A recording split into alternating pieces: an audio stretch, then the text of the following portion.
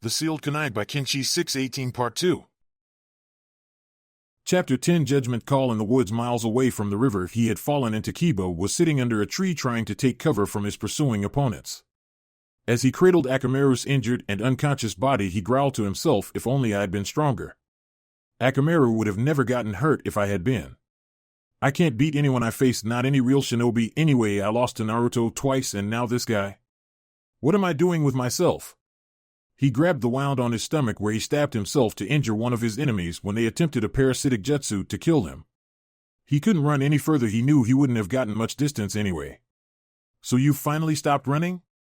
Kiba saw that the connected brothers Sakan and Yukon coming closer to him. "You were pretty bothersome to try to take down."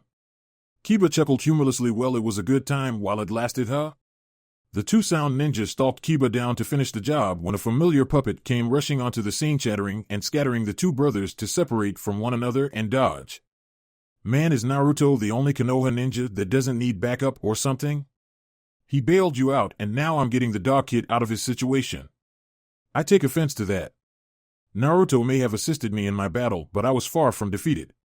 The two voices appeared from the trees to reveal Niji and Kankuro, who was using his puppet Karasu. "Thanks for the directions, Hyuga. I might have been a little later otherwise." Sakan voiced their opinion. "Who the fuck is this with you two Konoha trash?" Kankuro and Niji looked at one another and Niji gestured for Kankuro to speak. "I am Sabaku no Kankuro, a shinobi of Sunagake, your ally to Konoha, and here to kill you both." Their attention fell on the wounded Kiba as they heard him hiss in pain due to his injured abdomen. "Go and help out that kid. I'll beat these two myself." Niji nodded and went to check on Kiba while Kankuro Kiba grimaced as Niji helped him get in a decent sitting position to examine him with Byakugan. "You two sure made it right in the nick of time. So did you beat that spider guy back there?" Niji kept scanning the extent of Kiba's wounds. "Naruto arrived and ended our fight before it could escalate any further. It's a good thing too, because I wasn't sure how I would have beaten him. He was incredibly difficult to attack. We caught up to the team afterwards, but when we got there you and Lee were gone." Kiba chuckled as he watched Kankuro single-handedly beating back the two Odo twins. "Well, it could be worse, I suppose. Nobody is dead yet and I'll be fine." He looked up at Niji hopefully, "Right?" Niji smirked. "Yes, nothing too vital was hit within your wound. It's just enough to inflict decent internal trauma." "Ah." Kiba looked over to see a second puppet full of blades that used to be part of Karasu. Kiba turned green as he could surmise what had happened, and poor Niji didn't even turn around as he pretty much saw the entire thing happen in its entirety because he had been looking inside of Kiba near 360 degrees of vision and X-ray capabilities. "Yay." Kiba voiced the opinion of both boys. "I'm okay. A nice finish, I guess." Kankuro watched the blood oozing out of the bottom of his puppet Kurori, Black Ant, and turned back to them with a smirk. "Thanks. This puppet combination is one of my favorites." He walked over to Kiba and looked him over. "So how is he?" Niji deactivated his Byakugan to get the picture of the brothers being impaled and stuffed inside of a puppet out of his orbital sockets. "Kiba will be fine for now, but we need to get him back to Konoha for treatment. Him and Akamaru. Carrying him might pose a problem and cause heavier blood loss, however." Kankuro grinned at them. "No problem." He went over to Kurori and knocked on it once to open it as the two corpses rolled out onto the ground. Kiba held back a dry heave and Niji's eye twitched. Kankuro looked inside his puppet. "Yeah, this should be just fine. We can put him in this and carry him that way. He won't be at risk at all." Kiba got a tick mark on his head. "Like hell I'm getting in that thing. You just killed two people in it. There's still pieces of them inside. And I think they released their bowels when you killed them too because I smell shit." Kankuro sighed and moved his puppets along like a kid that was told to get up and go do his chores. Fine, I'll go wash it out in the river, all right?" Kiba growled. "Fuck that shit. You better have some disinfectant on you, goddammit." As two figures flew through the woods back towards Konoha, the only sound coming from them was actually coming from the thing that one of them was carrying. Tayuya had woken up on Choji's shoulder about an hour after Naruto knocked her out and wouldn't shut the hell up. From calling them pubeless rapists to needle-dick transsexuals, she just kept bitching them out. Eventually Shikamaru ripped her hat off of her head and stuffed it into her mouth as a makeshift gag to get some peace and quiet, and now he and Choji were basking in the relative silence of their momentary victory. I say relative silence because she was still mumbling nasty curses through the gag. Shikamaru was currently thinking this mission went straight to hell faster than I could have ever assumed it could have. My formation was useless when we were discovered and we had to break off into one-on-one fights. If Naruto hadn't shown up, we could have been in some serious trouble. Those guys were way stronger than us.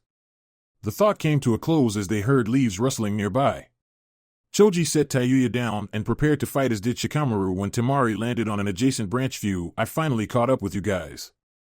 I see you had a little scrape of trouble. Seeing Tayuya all tied up and cursing, she smirked. Looks like you didn't need backup after all. Choji sweated and chuckled. Oh yes, we did. Trust me, we did. Shikamaru nodded. It's true. We didn't beat her, Naruto did. Naruto beat 2 others, captured this girl here, and then went off further to keep up the chase. Choji said the first guy almost killed him one-on-one. Temari blinked in surprise. Naruto's out here too? He must have been rushed out even faster than we were. So you're saying the headless mohawk guy that we saw on the way here and the dead spider guy with a kunai in the back of his head were examples of Naruto saving your asses? Choji and Shikamaru nodded. Choji raised his hand. I was there when he started fighting the mohawk guy. If the fight stayed the way it started off, then yes, Naruto definitely killed that guy. After picking up Tayuya, they set back out for Konoha. Shikamaru spoke up. So you guys were sent to back us up? Temari nodded. Right after Naruto left Suna, we got a messenger hawk from Konoha asking for assistance for an emergency, so we left immediately. With the speed we were moving, I thought we would have passed him on the way, but he must not have been joking about how he said he could run straight from Suna to Konoha nonstop. Shikamaru chuckled. You'd better believe it if he told you. Naruto beat 3 of these guys with little to no trouble. Where are your teammates? Temari pointed her thumb over her shoulder. We split up into 3 different directions that we sensed your group in. They probably found the rest of your group by now. Shikamaru sighed in relief. That's good. This troublesome mission finally has a silvered lining around a gray cloud. Let's get back to Konoha and wait for the others. Naruto and Kimimaro stood facing off. Kimimaro using his cursed seal level 1 form, Naruto activating the QB shroud. The two stood still while the wind blew across the field. Kimimaro pulled the bones out of both of his arms to dual-wield swords. Let us begin. A short quirk of Naruto's lips was all the indication to start that either needed as they moved as blurs across the battlefield. Naruto was dodging Kimimaro's double-handed strikes and attempting to counter with his claws. Naruto ducked a dual slash at his head but ended up getting kicked back by Kimimaro. Naruto ducked down low and rushed at Kimimaro's legs, shooting for his knees with a takedown attempt, sweeps and swiping at his legs and lower torso with his claws while simultaneously avoiding low stabbing attempts from Kimimaro. Kimimaro was the best all-around close-range fighter in pretty much all of Otogekure, and a good fighter can tell things about their opponent's style from watching them attack. Kimimaro saw that what Naruto gave up in poise and precise movements due to his influx of power he gained in terms of his bloodlust and ways to cause injury to his enemies. If Kimimaro didn't up his own power himself, then the attack would have began to overwhelm him. After dodging a slash at his face, Kimimaro cut into Naruto's hip on both sides with a cross slash and cut into his chest with rapid slashes that sent the demonically charged blonde backwards. Naruto picked himself up by his sword that he landed by and looked back out at Kimimaro while holding the handle. Where there was momentarily blind rage in Naruto's eyes, cognizant thought made a return. Wow, I almost started losing it there for a second. I need to train more using this chakra, or else I might not be so lucky next time. I forgot about what too much of this stuff would do to me. One tail is overbearing. Naruto pulled the sword from the ground and smirked at Kimimaro before the two vanished and began clashing once again. The sound of bone clashing with steel echoed around the area as they crossed blades with one another again. Naruto's attacks once again became a fluid match for Kimimaro's sleek movements as the two dealt an equal amount of grazing wounds to one another as they met in a stalemate in Kenjutsu. When they broke off again, Naruto threw his sword like a javelin at Kimimaro, and at the relatively close range that the two were at, it thudded directly into his breastbone, however, and barely sunk in at all despite the force used. Naruto scoffed as Kimimaro pulled the sword out and threw it aside. Those are some seriously tough bones that would have run anyone else clean through. Naruto backed away and rushed in again, this time forming a Kage Bunshin as a feint to engage with his hands while the original leapt over Kimimaro to end up behind him. Naruto quickly molded wind chakra around his fists and held his fists together before shooting them out to utilize Futon Fujin Seiken, wind release divine fist of the wind god. Kimimaro looked back when he felt the influx of chakra, but this allowed the clone of Naruto to kick him off of their physical clash hard, sending him into the crushing force of the wind jutsu. As the attack hit Kimimaro and began pushing him forward at the clone, he was kicked by the clone in question, formed the exact same jutsu and shot it off at the incoming Kimimaro. The two attacks smashed into one another with Kimimaro in between them. For the time that the jutsu held up, Naruto could see that Kimimaro's entire frame visibly compressed under the crushing pressure of the powerful attack. Kimimaro landed on his feet, panting heavily from the intensity of Naruto's jutsu.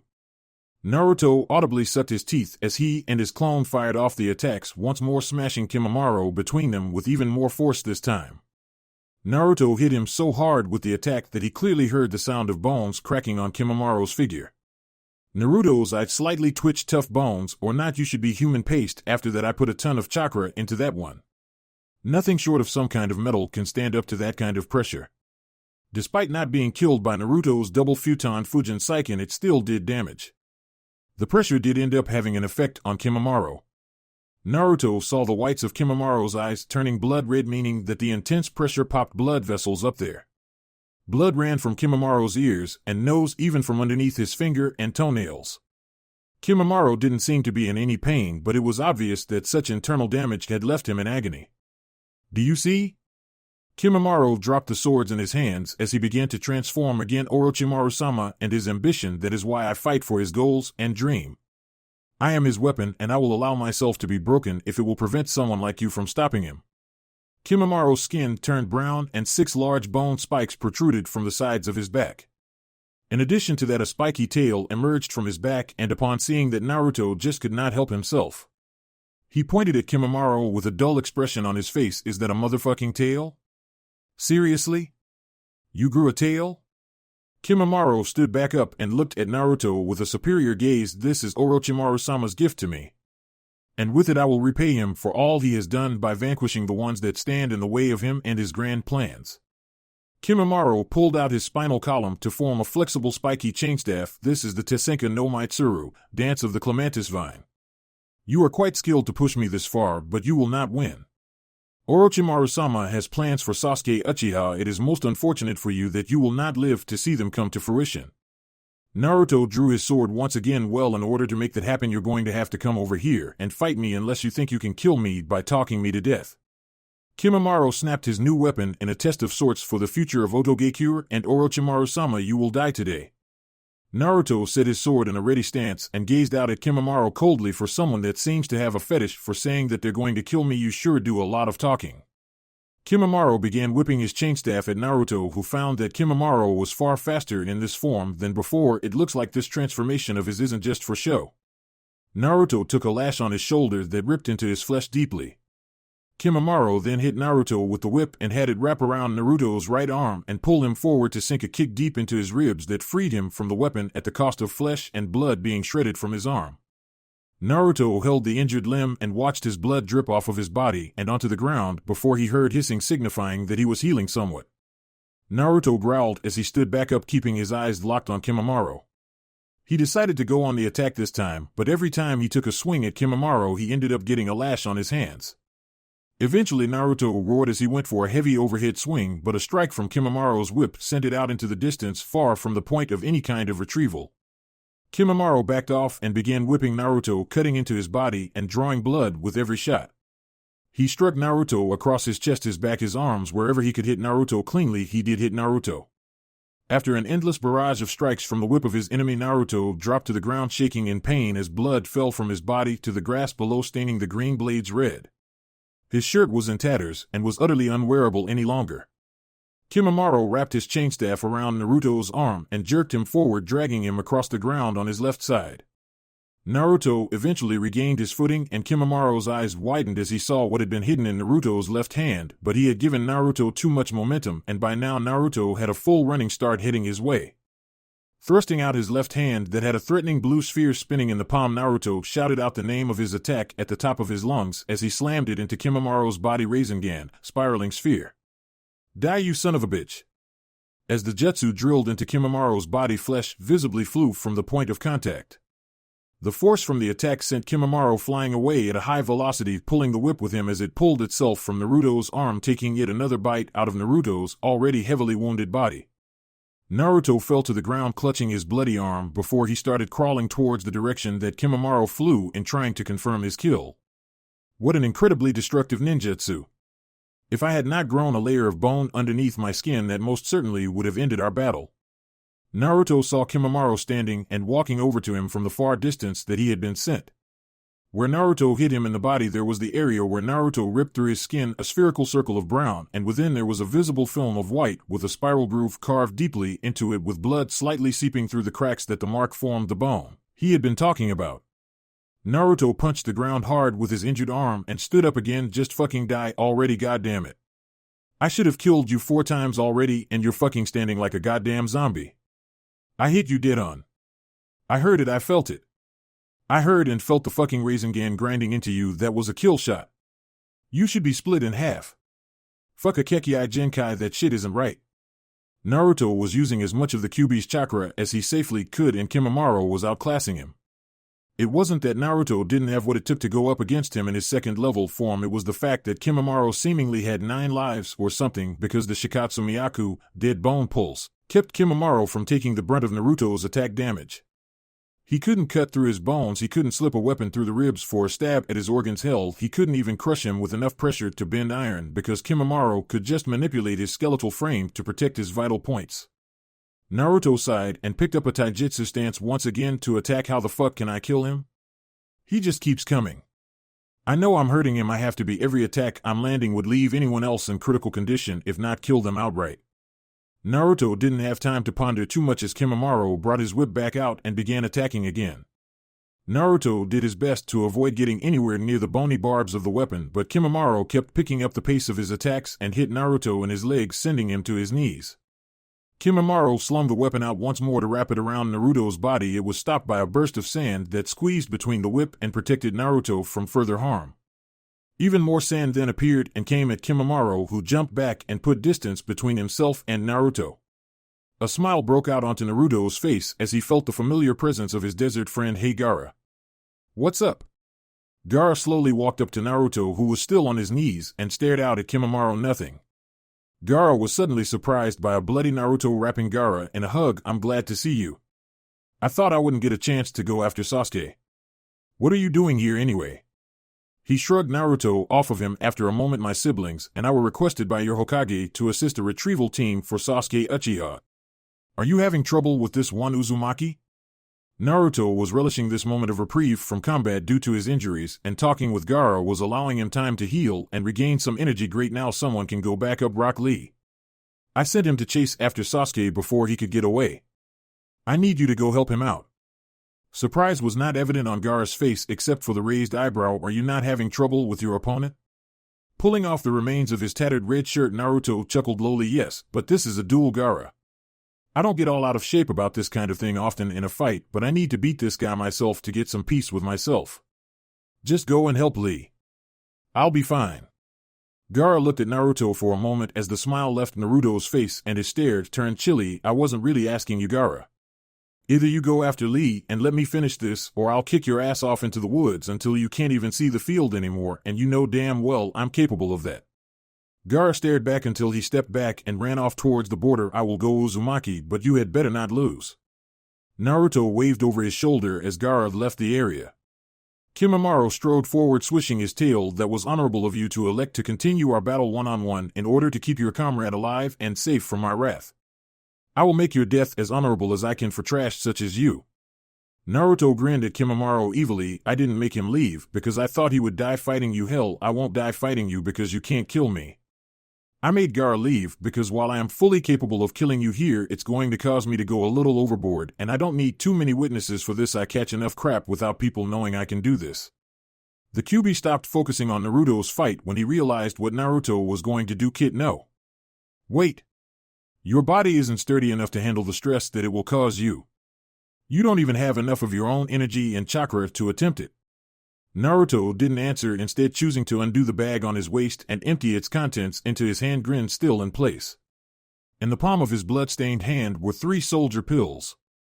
Naruto looked at Kimimaro defiantly and popped all 3 at once. After a second, Naruto began to twitch as the veins on his head began to pulsate. Kimimaro was curious as to what Naruto was doing at this moment. All of those pills would require an immediate outlet for his chakra, or else he would die within less than 5 minutes. Naruto expelled as much of his chakra as he could, enveloping his body in an aura of blue. He then channeled as much of the Kyuubi's chakra as his body could handle, generating at one moment. The red glow from his body raised up high into the sky. As suddenly as it was all expelled, it was all sucked right back into Naruto's body. It didn't dissipate, it didn't fade away as if he had just stopped using it, no. He sucked it back into his body. You could literally see the chakra entering through his pores, turning his skin the color of an angry red, as if his entire body was irritated greatly. Naruto fell to his knees as he began scratching at his skin and screaming in pain as a vulpine snout began extending from his face while he gritted his teeth, now becoming fangs. Naruto's ears retracted into his head and reappeared on top as his hair turned red. His pores, which were still wide from absorbing so much chakra, began to quickly sprout red hair from them, covering his body in fur. Naruto's muscle mass increased to an added 1/2 of what it already was, pumping him up considerably. His claws extended even more than they already were. Naruto's spine pushed downward out of his pants and skin and split into two before muscle and skin grew over both segments, followed by more fur to make bushy white-tipped fox tails. In the end, he looked like a werewolf, only as a fox instead of a wolf. Naruto was kneeled over on the ground, panting heavily following the violent transformation. He slowly rose to his feet, looking at Kimimaro with pupil-less glowing red eyes with one black slit in the middle. Naruto chuckled painfully in a warped voice. Wow, I didn't think it would hurt that much. I guess Kyuubi was right, my body can't take this transformation yet. I'm glad I didn't try the real one, just the bastardized version. Kimimaro tried to make heads or tails of what he had just seen. It looked like a level 2 cursed seal transformation, only it looked natural.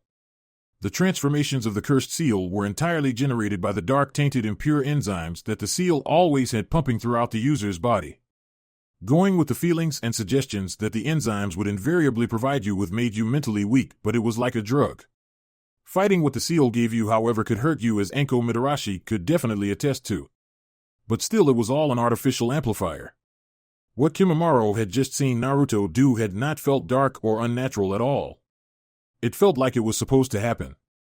The only time throughout the entire sequence of events that he felt hate and bloodlust and darkness was when Naruto flared the oppressive red chakra that he then absorbed. From that point, it was like watching a natural metamorphosis. He was absolutely amazed. What are you? Naruto scratched his head sheepishly. I'm whatever you want to call me. It doesn't matter because you're going to die here all the same anyway, so for the next few moments you can call me what you'd like. His fox-like grin that was on his human visage chilled Kimimaro as it showed on his true fox-like features. But for the sake of me separating myself from you cursed seal assholes, I guess you can call this the Kitsune trigger. Naruto flexed his claws and tested his tails out, smiling as he easily manipulated them. All right, enough chit-chat. You've seen one of my trump cards, and now you must die. Naruto vanished. There was no blur, there was no streak of red, there was only an afterimage that simply faded out of existence. He left no trace of his former presence there, no broken grass, no sound of footsteps, nothing. Kimimaro's eyes were darting all about as he whipped his body all around. There was no way that there was someone that was that fast enough to reveal nothing.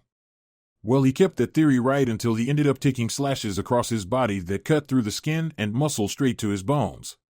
He recoiled from his deep cuts and ended up getting cracked directly in the face, and Kimimaro couldn't even tell you what had just hit him. A fist?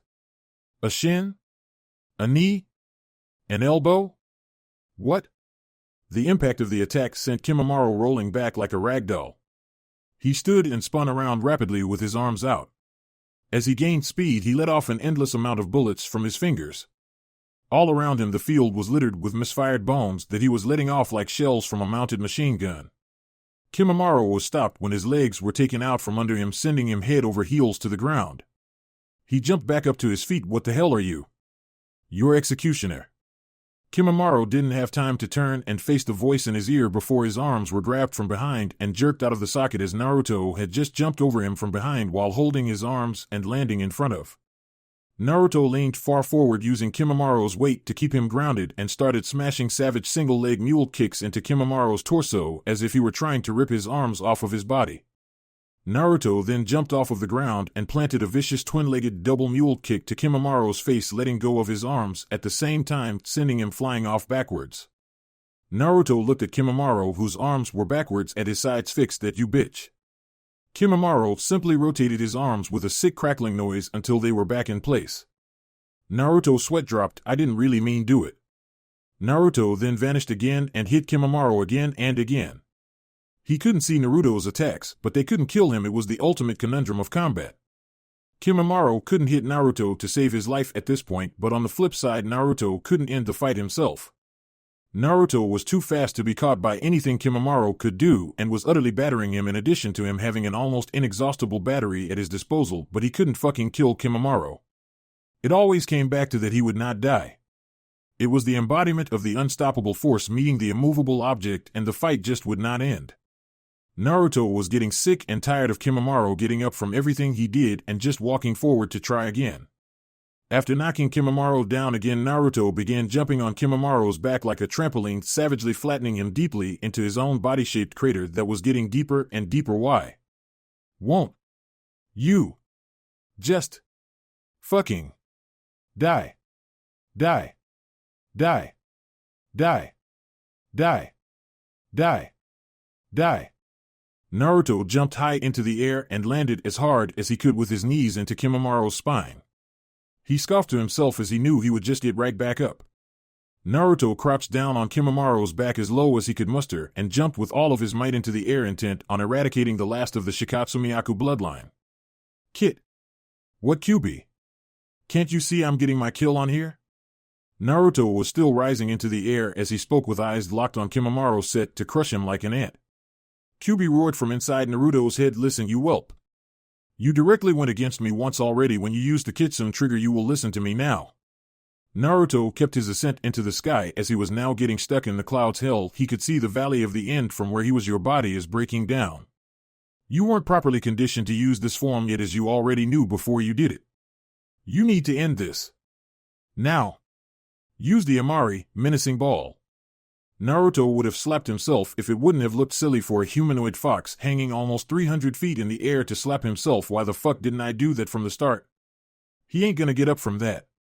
Naruto channeled raw demonic chakra in his hands and formed a sphere before consuming it. Yuck, I forgot this chakra tastes like crap. Naruto yipped loudly as he fired a beam from his mouth instead of a ball that just ended up hiking him even higher into the air, as it careened down at Kimimaro, who was stuck inside of his body-sized crater. As it hit Kimimaro, it vaporized the entire landscape around the point of impact in a hellacious explosion that rocked the earth and sent debris and other things high into the air with a horrible sound. Konohagakure, Hokage Tower, Tsunade was sitting in her office with a bottle of sake while massaging her temple. This job is going to kill me one of these days. Boom. The entire tower shook with earthquake-like force as Tsunade fell from her seat onto the ground. Everything on her shelves and on her desk shook and fell to the floor from the force of the tremor. As quickly as it came, it passed, and she shot to her feet to look out of the window on the ruckus that it caused throughout the village. People on the ground, windows broken, potted plants littering the sides of the streets. Tsunade listened to all of the panic. What the hell was that? Gates of Konohagakure no Sato, Temari, Shikamaru, and Choji hit the ground and covered up the second the tremors hit. Tayuya had fear in her eyes as she was still bound and utterly helpless.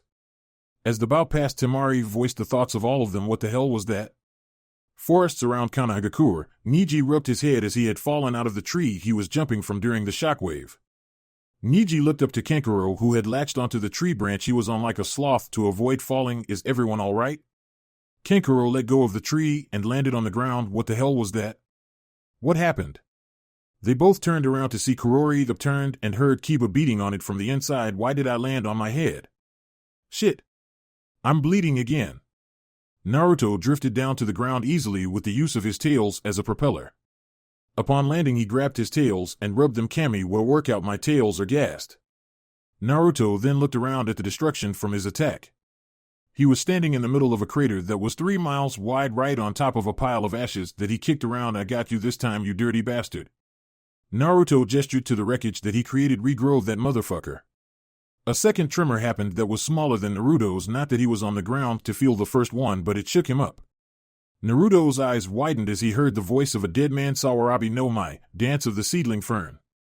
A forest of bones jetted from the ground, suddenly catching Naruto off guard.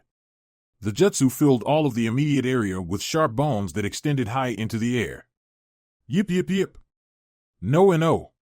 Naruto was slowly hovering down from the air, tail spinning furiously to slow his descent as he again jumped high into the air to dodge the death trap that Kimimaro had set out for him. Naruto eventually latched onto one of the bones that stuck out higher than the others. Damn, this is one hell of a suicide jutsu. But too bad, sucker. You missed. Kimimaro then suddenly emerged half of his body from the bone Naruto was attached to with a bone drill around his arm. His skin was missing and seared off on multiple areas of his body, revealing muscle and parts of his skeleton. Time slowed down as Kimimaro thrusted his bone drill at Naruto. Die.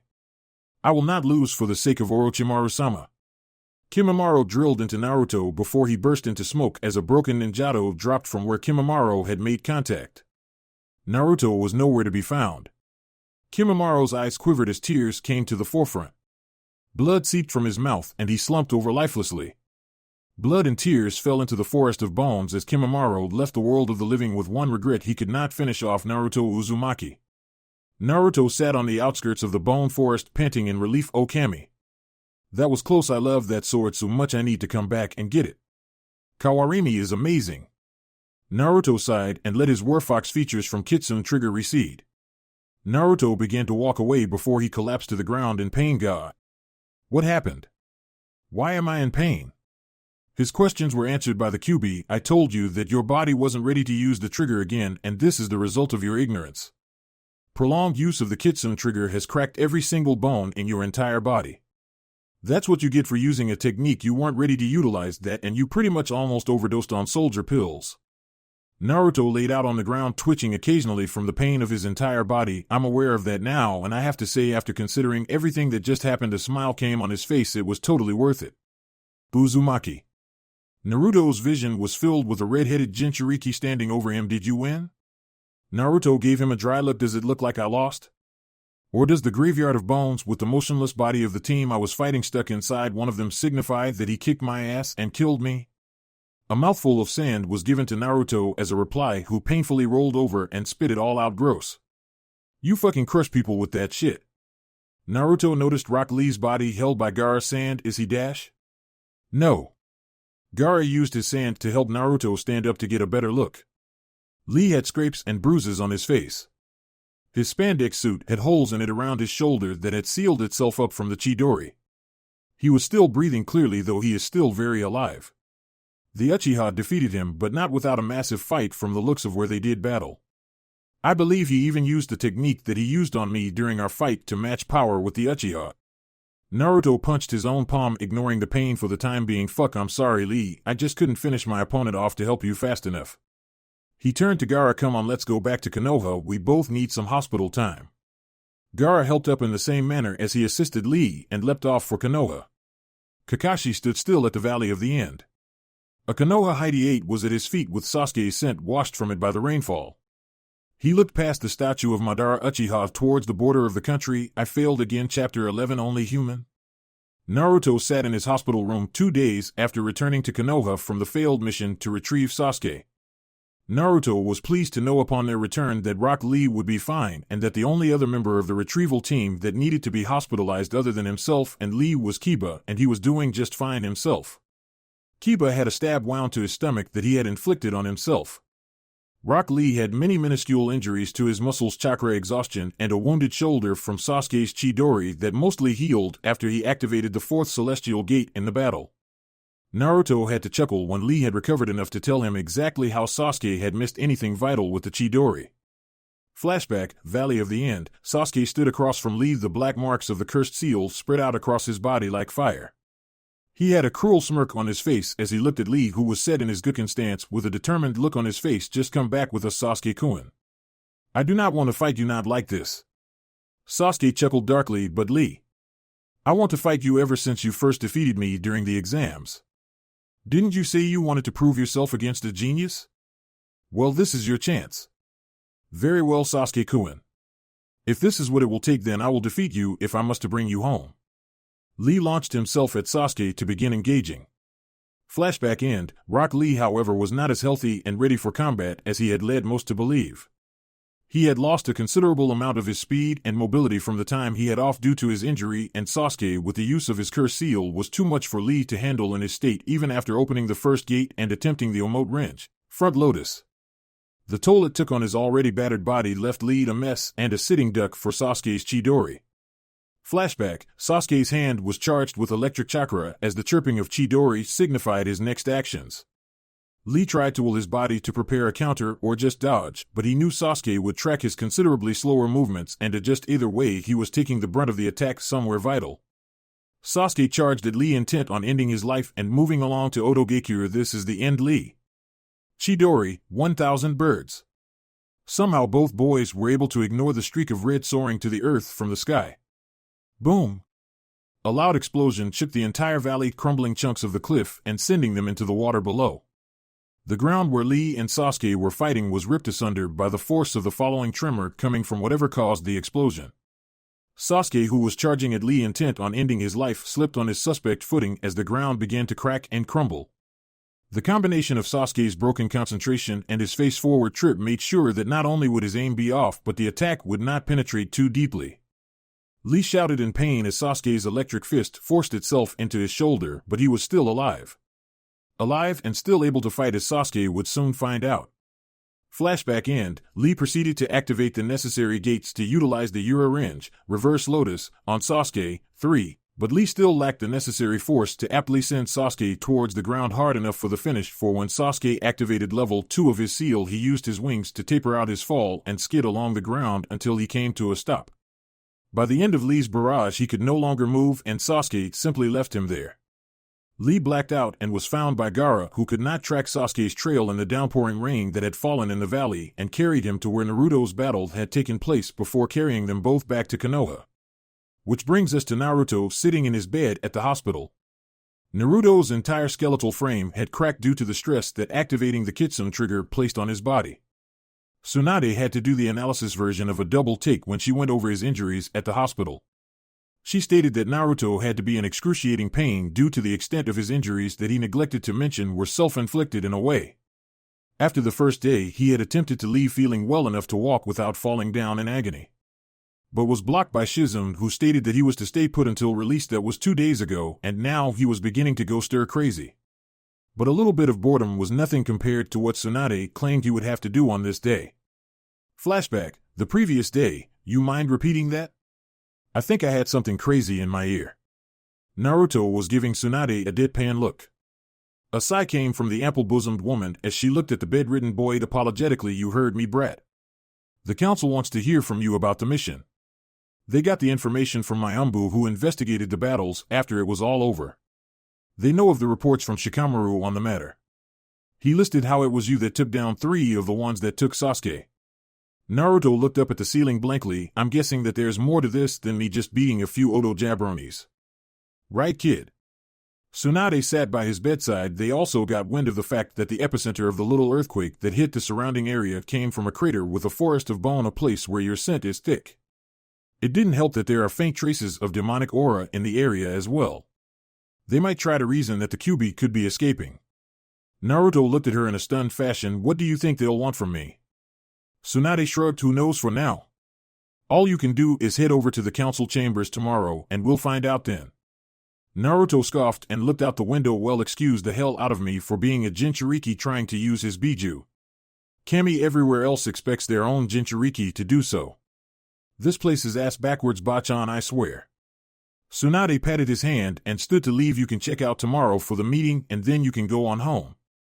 If you're well enough to get chewed out, then you're well enough to sleep in your own bed. End flashback. Naruto arrived at the doors in front of the council chambers to find the bare-masked Umbu standing out front. Uzumaki-san, the council is inside waiting. Hokage-sama said to wait as long as you need to in order to prepare for their questions. Naruto waved it off. No need, Kuma-san. I do my best when I'm on the spot. I just want to get the Grapefest inside over with so I can go home and watch my shitty closed-circuit TV. A snort came from another corner of the hall as Kuma moved and allowed Naruto entrance into the council chambers. As he walked inside, he noticed the conversation drop off and most of the focus fell on him. There were almost unanimous glares from the civilian council, and when he turned to bid them a jaunty hello, he almost broke down in laughter as they tried their hand at their pathetic excuse for killing intent. Naruto saw that all of the clan heads were looking at him, and he could read their expressions as he made his way to the table he was to remain at. The Akimichi Yamanaka and Nara clan heads were pretty objective. The Nara and Akimichi clan heads were actually giving him looks of acknowledgement, obviously being told by their sons about his actions during the mission. The Inazuka matriarch was smirking at him with mirth evident on her face, a smirk that he readily returned. The Hyuga clan head was just looking at him. He couldn't tell what was going on behind those white eyes. Damn, Hyugas have a great poker face. Likewise for the Aburame clan. Naruto saw the council elder advisors and saw Danzo, but let his face betray nothing, as did Danzo. Naruto knew they would never openly get a chance to speak, not for a long time, and if Danzo found that opening, he would find Naruto if he really needed to. There was no need for Naruto to act like a lost puppy right now. Taking his seat at the table, he looked at the elders as if to state, "Can we start yet?" Tsunade then cleared her throat to speak. Chunin Naruto Uzumaki, you have been brought here at the behest of Konohagakure no Sato's village council for your details on the mission to retrieve Sasuke Uchiha. She turned to the elders. Those of you that have questions on what happened, you may ask. Naruto turned his attention to the elders themselves, who opened the floor with questioning. Koharu Utatane chose to go first. Uzumaki-san, if you could, would you give us a verbal description of your experiences during the mission? Naruto nodded. I set out from the village during the morning to catch up to the retrieval team in order to provide adequate assistance to them in case they wound up being outclassed by their opposition.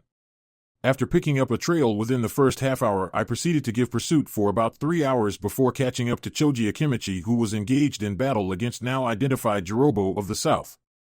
Choji was on the verge of taking the third of the secret Akimichi pills in order to combat his foe when I stepped in and sent him to go catch up with the rest of the team. I then proceeded to swiftly dispatch Jirobo and follow suit in catching up to the team. The old man next to Koharu Hamura Mitokado nodded. This much was revealed by young Choji's report and by the Umbu that found Jirobo's corpse following the mission. You may proceed. Naruto rolled his eyes. Then why did you fucking ask me then? Ignoring that voice in his head, he continued, I then found Niji Hyuga in the middle of fighting Kadamaru of the East. He seemed to be doing fine on his own. It was an even deadlock, but Kadamaru had yet to unlock the second stage of his cursed seal, so I decided to intervene. Niji was able to keep Kadamaru's attention until I was able to launch a stealth attack from a distance that ended his life. Naruto licked his lips and paused before continuing. Both Niji and myself then caught up to Shikamaru Nara and Choji Akimichi, who had rejoined the main force. Rock Lee and Kiba Inuzuka had been separated from the team while Shikamaru and Choji were being held up by Tayuya of the north. I sent Niji off to find Kiba, who had fallen from a cliff into the river below, and fought Tayuya along with Shikamaru and Choji. She caught them in a genjutsu, and knowing how much trouble a skilled genjutsu specialist usually has against a close-range specialist, I closed the distance and defeated her, freeing Choji and Shikamaru. I captured her, and Shikamaru along with Choji returned her to Konoha as a prisoner. Naruto then looked at the elders as if expecting comments. Tsunade motioned for him to go on. Proceed, Uzumaki. Naruto sighed and looked at all of the people. No doubt everyone in the room knew what was next. I ran ahead and then made contact with Rock Lee, who was fighting Kimimaro Kagaya at the time. I sent Lee off ahead to retrieve Sasuke while I stayed to keep Kimimaro from assisting Sasuke's escape. After a prolonged conflict and timely momentary assistance from Sabaka no Gaara, I was able to outlast Kimimaro and defeat him. However, I was too injured to continue with the mission and had to be assisted by Gaara, who had also found and retrieved an injured Rock Lee. A civilian council member stood up. So you let the last Uchiha escape, did you, boy? Naruto narrowed his eyes at the man. You already know he got away, you son of a bitch. You just want to use me as your whipping boy on the matter. Naruto spoke evenly. I did not allow anything. He may have gotten beyond the border, but the team and myself did everything we could to prevent that from happening. Another council member stood and pointed at him. But you already defeated the Uchiha in combat. If you had just left the battle with the Kagaya to that Rock Lee person, then you could have personally stopped Sasuke yourself. Naruto bristled at the insinuation. Listen. Kimimaro Kagaya was far beyond any of their levels. He was sick, he was weak, and it still took everything I had to put him down. Nothing that Rock Lee is capable of would have beaten him. No one else on the retrieval squad or the relief team from Suna could have fought and defeated him. He might have even found a way to overwhelm me had he not used the last of his chakra on his final technique. Or does a giant forest of bones not register as potentially hazardous to a team comprised of genin? The civilian sat down, seething at Naruto's explanation when Hayashi Hyuga's firm voice was heard. The forest of bones was also inside of a massive crater.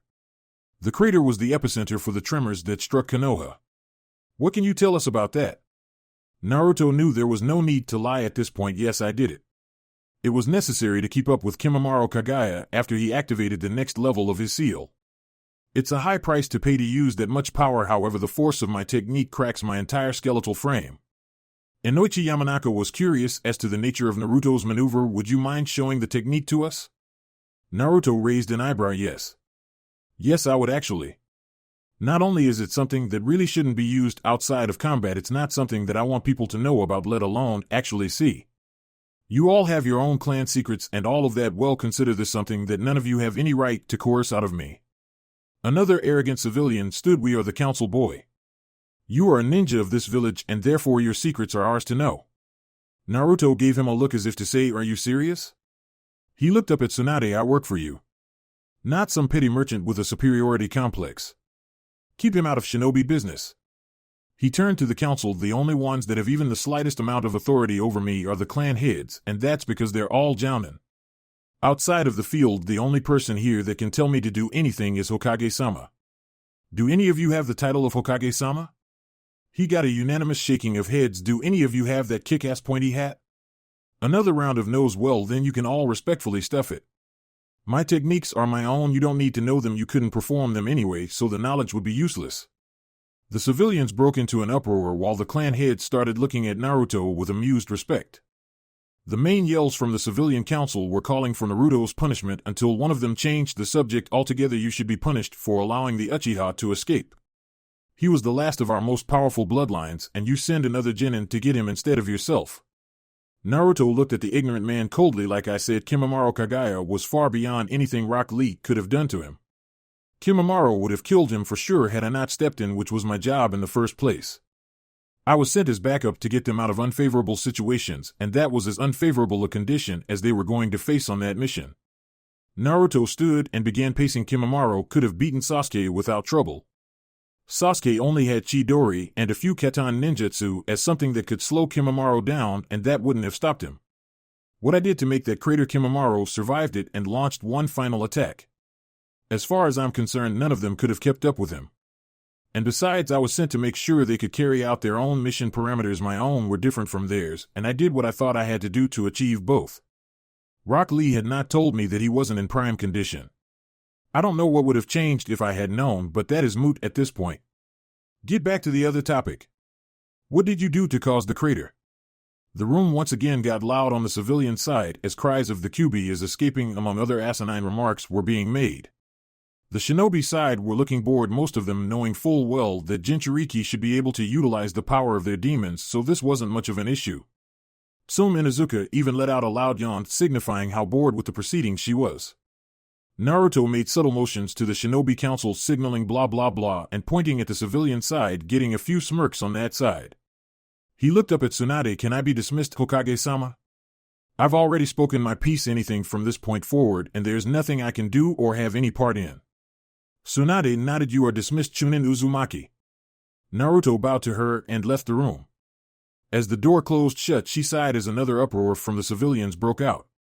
Naruto sighed in relief as he jumped along the rooftops towards his apartment. Well, that wasn't as unpleasant as it could have been. Hopefully Bachan can block any of their power play bullcrap against me. Naruto arrived and opened the door to his apartment to find Kankuro raiding his fridge. Naruto's eye twitched as he grabbed Kankuro by the collar and dragged him away from his food. What the hell are you guys still doing here? Kankuro looked at Naruto smugly as the boy let go of him. Don't you remember, Naruto? You told Gaara we could stay here after he got you to the hospital. Naruto looked around his apartment. Does my place look like it can accommodate all of you and me at the same time? Why don't you all go and get a hotel, you rich bastards? Kankuro chuckled. Well, we got the call to leave so quickly that we didn't have any time to go home and grab any money. We were fortunate Gaara asked you. A tick mark appeared on Naruto's head. Gaara asked me when I was hopped up on so many painkillers I couldn't tell that there was a catheter in me. Nothing I could have possibly said in that state of mind could possibly be held as a valid statement.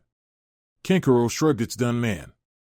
Temari swiped your bed. I'm hitting the couch and Gaara doesn't sleep, so it worked out just fine for everyone. Except for me. Naruto had a perturbed look on his face because you probably ate me out of house and home. I ain't made of money here, you know. Temari came from the back with a sad frown on her face. But Naruto, when you stayed in Sune, you stayed with us. We didn't say anything. Am I really that bad that you can't live with me for a few days? The look on her face appeared as though his answer would end up breaking her heart. Naruto was slack-jawed and sputtering. I dash. But dash. You guys dash. My food dash. He eventually threw his hands in the air in exasperation and went to grab his wallet. Fine, whatever, I'm out of here. Don't eat all of my food.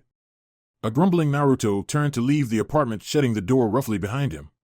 Kankuro smirked at his sister. That was messed up, Temari. Playing with the kid like that. You shouldn't mess with his head like that, he might think you like him or something. Temari shrugged and walked back to Naruto's room. Maybe I do. I'm going to take a nap for a few hours. Kankuro sat blinking in place for a moment. Wait, Temari, are you serious? Temari said nothing as she shut the door to Naruto's room. Temari. Naruto grumbled as he left his apartment. I can't believe this crap. What the hell is going on around here? Can I get a little me time? Naruto decided that since he wasn't going to get any alone time, he might as well get some food in him. Going to the place that he was most accustomed to going for his meals, Naruto ended up taking a seat at Ichiraku Ramen. As he plopped down in his usual seat, Naruto sighed. Can I get some ramen, you guys? I really need some relaxation food right about now. Ayam giggled as she came over with a pen to write his order. Ramen is a strange food to relax with, Naruto-kun, even for you. So what do you want? Naruto pulled out a full wallet with a wide grin. Give me one of everything to start. Let's say I have money to blow today. Ayam nodded and wrote out his order before noticing the look on Naruto's face. What's the matter? You look terrible. Naruto chuckled slightly before looking up at her with a tired grin. I'm tired. I am Nichin damn tired. I'll be fine. I just need some rest. I haven't just relaxed in forever. I can't remember the last time I just sat back and did nothing. I'd say I've earned it. Tucci came from the back and greeted the young boy. Oh, Naruto. I thought you were in the hospital. When did you get out? Naruto grinned at him. About 4 hours ago. Come on, did you really think that an entirely cracked skeleton could keep me down for long? Who do you think I am? Naruto's eyes shined as they placed a bowl of ramen in front of him. Tucci chuckled at Naruto's expression. Enjoy, kid. He went off to begin washing dishes while Ayam took another customer's order. Naruto began to dig into his meal and ease his mind. He made it until his 7th bowl when a familiar head of pink hair sat beside him. Naruto turned to Sakura with a face full of noodles and slurped them up while making eye contact. Green met blue as Naruto stayed silent and finished his bowl. Upon finishing, Naruto set the bowl aside with a sigh and motioned Sakura to proceed. Go ahead. Her eyes trembled. Naruto, Sasuke Kunai dash. Naruto held up his hand. You should be asking Lee about this more than me. I wasn't here when he left. I wasn't there when he ran after getting out of that barrel, and I wasn't there to fight him. If I had been, then he'd be in traction sitting pretty in our hospital right now. All I was there for was to make sure the others didn't get in too deep. I never saw him at all. Sakura looked as if tears would come to her eyes. Naruto sighed and stood up. Which way do you live, Sakura? She looked up at him, confusion evident on her face. Why do you want to know? Naruto paid for his food and looked over at her. Because in the time it takes us to get you home, I'm going to listen to everything you have to say on this matter.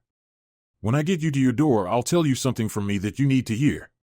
Sakura didn't really understand, but he was offering to listen, so she couldn't really tell him off. So she told him about how she had seen Sasuke attempting to leave, how she confessed to him, and what he had said before he knocked her out. Naruto walked and kept his mouth shut, much to Sakura's surprise, as she had still yet to adjust to the new Naruto. The walk to Sakura's house took 30 minutes at the pace that they were moving. Throughout the walk, Naruto's face betrayed none of his thoughts. Sakura thought he wasn't listening until at one point when she stopped he instructed her to carry on. He reassured her that he was indeed paying full attention and was working out what he would say when they arrived at her home, so she kept going. Sakura's throat was dry and she was slightly out of breath because of the amount of talking that she had done, but she had put it all out there. Now she was simply waiting for Naruto to speak, as was their agreement. He stood in front of her for a moment, saying nothing as he finished thinking about his dialogue. Finally, believing that he had worked it out enough, he began. You really love him? Seriously? No bullshit? She nodded and looked in his eyes without falter. Naruto smiled slightly at her. That's a pretty big claim for someone as young as us to say, Sakura. Are you sure? Things can change over time, you know? You might not feel this way tomorrow, next month, hell, 3 years from now you might not. I am not flighty about things like this, Naruto. I made this commitment a long time ago that I did love Sasuke and I would prove it to him. She looked away. I really would have left with him that night, Naruto. A frown worked its way onto Naruto's face. That isn't something you should be saying out loud, Sakura. But now what? He's gone. Gone to Orochimaru, the ultimate traitor of Konoha, for power. What will you do now? Sakura clenched her fists at her side. Then I'll get strong enough to save him. I won't give up. I'll get strong and then I'll bring Sasuke-kun back myself. Naruto looked at her for a long moment. You know that you actually have to take an active interest in your training, right? What I did to you in our match was terrible, Sakura. You have a lot of work to do. Sasuke might not willingly return even years from now, and if it comes to that and you don't get far stronger, he will tear you apart. Sakura looked down at the ground sadly as Naruto's footsteps signified his leaving her doorstep. But who am I to cut down someone's goal? It's going to take a lot of training, Sakura. You really need to up your skills, but it's far from something that's impossible to do. And who knows? If you get your chance to go after Sasuke, I might just want to tag along too. Sakura raised her head to see a faint smile on Naruto's face as he walked away. Sakura turned and entered her home with her resolve for the future set. Naruto took to the rooftops to head towards the Hokage Tower. Yoba-chan. Tsunade looked to see Naruto hanging around her window with a lazy look on his face. Can you take the door, brat? I already have Jiraiya jumping on the sill every time he comes by. I don't need you doing it too. Naruto shrugged and hopped inside of the office. It's easier than the door. A smirk came onto his face. Unless you like it when I kick it open, because I personally love it. I would have no problems with doing that for you. Tsunade's eye twitched as Naruto flopped on a chair in the office. So what are you doing here, brat? Other than trying to get me to put you through the wall? Naruto's jovial face fell as he got businesslike. How do you feel about starting up a program for combat medics? Tsunade's eyes widened before she went to normal. I proposed that idea years ago during the last war, but Sarutobi-sensei shot it down. He said there just weren't enough resources to go around then for it. A grin came onto Naruto's face. Well, why not do it now? You are the Hokage, aren't you? Or is that pointy hat something I can buy somewhere for myself? Set it up and I have someone you should look up first. She doesn't have much going for her except chakra control. Tsunade laid her face in her palm. Then why would I want her in the program, Brett? The grin never slipped from his face. Yes, she's pretty raw. But that's the beauty of it. If there's one thing that I know from personal experience, it's that a blank slate is probably the best thing for a ninja to be when they go into any kind of training. Give her some time and teach her right, she'll be just fine. And did I mention the chakra control? Who is it, brat? Tsunade was interested in the program, and if Naruto had an idea of just who could be receptive to the training, why wouldn't she listen to him? Is she one of the genin in your class? Naruto nodded. Yeah, my teammate that didn't end up ditching the village, Sakura Haruno. Check her out, see if she's what you're looking for, and if she is, get in touch with her. Tsunade looked at him as he stood to make his way to the window once more. What are you going to go do, brat? Naruto yawned as he turned to face her. I'm tired. I need some sleep and some time off. Give me at least a week and then give me a new assignment. The cracked bones really do suck for someone who runs around all day. A smile came onto Tsunade's face. I put you on medical leave for a bit anyway after you got back. I'll call you when I think you're ready again. You're getting at least a week off. Get some rest. But stop in later this week, I have something for you to do. Naruto gave her a weak salute and jumped out of her window to exit. Naruto arrived at his home that night as the stress of the last few days finally caught up with him.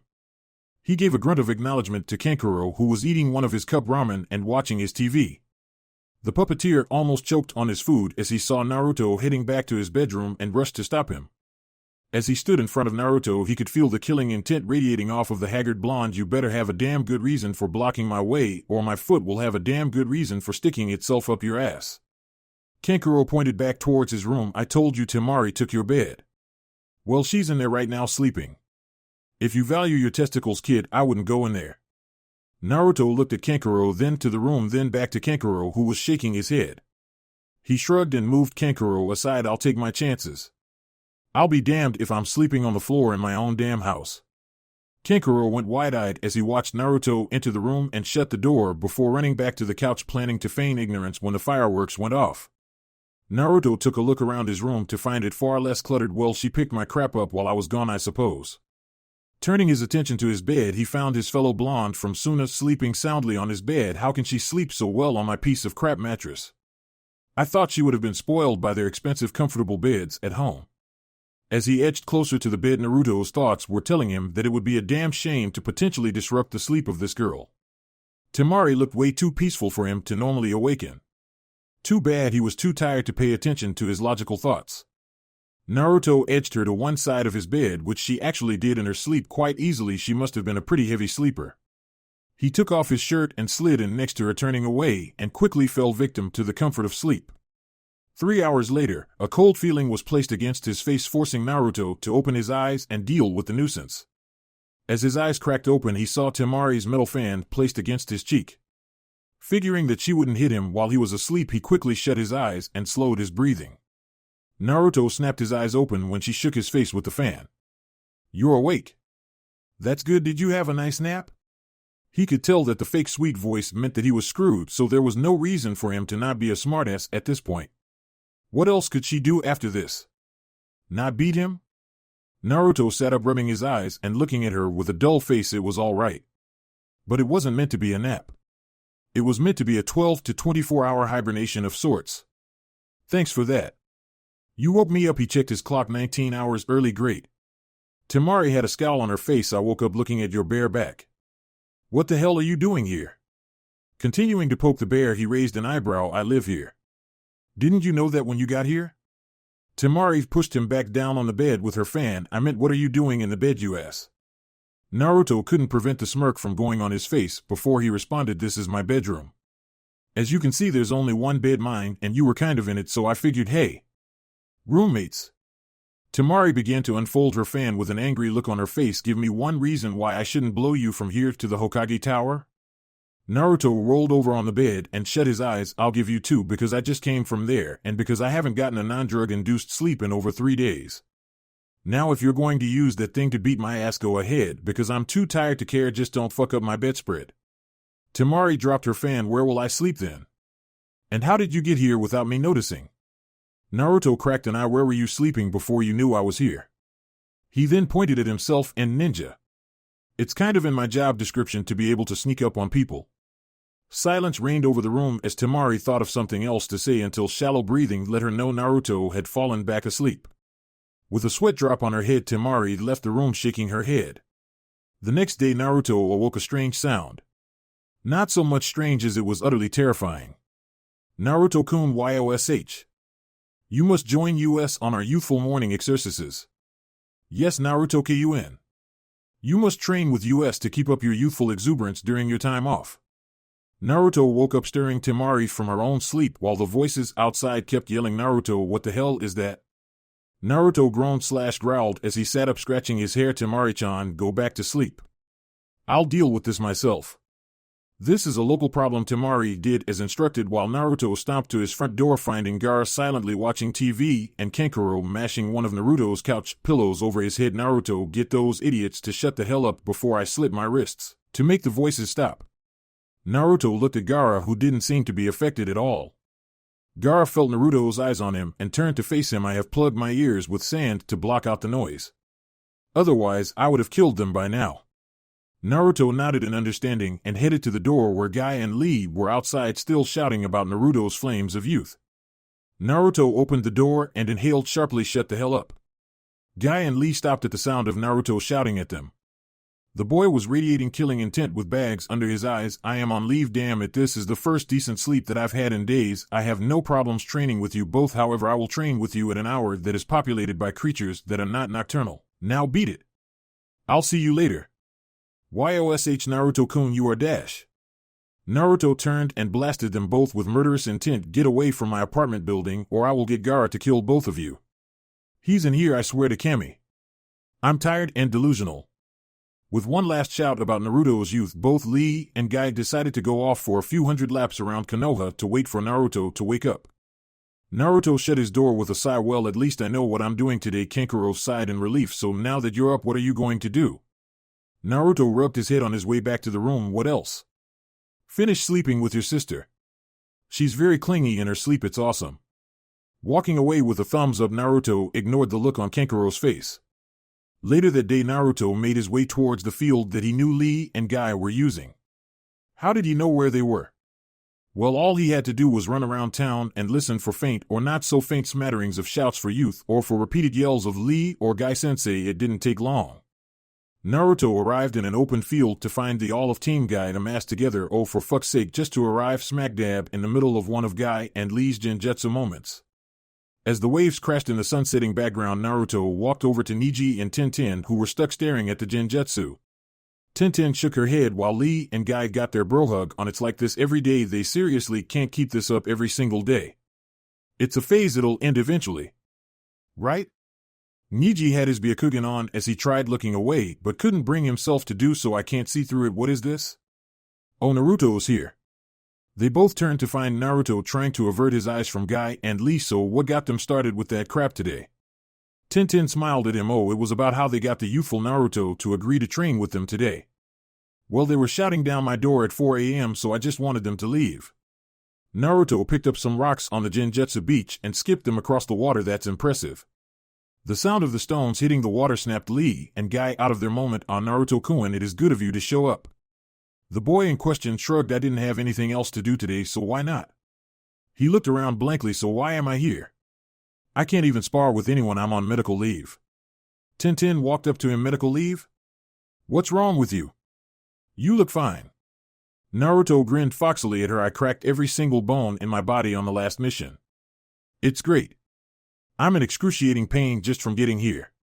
Niji activated his Byakugan to look at Naruto and nodded in confirmation. Yes, it's true.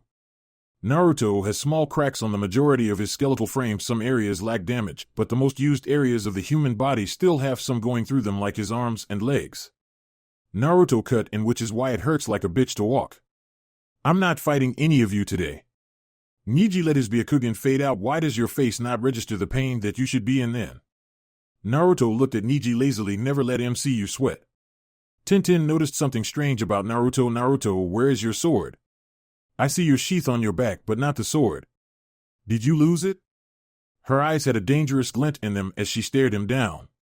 Niji backed away while Naruto turned to answer. Yes, but it wasn't my fault. I lost it fighting the strongest of those guys that took Sasuke. He was then forced to dodge as Tintin threw projectile weapons at him. Hey, I'm hurt here. Tintin held up a fistful of shuriken. You lost that sword. All of that crap you were saying about me being a user of many weapons and a master of none. Even I know that you should never lose one of your close-range weapons. Naruto grabbed Niji and hid behind him. Hey, I know exactly where it is. It'll just take a few hours to get out there. You can all come with me. Guy-sensei can consider it a field trip or something. He turned to Guy. Do ninja have field trips? Guy's teeth shined as he smiled at Naruto. A most wonderful idea, Naruto-kun. The Forest of Bone is something that many of the Konoha jounin have heard about, but none have seen. What a youthful idea. I will get permission to take you all out that far, for I would be happy to accompany you with my team to retrieve your blade. Guy got them out of the village and headed off in the direction of Naruto's battle with Kimimaro. Throughout the trip, Lee, Niji, and Naruto told them the stories of their battles during the mission. Lee told Naruto how he wished he could have tested himself against Kimimaro the way he did, and that it would have been better for everyone if Naruto had gone after Sasuke and left him. Naruto almost fell from the trees they were jumping through in laughter. After he calmed down, all of Team Guy asked him what was so funny. Naruto replied with "You'll see." Upon arrival, Tintin tried to push through the last of the brush to reach the clearing Naruto told them the fight took place in when he grabbed her around the waist. Tintin blushed heavily. What are you doing, Naruto? Naruto smiled at her. Watch your step. Naruto then pushed through the foliage to reveal the massive barren crater that he had caused during the duel with Kimimaro. Naruto helped Tintin slide into the pit while the men all jumped down themselves. Tintin got Naruto to let her go when they landed, blush still intact on her face. I could have gotten down here myself. Naruto looked at her with a grin. I know, but I'm a chivalrous bastard sometimes. He looked around and shook his head. I thought it was bigger during the fight. Maybe it was just the smoke playing tricks on me. He looked back at Lee, still think it would have been better to stay behind. They all marveled at the sight of all the wreckage until Naruto pointed ahead at the jagged wall of white. And that's where my sword is. Their jaws dropped as they got closer to the results of Kimimaro's Sawarabi no Mai. The sheer scale of the jutsu was impressive until Naruto spoke. Yeah, it surprised the hell out of me when I first saw it. It all sprouted up in like 1 second. I thought I was dead. I had to Kawarimi with the sword to escape. I'm glad I could see it from the top of the spikes. They all looked up where Kimimaro's body was still sticking out of one of the spikes. They looked down at Naruto with respect as he started squeezing through the tightly packed bones to reach the area where he dropped his weapon. After a few minutes, a loud curse rang out, followed shortly by Naruto emerging from the bones with the pieces of his broken sword. Oh man, I have to get it fixed now. Poor sword, you were so great. Naruto put the broken pieces of his sword into his sheath and started to exit the area to return to Konoha. Well, this was one way to spend the day, eh? He jumped out of the crater and began making his way back towards Konoha. Niji watched as he left and spoke to Gai-Sensei. If Naruto was able to do this to the landscape, how strong is he? Gai patted Niji on the shoulder. That's not what you should be asking. Remember why he was in the hospital. After knowing that it happened here, and after seeing what the results of such power was capable of, do you really want to find out? Lee spoke up at this point, and if he is anything like myself or Gai-Sensei, he will not allow this to be his limit either. And that is what is truly scary. Chapter 12. Shoulder to the plow. Naruto and Tsunade walked through the prisoner corridors of Umbu headquarters. Naruto had been summoned by Tsunade during his leave from active duty and was asked to accompany Tsunade and Shizum to Umbu HQ to check out a prisoner. All Naruto was going to do was train in the Forest of Death that day anyway, so he didn't really have any problems with being called out by Tsunade, but he was somewhat confused on what he was doing there. Picking out his ear as he followed Tsunade and Shizum, Naruto finally questioned his purpose in their presence. Not that it really matters to me or anything, but what am I doing here? Why do you need me to see a prisoner?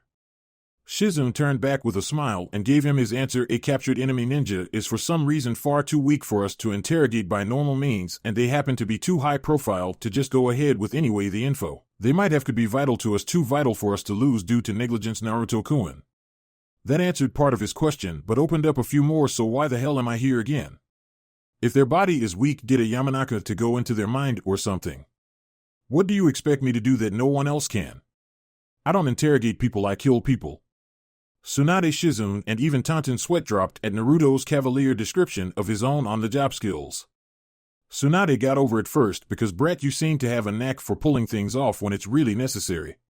We can't go into her head for some reason attempting it, injured Inoichi when he attempted to do so. Also, you do need to get some kind of paycheck, don't you? Or are the Suna Genin reimbursing you for all of the things they're using in your house? Naruto face fell, but swiftly pulled himself back in line with the others. Okay. So who is this prisoner? Are they dangerous? Tsunade shook her head. Not really, since as I've already said, she's very weak right now. Besides, she's totally disarmed, and you've already defeated her once already. Naruto narrowed his eyes. I've only fought one person that could still be alive and possibly be imprisoned right now. What, pray tell, is the real reason you're sending me in to do this for, just so I know? Shizum smiled back at him. Tsunade-sama thinks you have quite a convincing air about you, Naruto-kun. If anyone could get this girl to talk without resorting to force, we think it could be you. Naruto sighed. Fine, but if she spits at me or does something stupid, I'm leaving right after she catches a backhand from yours truly, I swear to Kami. I should have proved my point by how I kicked her ass the last time, though, so I could just be paranoid. Tsunade gave him a dry look as they made their way to the holding cells. Violent much, Brat? Naruto pointed to the Heidi 8 on his belt. My entire job revolves around varying degrees of violence, Bachan. If I wasn't violent, I wouldn't be so damn good at what I do. The group came across the cell that housed Naruto's mark for the day. All right. Will a guard let me out when I'm done? The two women and Pig nodded. All right, I'll see you guys when I'm done then.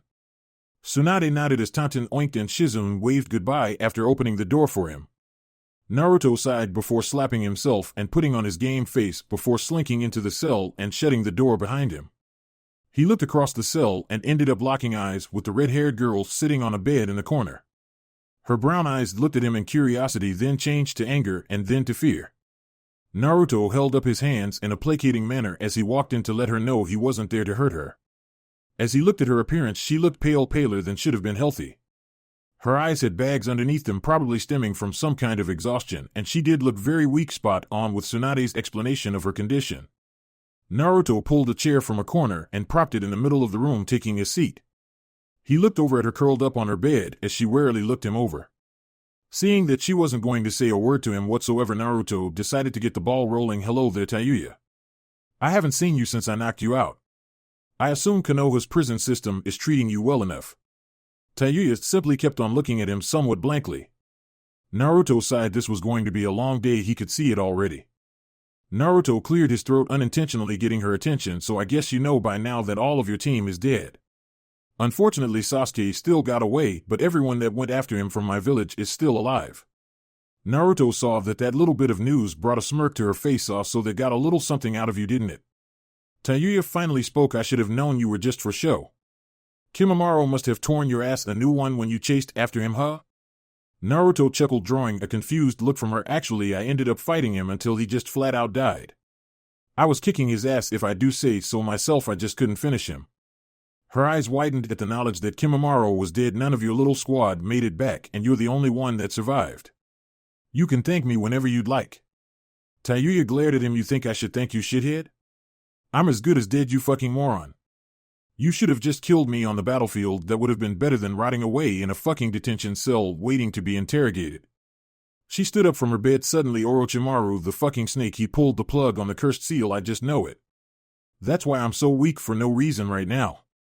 I'm dead to him now, worthless. Naruto noticed a dark bruise on her neck where the cursed seal used to be. You're going through some kind of withdrawal from the seal's power, aren't you? That must be painful. Tayuya laughed bitterly. It fucking sucks, shithead. I feel like death right now. I guess I knew it would end like this somehow anyway. All that snake had on your village was an element of secrecy and a shitload of pawns like me to move around. I don't see how he got everyone else in that fucking place to believe they can actually take out the strongest hidden village. I knew we were fucked back during the invasion. Naruto quirked his eyebrow. You're being awfully forthcoming with the information here. What changed from before to now? You weren't talking to anyone before this. Tayuya chuckled. Sure, if you call those misanthropic motherfuckers coming in here asking me questions that I didn't know or that I thought were too stupid to answer talking, then no, I wasn't talking.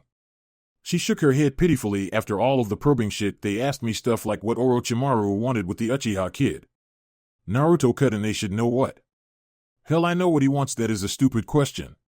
She started listing things they asked me where the main base in Tano Kuni was. Naruto cut in again. They should know that too. I told Bachan that after I brought her back.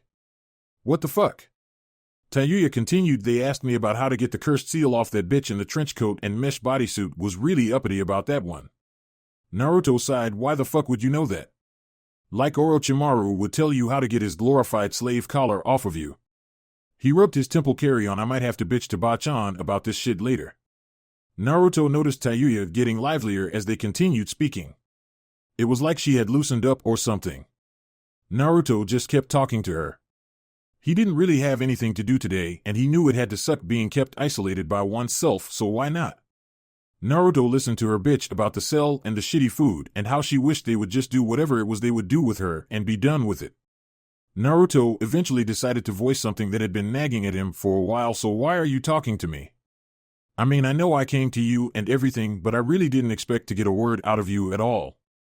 Tayuya looked at him as if she was pondering the answer herself before she shrugged. I'm caught. The snake pedophile has all but verbally declared that I'm being left for dead. After he canceled the seal, you're strong enough to beat Kimimaro by yourself, so I know you could do whatever you want with me whenever you want, and fuck Otogekure. I hate that place.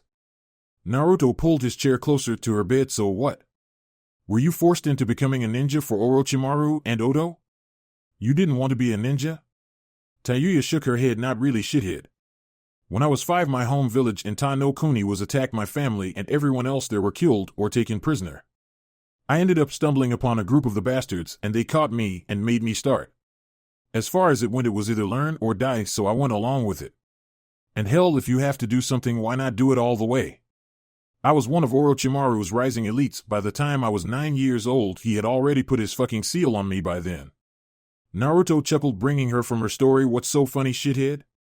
Naruto looked up at her apologetically. None of it, sorry.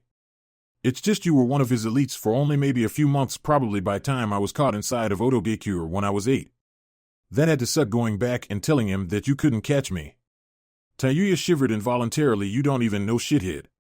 That bastard even disciplined Kimimaro, who was his favorite little ass toy, after we got back. None of us ever fucked up again after that. We were thrown together in an elite team, and here I am today, the last one alive. Tayuya chuckled a little at the memory. You were kicking our asses, though, for the longest time I remember. Naruto scratched his head sheepishly. I wouldn't necessarily call it fucking up. I guess you could say I was inspired to get away after Kimimaro almost took my eye. You guys chased me for 2 days. I still can't believe I got away. Our good times. Tayuya nodded. Anyway, yeah, like I said, fuck Orochimaru. I never wanted to work for him, and he and the Uchiha can go fuck each other for all I care. Everything that I can tell you, you already know. That team played his hand close to the vest. We may have been his elite bodyguards, but Kimimaro was the only one out of all of us that really ever accompanied him anywhere outside of the base in Tano Kuni. No doubt he has more, and that one cleared out the second the Uchiha kid arrived, so it would be useless to check it out now anyway. He looked up at Tayuya seriously. So what do you think of me? We have been talking for the longest time, and you don't seem to be too pissed at all about me being here. I did capture you after all. Tayuya sighed and laid down on her bed. Well, I haven't been tortured yet, unless you can call the crap they feed me as torture, so I don't have a reason to be mad at you. This is your job, shithead. Actually, no, your job is to kill. So as far as I'm concerned, you could have just slit my throat, left me lying in a ditch, and kept moving after you beat me. You may be the reason that I'm locked up, but I wouldn't have hesitated to do the same to you if the circumstances were flipped. Naruto nodded. Well, talking to you wasn't bad at all. Your language is a little vulgar, but somehow I kind of like that. I'll see if I can come back later this week or something. I'm on medical leave after your bony buddy and me made a mess out of the landscape. Tayuya grunted in acknowledgement. Sure, shithead. You do whatever you want.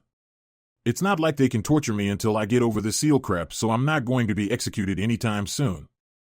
Naruto chuckled as he made his way to the door and gave it a knock. So I'm shithead now, huh? As an outside guard opened the door for the blonde killer's exit, Tayuya gave him a toothy grin from her bed. Yep. Later, shithead. Shaking his head with a smirk on his face, Naruto shut the cell door behind him and nodded to the guard before leaving to report to Tsunade about what he had heard and done that day. After grabbing a short lunch at Ichiraku's, Naruto returned to the Hokage Tower to find Tsunade asleep on her desk. As he entered through the window, he saw her face down on her desk, paperwork stacked neatly to the side. Naruto took a second to pick up a sheet from the top and give it a once-over. It was an order form from the Umbu trying to get restocked. Naruto's eyes widened once he got to the part that listed the material. Their kunai were made from man Umbu. Get all of the good stuff. He placed the sheet back down and took a seat a distance away from the desk before making a Kage Bunshin and sending it over to her desk. The replication looked back at Naruto with a pitiful look. Do I have to? Why can't you do it? Naruto shrugged. Okay, I'll do it. The Kage Bunshin smiled until the original Naruto pulled an elastic from his pocket and shot it at Tsunade from across the room, hitting her right on the ear. Before he could even yell in fear at his creator, the Bunshin was dispelled by a nasty right hand from the still sluggish Tsunade, who slowly focused her eyes on Naruto, who was waving from across the room. She blinked and allowed her eyes to focus. Brat? How long have you been here? Yawn. What woke me up? Naruto grinned as he moved closer and sat in front of her desk. A mosquito bachan. You scared the hell out of me just snapping up like that and throwing that punch. She rubbed her eyes. It felt like I hit something solid anyway. I assume that you're coming back from speaking with Tayuya? How did it go? He looked down at the ground. Well, she doesn't know anything that I didn't already tell you right after we got back from Tenzaka. For being an elite, Orochimaru doesn't tell many of his own very much. She is going through symptoms from the sudden loss of the cursed seal. I guess either you or Shizun-chan are responsible for her not being dead from it flat out. Tsunade nodded. It basically poisoned her system and put her into cardiac arrest a few hours after her arrival here. It was touch and go for a while, but she's still too weak to interrogate regularly, or else we risk killing her.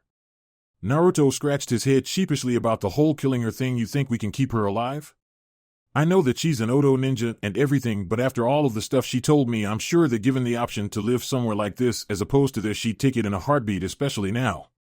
Tsunade gave Naruto a chiding look. How do you know she wasn't lying to you, brat? She is an enemy ninja. In return, Naruto gave Tsunade a dry look. Who do you think I am? I can tell when lies are being told to me. Not only did she not lie to me, she told me everything that I asked for, even the things that I didn't ask about. A grin then appeared on his face. Besides, I like that attitude of hers. There's nothing wrong with a rose having a few thorns every now and then. Tsunade snorted with an amused look on her face. So you think the girl is good looking? Are you sure you're not any closer to Jiraiya, because you're thinking kind of like him right now? Naruto laughed and propped his feet up on her desk. Well, she'll be much better when she gets over the cursed seal backlash. And don't ever say that again. I'm no massive pervert, I'm just a boy beginning to enter adulthood, and I have no problems admiring the female form from time to time. What's the difference, brat? Tsunade asked him with a raised eyebrow. It all sounds the same to me. Naruto tapped his head with his finger. Oh, but it isn't. A pervert will go out of his way to do things like that. Like peek on hot springs or write their own pervert books to get off. I, on the other hand, do none of those things. However, if a blatant opportunity to admire the opposite sex arises, I have absolutely no qualms about taking full advantage. Isn't that what ninja are trained to do anyway? Tsunade sweat dropped. Did you just admit to me that you were a pervert? Naruto stiffened up and slammed his hands on her desk. Hell no. The entire point of that tirade was to defend why I wasn't a pervert. Are you sure you're not closer to Erosenin, because your mind shot to the pervert possibility pretty quickly? The two glared at one another until they both broke out in laughter. Tsunade and Naruto calmed down as she fished an envelope from her desk and passed it to Naruto. Here you go, brat, your pay for a B-rank mission. Use it wisely. Naruto took the envelope with a wary look on his face. B-rank? All I did was talk to Tayuya. It wasn't even hard or anything, it wasn't unpleasant at all. Hell, I think I brightened the girl's day up just by talking to her. I'm going back later this week. Tsunade quirked an eyebrow as Naruto placed the envelope in his pocket. You're going back? Why would you do that for? Naruto shrugged as he stood and made his way to the window. I don't know. Being all alone like that really sucks. She's not really a bad person, she was just a ninja for the wrong nation. It's no real reason to want to hate her. As Naruto went to jump out of the window, Tsunade clearing her throat got him to pause and turn. An evil smirk was on her face that sent a chill down his spine. Brat, I hope you don't think you really got away with that elastic crap. She held up the offending band and placed it around her wrist. You're lucky that you're supposed to be on medical leave right now. Just remember that. Naruto nodded slowly and jumped from the ledge, shivering slightly when he heard her chuckling evilly behind his back.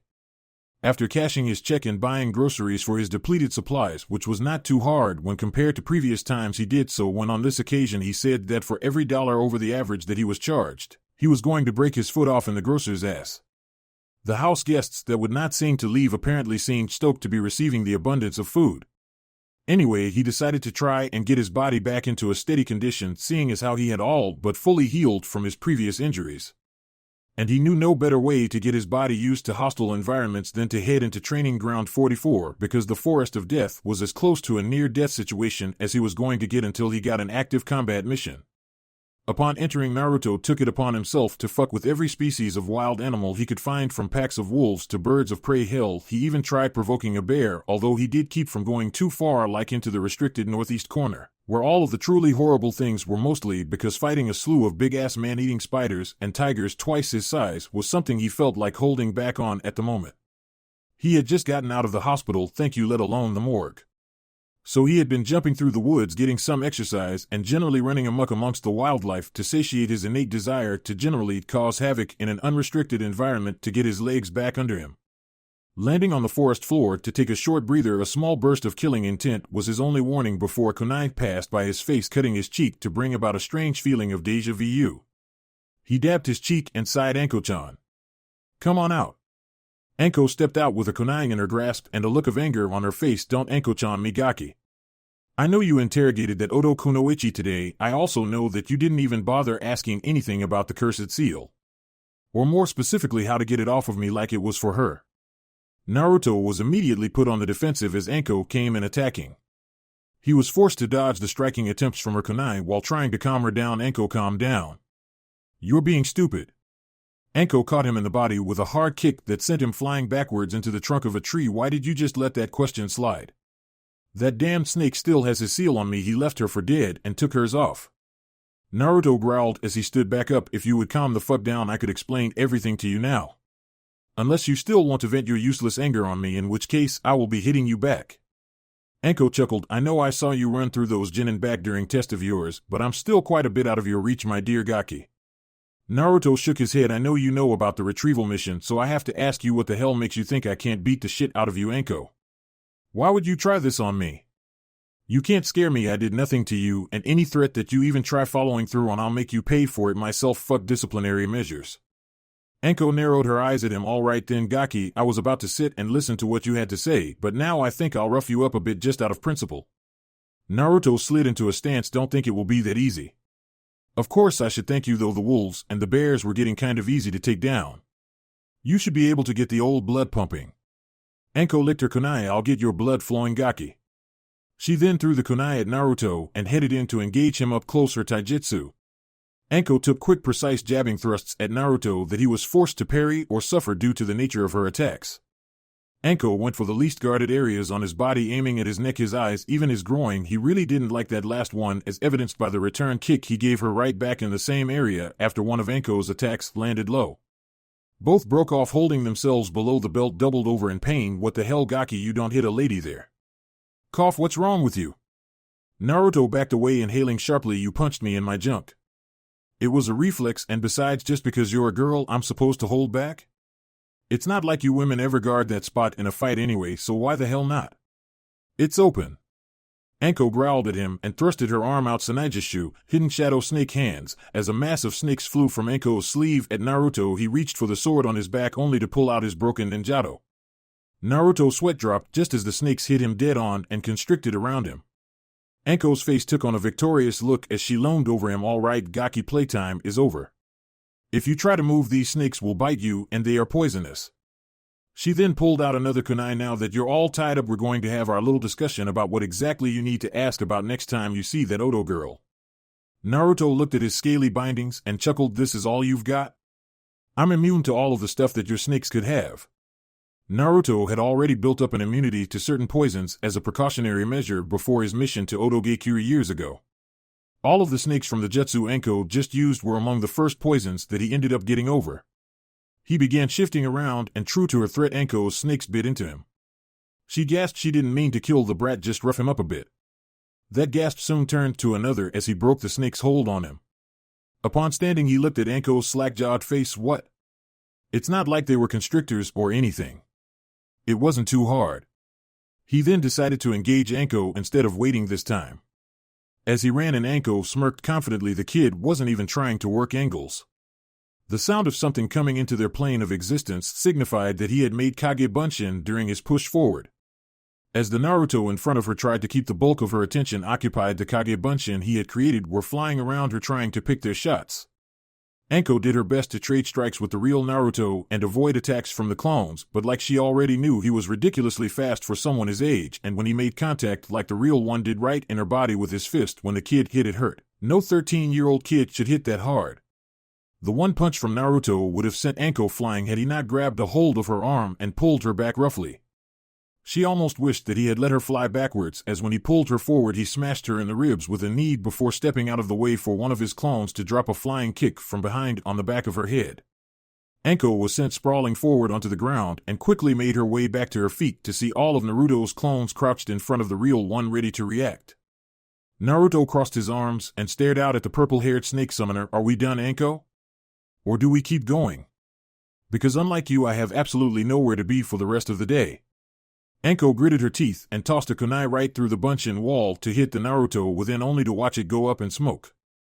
As all of the Bunshin dispersed, Naruto's disembodied voice rang out from the trees. Now that wasn't nice, Anko. I just wanted to talk. You want to know why I didn't ask about your cursed seal, right? She looked around rapidly for any sign of the scarred blonde. Yes. Why didn't you? If she could get hers off even unwillingly, then I dash. Naruto cut her off because she doesn't know anything about it except how to use it.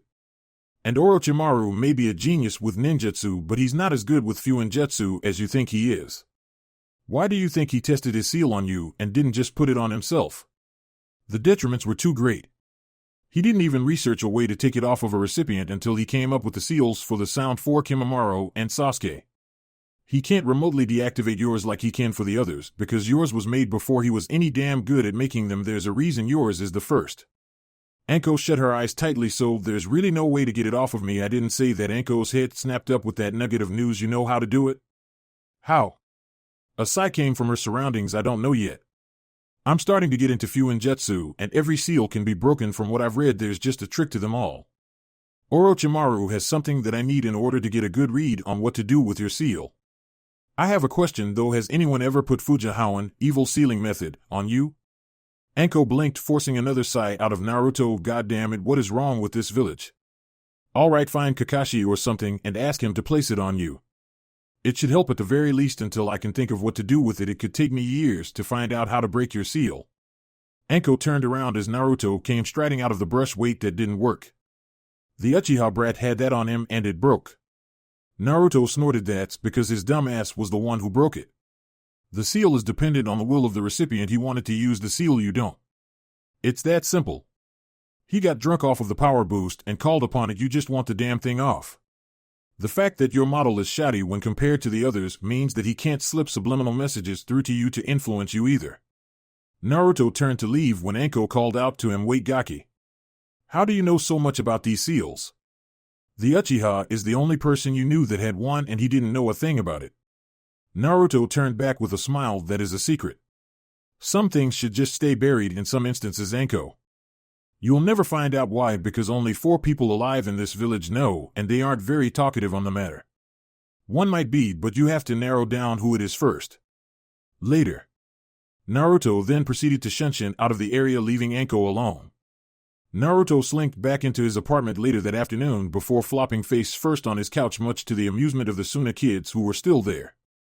Kankuro snorted in laughter as he saw Naruto's disheveled form collapse on his couch. Long day, kid? Naruto rolled over and gave him a dry stare. Why are you still here?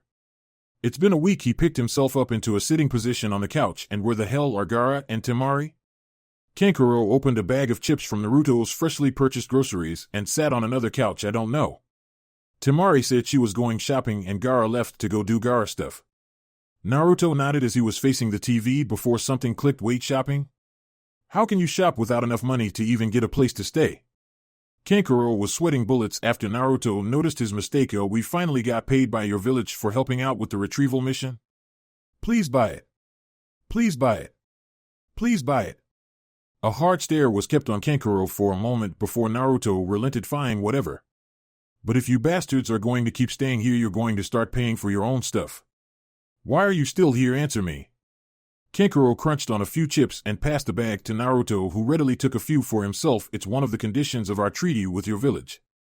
We must lend out a genin team to help with manpower issues, and we ended up being the selected team since we're already here anyway. Naruto rolled the bag up and stood to head back towards the cabinet he remembered placing them in at first. All right, you guys can stay here for as long as you like. The company isn't that bad and my roommate is cute. Things could have been worse, all things considered. Kankuro shook his head amusedly. You starting to dig my sister Uzumaki? You'd better watch yourself, kid. Don't overstep yourself on this one. A chuckle came from Naruto as he sat back down. I hope you're not threatening me like Gaara did in Suna. I'm just saying she's hot and she's sleeping with me in my bed. To just straight jump from having no visitors in your house for years to having Sabaku no Temari sleeping in your bed, it's definitely a noteworthy step up for some random orphan kid. Kankuro nodded. I wasn't really threatening you, kid. I'm sure Gaara handled that already. He's been getting protective over her lately. It's kind of funny to see. Before they could continue, a knock came at Naruto's door. Naruto rose to greet whoever it was before narrowing his eyes upon discovering the identity of the person filling his doorframe. Ero Sennin. Jiraiya gave Naruto a serious look. Naruto, I need to speak with you. Can we go somewhere? Naruto turned to head back inside and returned to his seat on the couch. I just got home after a few hours in the forest of death. I just got groceries. I'm hungry and tired. I'm not going anywhere. You can tell me here. Jiraiya sighed and walked inside. You mind if I had a seat myself? Naruto simply pointed to an open chair and sat down. Kankuro and Naruto looking at him. Kankuro thumped Naruto on his shoulder and whispered to him, you know Jiraiya of the Sannin? Kid, who the hell are you?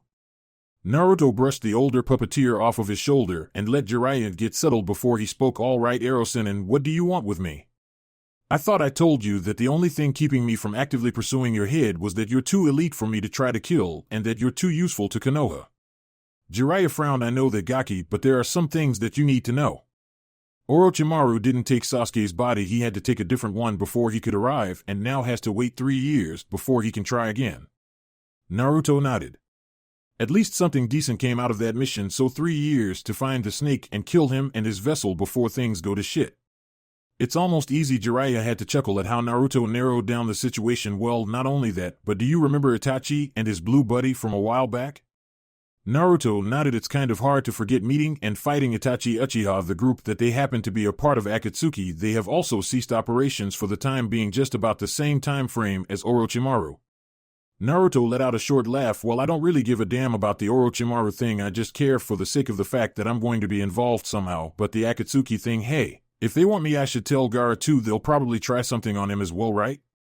Jiraiya nodded. About you, though. I want to take you on a training trip to get you ready for what is to come.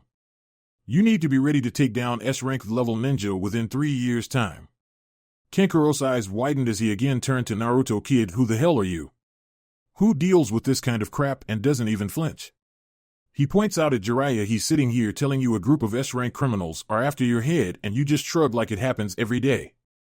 Naruto looked at Kankuro and shrugged. Meh, if you start every single day expecting the worst, you can only be pleasantly surprised. Jiraiya and Kankuro sweat dropped as the older man spoke up. That's pretty morbid, Gaki. Naruto snapped icy blue eyes back onto Jiraiya. I'm sorry, I guess the day before you found me I should have been thinking that someone like you would just let me be, or at least let me wake up before you took drastic measures.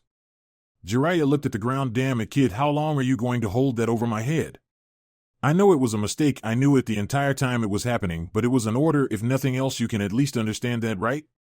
Naruto sucked on his teeth. Yeah, if it was something that ended up being for the greater good, I probably would understand and accept it, even though you never tried to get my side of the story. Before you made me into a retarded 4-year-old version of my 8-year-old body, locking all of my hard-earned skills, strength, and speed away into the depths of my mind. But nothing good came from what you guys did to me. Jiraiya stood to leave when Naruto stopped him one more time at the doorway. Jiraiya turned to face him only to see the same stone gaze on his face. During the Chunin exams, when I found you, did you agree to train me because of the reason you said, or was it because you remembered what you did and wanted to remedy it, if only a little? Naruto didn't let him answer. I'm going out, Kankuro, I'll be back later tonight, tell the others. Naruto then utilized Shenshin to exit the premises. Jiraiya sighed deeply and followed suit, leaving Kankuro alone in Naruto's apartment. Wait. What the hell just happened? 2 days later, so what's eating you, shithead? Tayuya shuffled the deck of cards that Naruto had brought to pass the time. She looked way better now than she did 2 days ago. Her skin had gotten its color back and she looked like she had finally gotten some good sleep for once. Naruto sighed.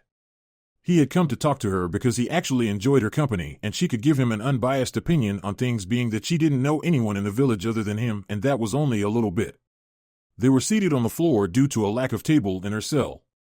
Due to the fact that she regularly talked freely to Naruto, she had not been tortured, nor was it seemingly on the horizon as long as Naruto reported to Tsunade what they talked about afterwards. What if the guy that had a hand in screwing your life up was trying to make amends to you, but the wounds were still fresh? Naruto took the 7 cards that Tayuya dealt him. Take them back and reshuffle. I saw that. Get the cards out of your sleeve. Tayuya cursed and brought some chuckles out from Naruto. Well, shithead, I would just say either kill him and be done with it or suck it up and get over it. You can't bitch about it forever, that isn't healthy. Naruto looked at her as he took the cards that she redealt. Why am I shithead again? Tayuya smirked as she drew a card from the top of the pile. Because you act like a shithead, therefore you are shithead. There's no way I'm calling you your real name, Fishcake.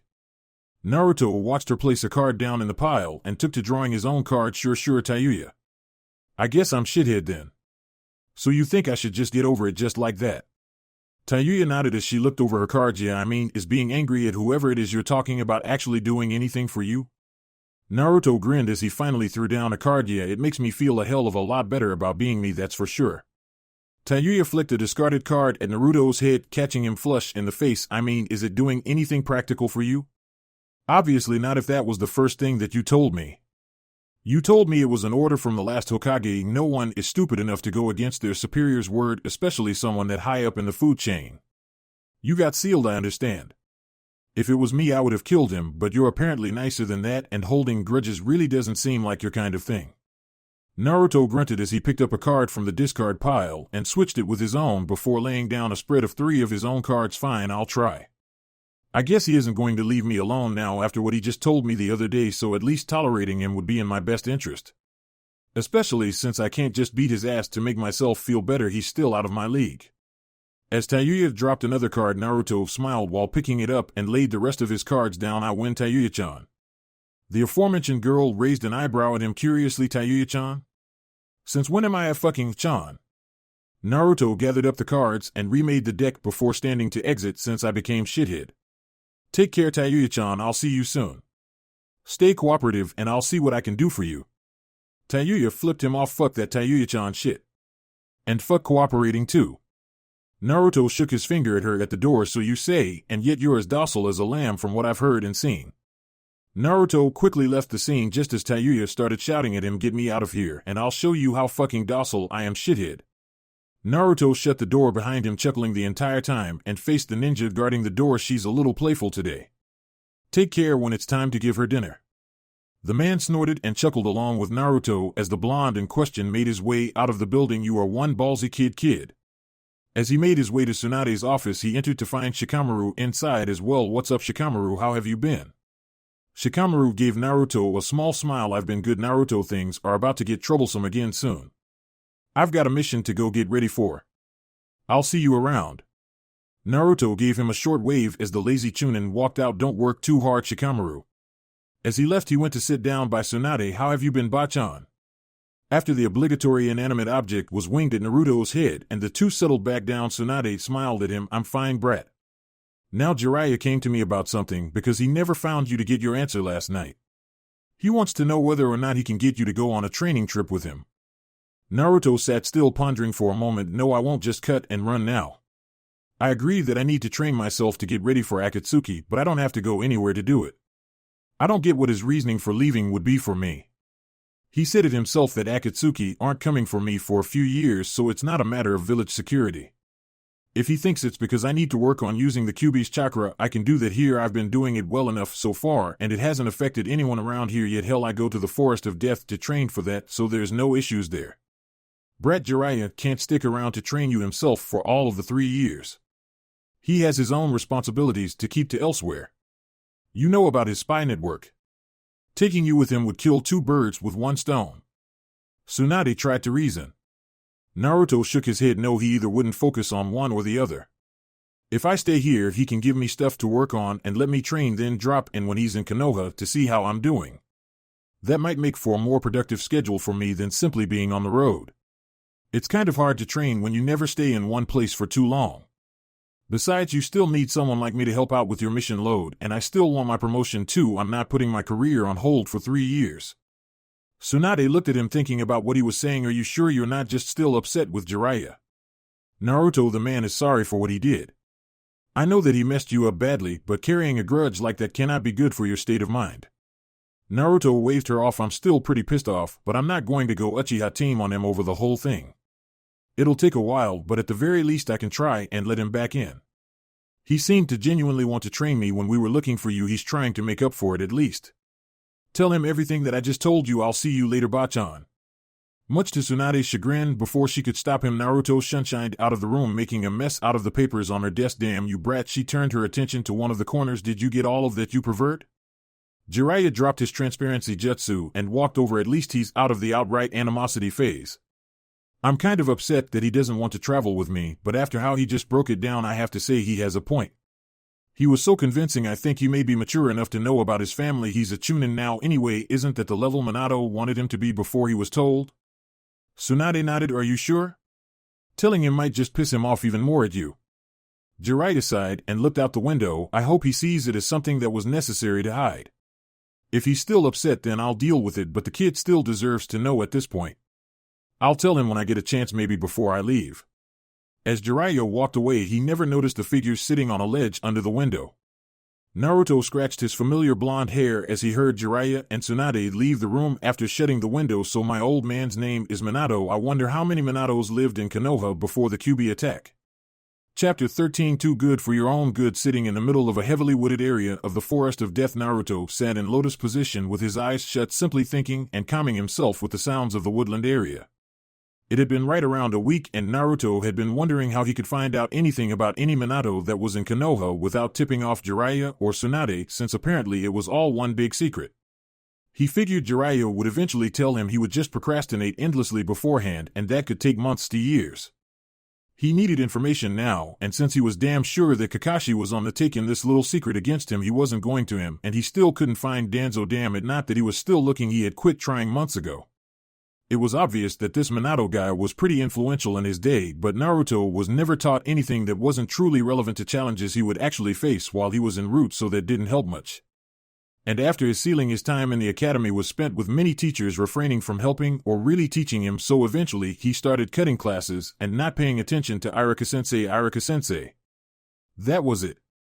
He wasn't old enough to really know anything on the scale of this cover-up, and he wasn't close to anyone that was trying to keep it buried. He had enough of the general knowledge in Konoha that he could answer his questions, and he was damnably easy to find at this time of the day. He would either be in class, or if school was out, he would be assigning missions at HQ. When did that man find time to train? Shrugging these thoughts aside, Naruto broke from his meditation in the Forest of Death and began to make his way to the academy to find his old school teacher. Inside one of the classrooms of the academy, a chunin with a scar across his face turned from the blackboard to face his room full of young students. Now who can tell me the order of ranking in Konoha's ninja system? Near the back, Udan's hand shot up as he started to answer with a sniffle. Irika-sensei, it goes Jinin, Chunin, Jounin, Kage. Irika nodded. Very good, but what about Umbu? A little dark-haired girl with the telltale eyes of a Hyuga raised her hand to answer next. Umbu are drafted from any ranking depending on their skill level and amount of potential, although their identities are kept secret for the most part. A ninja of any ranking can be Umbu, but they are usually drafted from the level of Chunin and up. Irika smiled gently at the girl. Good answer, Hanabi. Now next we dash. He was interrupted by the abrupt sliding noise indicating the opening of the lower door, and a mop of spiky blonde hair poked through the doorway. Naruto? Naruto's eyes scanned the room momentarily before settling on Irika. Giving the man an old-school foxy grin just because he could, Naruto stepped into class with no further ado. He looked at the kids in the class and noticed near the back that Moegi and Udan were trying to shake Konohamaru awake to tell him he was there. Getting back to the matter at hand, he focused on Irika. Irika-sensei, can you help me out really quickly? You don't even have to leave, it's just a question. Irika sighed. You crashed my class, Naruto. What do you have to say for yourself? Shrugging, he simply stated, I've done stuff way worse than just crash your class, Irika-sensei. Or have you forgotten? Maybe I can give some aspiring delinquents some base ideas, boss. Naruto simply waved at Konohamaru with a massive grin on his face. Hey Konohamaru. He turned back to Irika and whispered to him, I think he'll do just fine with a little inspiration, don't you? Irika palmed his face. Please don't make an army of pranking underlings, Naruto. I had enough problems with just you, and now you're all souped up and super strong now, which can only make matters worse. I can only imagine what anyone you apprentice would come out like. You can go ahead and ask your question. I'll see if I can help, but only if you help me beforehand. Because you had to interrupt my lesson, I need a favor from you. Nodding in agreement, Naruto scratched his chin. Fine, go ahead and tell me what you need, Irika-sensei. I'm in no real hurry, I'm on medical leave and needed something to do today anyway. Good, by the way, I'd still like to hear about what you did on that last mission if you don't mind later. Irika smiled at Naruto and turned around to the class. All right, kids, today I'm going to give you all a little treat. I'm going to break off from the lecturing for today and give you all a chance to ask questions to an active Konoha shinobi. The children in the class started buzzing over talking to a real shinobi that wasn't Irika. Naruto blinked in surprise. Irika-sensei, are there any questions that I can't answer? Irika shook his head. No, Naruto, this is for their benefit so they can ask whatever they want. That isn't a problem, is it? Naruto shook his head and Irika turned back to the class. Okay, today we have Naruto Uzumaki here to speak with you. This was an on-the-fly kind of thing, so let's go with it. Naruto moved to Irika's desk and sat down on it while he overlooked the classroom. All right, none of you know me or have ever even spoken to me except Konohamaru, Udan, and Moegi. Raise your hands and I'll call on anyone with a question. As hands shot up all over the room, he saw a little brown-haired girl near the front and pointed to her. You shoot. She lowered her hand and smiled nervously. Uzumaki-san, I know that there are ninja that specialize in certain things like taijutsu or genjutsu or things like that. What kind of ninja would you say you are? Naruto took a moment to ponder the question. I specialize in killing my opponent. Ignoring Irika slapping a palm over his face again, he elaborated, I don't know any genjutsu, just how to dispel even the toughest ones. If I ever come across any, I'm very good at taijutsu, but I know people that are way better at pure hand-to-hand combat. Than me, I would say that I'm a ninjutsu specialist, but I'm still learning a lot of tougher ones. I'm decent at kenjutsu, but not as good as I would like to be. As I've learned recently, I'm very good at stealth techniques, but I can't really utilize that skill with my current rank yet. He shrugged his shoulders at her question. I don't specialize in any single facet of being a ninja, but I'm at the very least passable in all of them. If your aim is to be a powerful shinobi, you should all keep that kind of mindset. Over specialization can get you killed.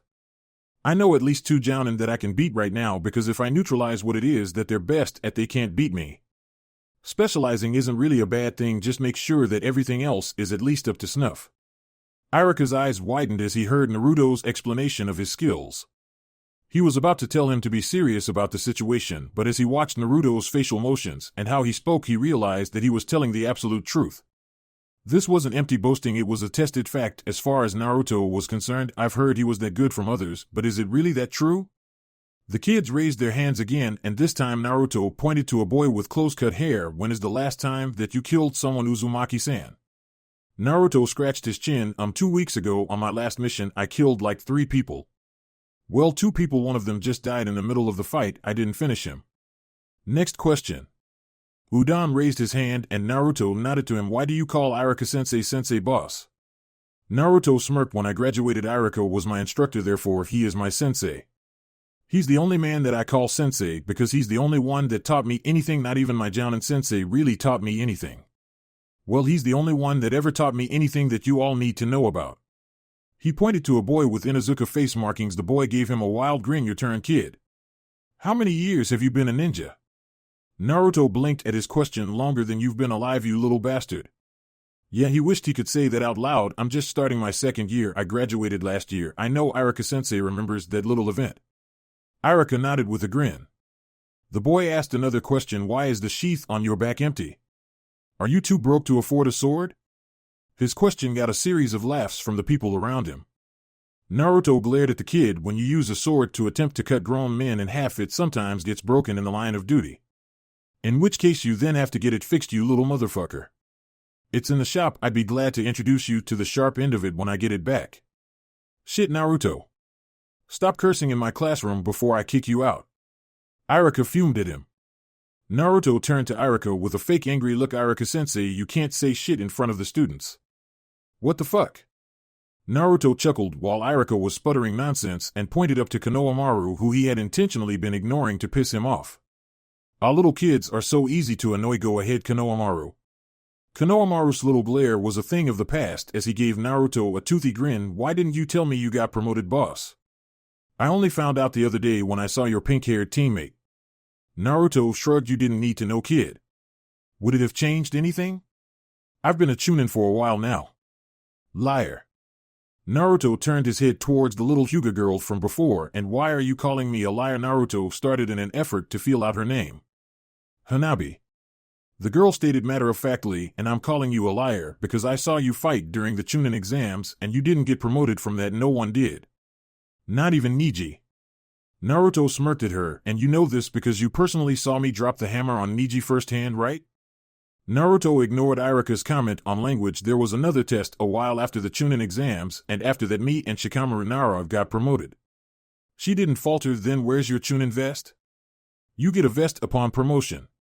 Naruto shook his head. You do, but I don't like that bulky piece of crap, so I don't wear it.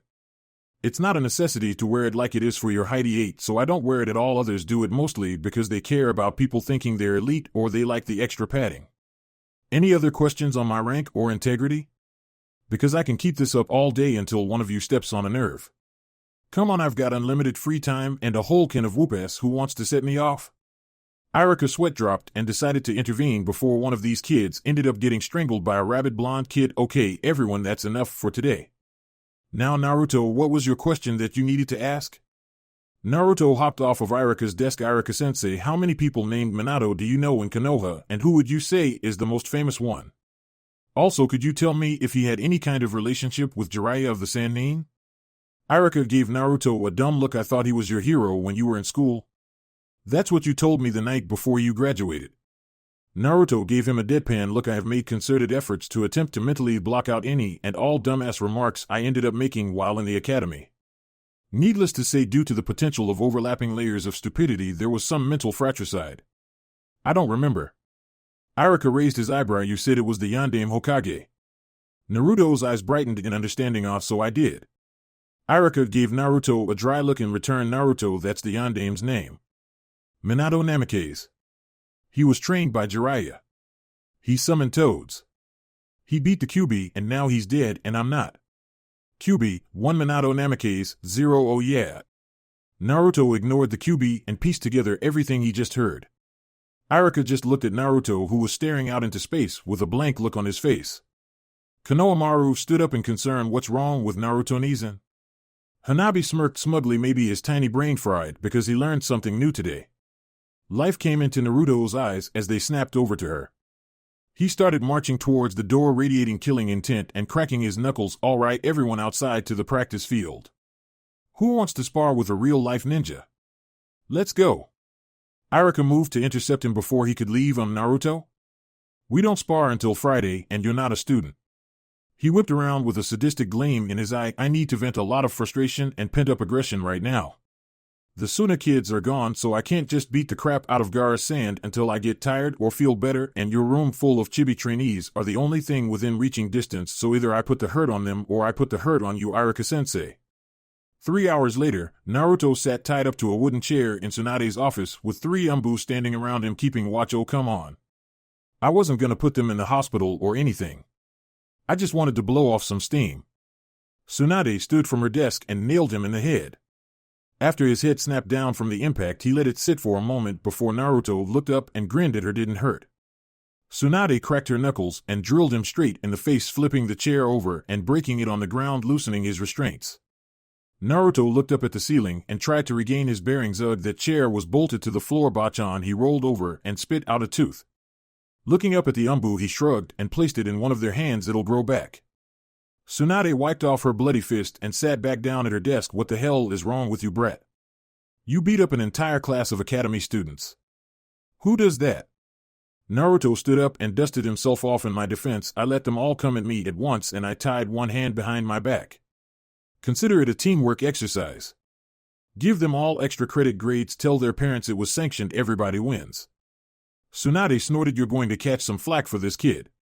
What were you thinking? Naruto looked around at the Umbu still in her office. You mind sending these guys out? This is kind of sensitive information. Tsunade gave him a look that said, are you kidding? Well, okay, I mean, I was under the impression that Minato Nemike's was important. Tsunade's eyes widened and she quickly ordered her Umbu out. What do you know about Minato, brat? Instead of flat out answering, Naruto stood and made his way to the wall that had pictures of all of the Hokage in order from 1st to 5th. He stopped in front of the picture of the Yondaime and stood next to it looking out at Tsunade. I must be fucking retarded. How the fuck did I not see this? He gestured between himself and the picture. He looks just like me. Kami, I'm slow on the uptake. Tsunade sighed and rubbed her temple. How did you figure it out? We were going to tell you soon. Naruto chuckled. Irika-sensei. He noticed her surprised look. Oh, come on, Bachan. He pointed out the window at the Hokage monument. It's been literally staring me in the face every day for 13 years. I had to get help to figure it out. I should be pissed off right now. But I'm not, and I don't know why. Tsunade sighed. You are angry, you're just repressing it. That's not healthy, Naruto. I think it's time I assign you a mission. You need to get out of town and take some of the edge off. I'll have something for you tomorrow. We can talk about this when Jiraiya gets back. He can answer all of your questions. I think you know that you can't tell people about this. Naruto shrugged. What else is new? I'm a walking secret.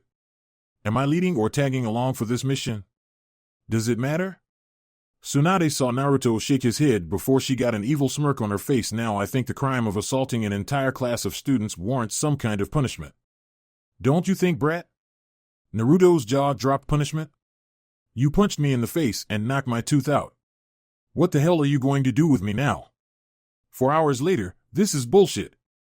Naruto yelled as he speared another piece of trash with his stick and placed it in his bag. I should be done by now, but you won't let me use any jutsu. Slightly out of his way, Shikamaru was laying on one of the hills that Naruto had cleared, keeping his eye on his fellow Chunin. Hokage-sama called me to oversee your D-ranks for today and gave me explicit orders to make sure you didn't use any ninjutsu to help you complete the jobs faster. This is the last one for the day, so calm down, Naruto. Naruto angrily stalked over to more trash in the park. You're just alright with this because it's giving you the excuse to do nothing. You lazy bastard. Shikamaru yawned as he turned his attention to the clouds. Troublesome, just finish up so I can stop listening to your complaining. Between you and Ino, I can't tell who's worse right now. Naruto chuckled as he stabbed consecutive pieces of trash. You should take up drinking. It's done wonders for Bachan. I don't even bother her that much anymore. Sometimes she's totally lucid. You'd love it. As he returned to his work, he cursed again. I'm not even getting paid for this crap. Stupid kids that can't fight their way out of a wet paper bag that Inuzuka kid dropped like a stone. I thought they were supposed to be good at taijutsu. Shikamaru raised an eyebrow. It was a class full of 7- and 8-year-olds. Naruto pointed his stick at Shikamaru. Don't make excuses for them. Naruto closed up the last bags and tossed them on the back of a cart. Okay, now that Hell Day is over, let's report so I can get hammered. Shikamaru stood up and the two started towards the Hokage Tower. You're 13, Naruto. We're too young to drink. Naruto flicked the Heidi-8 on his belt. If I can spend all day doing minimum wage jobs and killing people for money, I have the right to use that money to purchase liquor. It comes with the status. Shikamaru. Troublesome Shikamaru shook his head as they continued their walk to report into the mission table. Naruto leaned on the counter of the weapons shop owned by Tenten's family while he waited for someone to appear to help him. "Hello, Naruto." Naruto lifted his head to see Tenten entering the shop. "Are you here for your sword?" Naruto nodded and yawned. "Yeah, what? Did you just get back from team training?" Tenten nodded as she went behind the counter to talk with the scarred boy. "Yep. Guy and Lee said they saw you painting a fence. Why are you doing D-rank missions? You're a chunin now." Naruto smirked. "I beat up a class full of kids at the academy and the Hokage made me do a ton of them. It was great while it lasted. They shouldn't have been talking shit." Naruto noticed a brown-haired man coming from the back wiping his hands off. "So I'm Mr. Tenten's dad. How long do you need my sword for?" "I have a new mission to go on tomorrow. It's the Broken Ninjato." Tenten's father reached down behind the counter and picked up a wrap bundle before placing it on the countertop. "You paid when you dropped it off, right?" Naruto nodded and pulled out a written receipt. "All right then, she's all yours, kid." Naruto grinned and picked up his sword, testing it out somewhat before sheathing it on his back. I missed this thing." "Thanks a lot, sir. It's like it never even broke at all." Tenten's dad nodded and headed back to the back. Tenten pointed at Naruto chidingly as a smile came to her lips. "Don't go breaking it again, Naruto. I don't want to see that thing back in here in pieces." Naruto scoffed. "Yes, you do. That's more money for your shop girl. But yeah, it won't break anytime soon. I mean, how often will I come across a guy that can make an indestructible bone drill around his arm?" After giving her a two-fingered salute, he headed out of the shop for home. Naruto went to the only place that he knew there could be no one following him and once again traversed the terrain of the Forest of Death. Once he got himself inside and found a decent clearing, he bit his thumb and made his hand signs for a summoning. "Who summoned me out here?"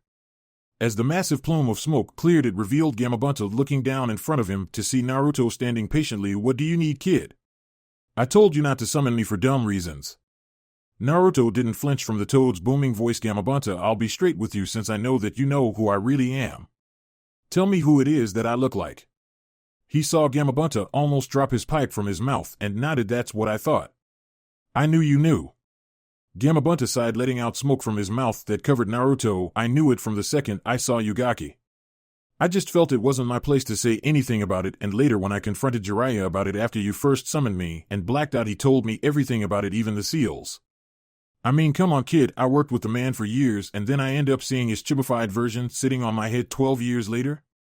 I almost dropped us down that chasm we were stuck in." Naruto chuckled and lay back on the ground. "So whose ass am I going to kick for this?" "Jiraiya's, I guess, and maybe Kakashi."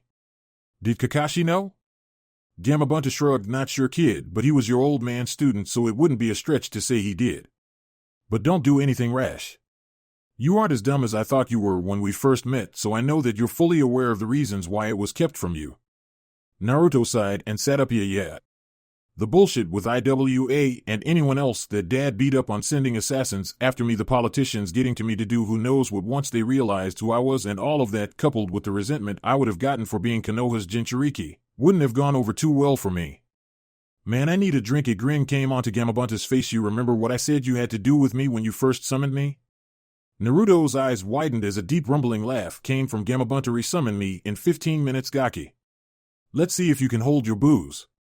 The next day, early the next morning, Naruto was laying on the couch in Tsunade's office with Shizune running green hands over his head. "What did you do last night, Naruto-kun? Why does a 13-year-old need a hangover cure?" Naruto groaned as the sound of Shizune's voice reverberated through his head like a sledgehammer. "Shizune-nichan, there are some things that you don't need to know about, trust me." The next moment, Tsunade walked through the door and stopped for a moment to stare at her hungover teenage chunin who had her apprentice fretting over him. Shrugging it off as early morning bullcrap, she sat down at her desk and pulled up the first piece of her daily paperwork.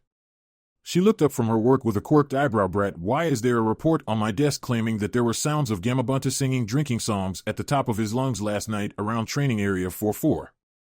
She looked back at the paper and narrowed her eyes. "Also, they claimed that in a clearing somewhere inside the forest there are around 37 giant spider corpses littering the field. Some were ripped apart, cut clean through, burnt to a crisp, and squashed outright in giant webbed footprints with empty Mayaboku firebrand sake filling up some of the prints." Naruto shrugged and held his head. "How do you know the brand?" "That's on here too." She pointed to the sheet of paper. Apparently there were around 12 human-sized containers strewn about the area. Naruto smirked to himself as he felt the soothing healing feeling from Shizun's jutsu. That's some good stuff. Gamabunta's awesome. Tsunade placed the sheet in the discard pile, shaking her head. I'm not even going to ask, why don't you have alcohol poisoning? Never mind, are you ready for the mission today, or do I have to throw you in jail for being drunk in public? Naruto shot up abruptly. Hey! I was not drunk in public. Shizun sweat dropped. Naruto-kun, I found you blacked out on the top of the building this morning when I came in early. Naruto scoffed and stood in front of Tsunade's desk. Hey! I was getting drunk in the woods. Gamabunta threw me into public. I wanted to be drunk in the forest, which is perfectly legal. Arrest him. A sigh came from the elder blonde in the room as she motioned for Naruto to come and listen to her directions. This is B-ranked. You're escorting a VIP to Kumobikure alongside a team of 2 other Chunin and 1 Jounin. This should take a few weeks at the least and a few months at the longest due to the fact that there will be negotiations between our representative who you will be traveling with and the Kumo higher-ups. Naruto nodded. So this is just one of those get experience kind of things, right? He felt curious, however. So who are we escorting and who do I have on my team? A frown came from the blonde Hokage. You know what? No, I'm not telling you this time. Get your little ass down to mission control to get your assignments. I shouldn't be handling this. I have people that actually get paid to be doing this instead of me. Naruto stood staring silently for a moment before simply turning around and leaving the office with not a word. Shizun looked at her mistress in a huff. Tsunade-sama, that was mean.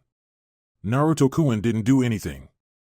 Tsunade looked up from her work and glared slightly. Yes, he did. The brat had 12 cases of firebrand sake, and he didn't even invite me. How rude is that? After receiving his scroll detailing his mission, he made his way to the gate to meet his assembled team. By the time he arrived, he found 3 men waiting to depart alongside an elderly man. The first man had brown hair with one bang covering his right eye. He had his hide on in a bandana and wore the usual outfit for Konoha shinobi. Naruto knew this man as one of the Chunin that usually guarded the main gate of the village Izumo Kamizuki. Nearby was his usual partner Kotetsu again. He had a bandage on his nose, wild spiky black hair, and a goatee. He was also dressed in the usual garb of higher-up shinobi. The final escort out of them was Genma Shiranui, the man that Naruto remembered proctored the final stages of the Chunin exam before the invasion. He had brown hair that reached his neck, a bandana-style hide that he wore backwards, the standard ninja outfit, and a sunbon in his mouth. The man they were to escort was an older man with gray hair, a beard, glasses, and what appeared to be a perpetual frown on his features. Naruto knew this man as one of the Sandaime Hokage's teammates, Hamura Mitokado. This was one of the 2 elders that Naruto didn't like. The old woman Kohari Udatain Naruto somewhat liked. She had something of a more group before one-person mindset, but when he was an academy student visiting the Hokage, she at least treated him like a regular little kid. Back when he was en route, he remembered Danzo telling him when conversations would begin to revolve around him during council meetings, and in most of them Hamura was biased against Naruto, which was weird since he usually sided with Danzo. However, when it came to anything involving Naruto, his mindset was to keep him weak. He was against him entering the academy after the sealing, he was against him graduating after the incident with Mizuki, and he could only imagine how he bitched about Naruto's promotion following the events after the Chunin exams. If ever there was a time for the emotionless mask he harnessed en route, he'd be damned if this wasn't one of those times. Hopefully, he wouldn't have to speak to the old man. Naruto walked up to the only Jounin out of the group, Genma, to report in Chunin. Naruto Uzumaki here for escort mission to Kumobikure. Genma turned a lazy glance to Naruto and smiled as he remembered exactly who. It was good to see you again, kid. So you're the last member of my team, huh? The 2 elder Chunin smiled when they saw their young scar-faced companion. They headed over to Genma and Naruto while Kotetsu waved to him. Hey Naruto. You're coming on this mission? Naruto let the emotion seep back into his eyes when he saw how casual the others were being with him. Yeah, I am. Are you 2 actually doing something other than watching the gate for once? When was the last time you 2 even had a mission outside? Kotetsu groaned as the bane of his existence, guard duty, was brought up. Don't remind me, kid. Izumo seems to think there's nothing wrong with gate watching, but I say to hell with it, I'd rather be in the field. Izumo sighed and shook his head. There's nothing wrong with that job, Kotetsu. We're protecting the citizens of Konoha. There isn't a more important job for us to have. He turned to smirk at Naruto. Maybe we'll get to see you cut loose on this mission. I know you were holding back during your test and nobody saw you beat those Oto ninja that almost killed Genma, so I'm curious as to how you fight. Genma stepped in to defend himself. Hey, it was 4-on-2. Rado and I were winning before they used their cursed seals. They didn't annihilate us or anything. Anyway, enough chatter, it's time to get on the road. He walked over to Hamura. Elder Hamura, my entire team has assembled. Are you prepared to leave? Hamura's eyes panned across the amassed squad, and he nodded to Genma. Yes, let's set out for Kumo. It should take us around 1 week to arrive. As they exited the main gate, there was a carriage waiting that the elderly man sat inside with Genma seated in the driver's seat. Kotetsu took up position in the front of the vehicle while Naruto and Izumo went along the sides. The group of Chunin ran along in stride with the carriage as they made their way through the countryside. A little while into the trip, Naruto let out an audible groan. Damn, and I never turned off all of the stuff in my house. I never went home last night. He immediately made a Kage Bunshin that went sprinting back the other way. Hours later, the ninjas surrounding the carriage started to converse with one another as they stopped for the night. Hamura had long since had his tent set up and had retired for the evening. It was mostly Izumo and Kotetsu kicking old stories between them, but for Naruto it was a welcome change from the monotony of simple travel. Hey Izumo, do you remember back in the academy when we made those fajesicles out of dog shit, and one of the senseis ate one? The man in question snickered at the memory when he recalled who else was in attendance. Hey Naruto, how did you pull off painting the Hokage monument in broad daylight? You hadn't even graduated yet and you got past everyone and outran all of the ninjas sent to chase you for like an hour. I guess I was subconsciously drawing on some of my training en route when I did that. I seem to have done that a lot. Naruto shrugged. I've done better things than that since then. You guys know about all of the stuff that happened the week before my test? Genma decided to speak up from his position on top of the carriage. Everybody remembers that. There wasn't anyone that knew somebody that got away untouched during that whole thing. Are you saying you did that stuff? Naruto grinned and chuckled. Well, when you put it like that, it seems like you don't believe me. Kotetsu almost choked up. Wait, you did do that? How the hell did you go about doing that? Some people said it was probably you since you disappeared, but there were too many hits in too many places at one time for you to do it alone. Genma shook his head in good humor. And what exactly is the kid's specialty? Kage Bunshin no Jutsu. I heard he could make a ton of them, but something on that scale is ridiculous. Naruto waved it off. Oh, it was all in good fun. Everything I did didn't leave any major property damage and at the most required a few good minutes of work to remedy. Izumo chuckled. You seriously pissed off the Hyuga clan with that flash bomb stunt. That was truly priceless. Genma looked at the group of Chunin under his command. Naruto, we don't know too much about you except for the little bit of you we've seen, and I don't like going off of gossip, so why don't you tell us a little about yourself? Why did you want to be a ninja in the first place? Frowning slightly, he thought about what he should say. Well, the reason I became a ninja shouldn't really be too surprising considering how I used to be. He scratched his head. I guess I can tell you that. You know how you would always hear some loud kids shouting about being Hokage? Well, I wasn't always like that. As a matter of fact, I didn't give a damn about being Hokage until then. I wanted to be a ninja before that, though. The reason was because I just wanted to be acknowledged for something. He looked around at everyone that was with him. I know you all know about what I carry, and I know you've all at least heard a smattering of remarks about me that aren't too positive. Well, when I was a kid, I didn't know why people treated me so badly, but I saw the ninja of this village and everyone held them in such high regard, and I wanted that. Now I realize how childish that was, but I never regretted anything. I mean, how boring would my life be if I wasn't a ninja, and what else could I have possibly done except be a shinobi of Konoha? I'm its Jinchuriki. What was I going to be, a shopkeeper or something? A round of laughs from the adults around him loosened him up a bit when Izumo voiced his own question. Hey, actually, I want to know what's it like holding the Kyuubi? I just couldn't imagine something like that being inside me. Naruto looked up at the night sky as he thought about an answer. Well, aside from the glares, people pulling their kids away from you on the playground, and all of that jazz, it's not really bad. Eyes widened all around when Kotetsu spoke for the group. Really?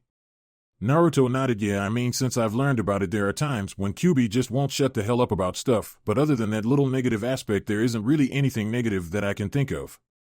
I can use chakra 3 times as potent as human chakra whenever I need to. It's damn near impossible to kill me without a one-shot, one-kill maneuver to finish me off with. I heal ridiculously fast from just about everything, and the Kyuubi is a decent source for a different point of view while in combat. If it weren't for all of the village stuff that I have to deal with on a regular basis, I would say that it's pretty cool. The group sat in silent contemplation until a scowl came across Naruto's face. My Kage Bunshin is an asshole. What? Was the general reaction to such a random statement from around the campsite. Naruto pinched the bridge of his nose and shook his head. You know how I sent that clone off to make sure all of my things were turned off at home and everything? Well, he didn't dispel after he finished his job. As a matter of fact, he spent the entire day doing random shit in my name. Flashback, Naruto's Bunshin grumbled as he locked the door to Naruto's apartment after checking the entire house for anything still turned on. That was a total waste of time and effort. There wasn't anything running up my electric bill in there.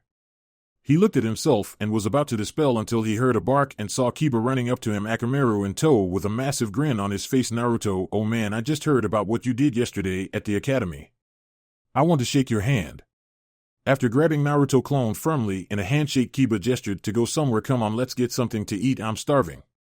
Now being a Kage Bunshin, they're only ever treated as the original by mistake. Despite the fact that they are the byproduct of chakra manipulation, they still think after they are made, even after they complete their orders, and the original never ordered this clone to dispel after completion of his task, and he just so happened to be looking at a golden opportunity for a Kage Bunshin. Clapping Kiba on the shoulder, a grin came to his face. Sure Kiba, let's go. Ichiraku's is cool with you, isn't it? 1 hour later, Kiba and Akamaru looked on in awe as they saw Naruto clone put away another bowl of ramen, bringing his total of bowls consumed to a whopping 26. Kiba had only gotten 2 for himself and a plate of meat for Akamaru. Dude, where are you putting all of that? You should have puked about 10 bowls ago. Naruto polished off another bowl and smirked at the Inuzuka. My metabolism is absurd. He quickly received another bowl and dove right in. Kiba had paid off his check for his own food 30 minutes ago, but found himself unable to leave as he watched Naruto scarf down insane amounts of noodles and broth, one bowl after another. You know I wasn't going to pay for your food too, right? After finishing off the broth yet again, he nodded. Oh yeah, I've got that handled. Turning his attention to the chef of his favorite meal, clone Naruto spoke up. Hey Tsuchiyaji. Put this meal on my tab. I'm going on a beering mission, so I'll be able to pay it off easily once I get back in the village. Tucci turned to the clone and nodded. You've got it, Naruto. As long as you pay me, it's okay. Naruto grinned and gave him a thumbs up. Don't worry, I promise I'll pay. And I never go back on my word, old man. In Irika's classroom, the kids were silently taking notes on his lecture. He was amazed. In all the years he had been teaching, he had never had a class completely attentive before. But here 100% of the class was quiet and writing. He figured Naruto must have given them all shell shock yesterday. Irika's attention was broken when the slide of a door opened up and he heard a collective gasp go up among the students, most with looks of horror on their faces. Irika turned to see the grinning face of Naruto. Naruto, what are you doing here? You're lucky no one's parents put a restraining order on you yet. Naruto clone's grin only got wider. Well, Irika-sensei, I felt something was missing yesterday, so he turned his attention to the same little Inuzuka boy from yesterday. I brought my sword. The kids all eyed any exit they thought would allow them to escape quickly enough when the sound of metal sliding from a sheath rang out. Suddenly, all eyes turned to Naruto clone. I haven't even tested it out since I got it back. Who wants to help me? Last person in the classroom volunteers. In a rush of little feet shouting and piling through entrances, the room cleared of all life except Naruto and Irika. Irika simply palmed his forehead and sighed. You enjoy yourself? Naruto clone nodded in satisfaction. Yeah, I guess that will do. Catch you later, Irika-sensei. With that, he shunshined out of the classroom. Tsunade was returning to her office following her lunch break. Not really looking forward to continuing her monotonous business of reading and signing paperwork, she was looking forward to Shizume's post-lunch slump. Shizume normally would prevent Tsunade from even getting near a sip of sake during the day, apparently able to smell it out like a bloodhound, but the blonde with ample cleavage had deduced that there was a lull in her dark-haired apprentice's alertness for a 10-minute span following lunch every day. Smiling to herself as she took a seat behind her desk, she reached into a drawer for her workplace stash. Pulling up the containers of alcohol, she noticed they felt extremely light. Attempting to pour some straight into her mouth, she caught not a drop from either bottle.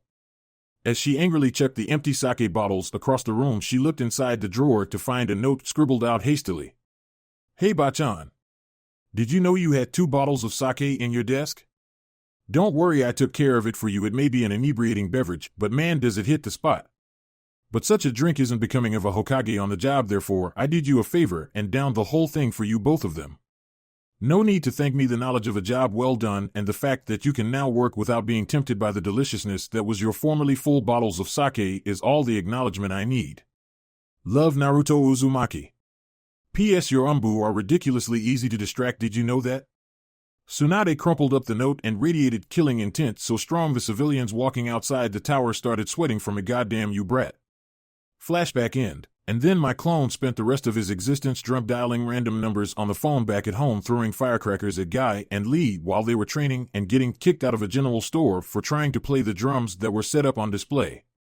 I don't think I can go back into that store anymore, but yeah, the clone got a wild hair up his ass and thought that he still had beef with the spiders in the Forest of Death, so he went in there yelling and challenging them to a duel, and then he died.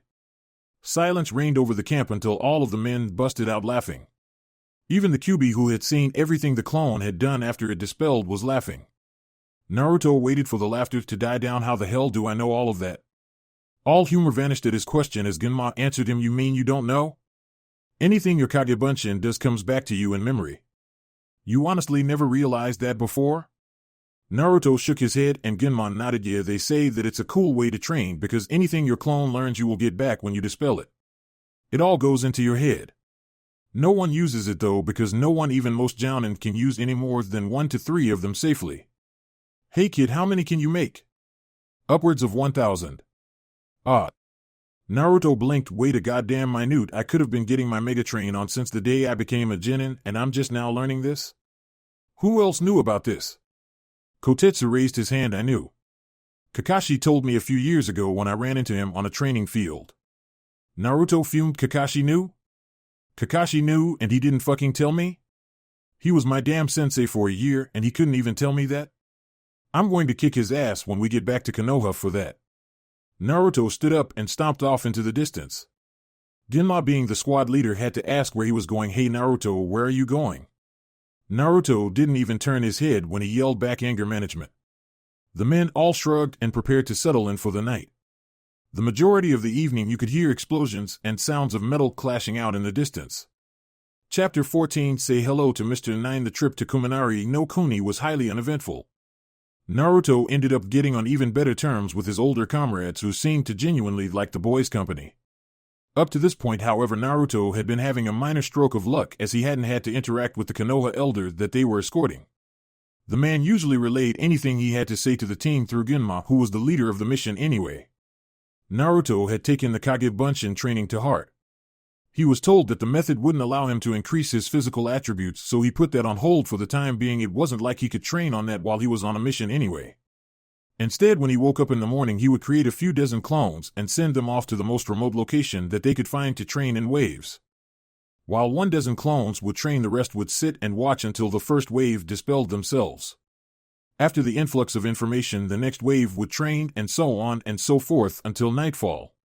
This allowed him to get down 3 more of his lost ninjutsu during the week-long trip to Kumogakure no Sato, much to his delight. It seemed that the trip wouldn't be a waste of time, at least during the traveling period. Naruto didn't expect much of a chance for combat here, but Kumogakure was the second most militarized of the 5 major hidden villages, right behind Iwagakure, for a reason.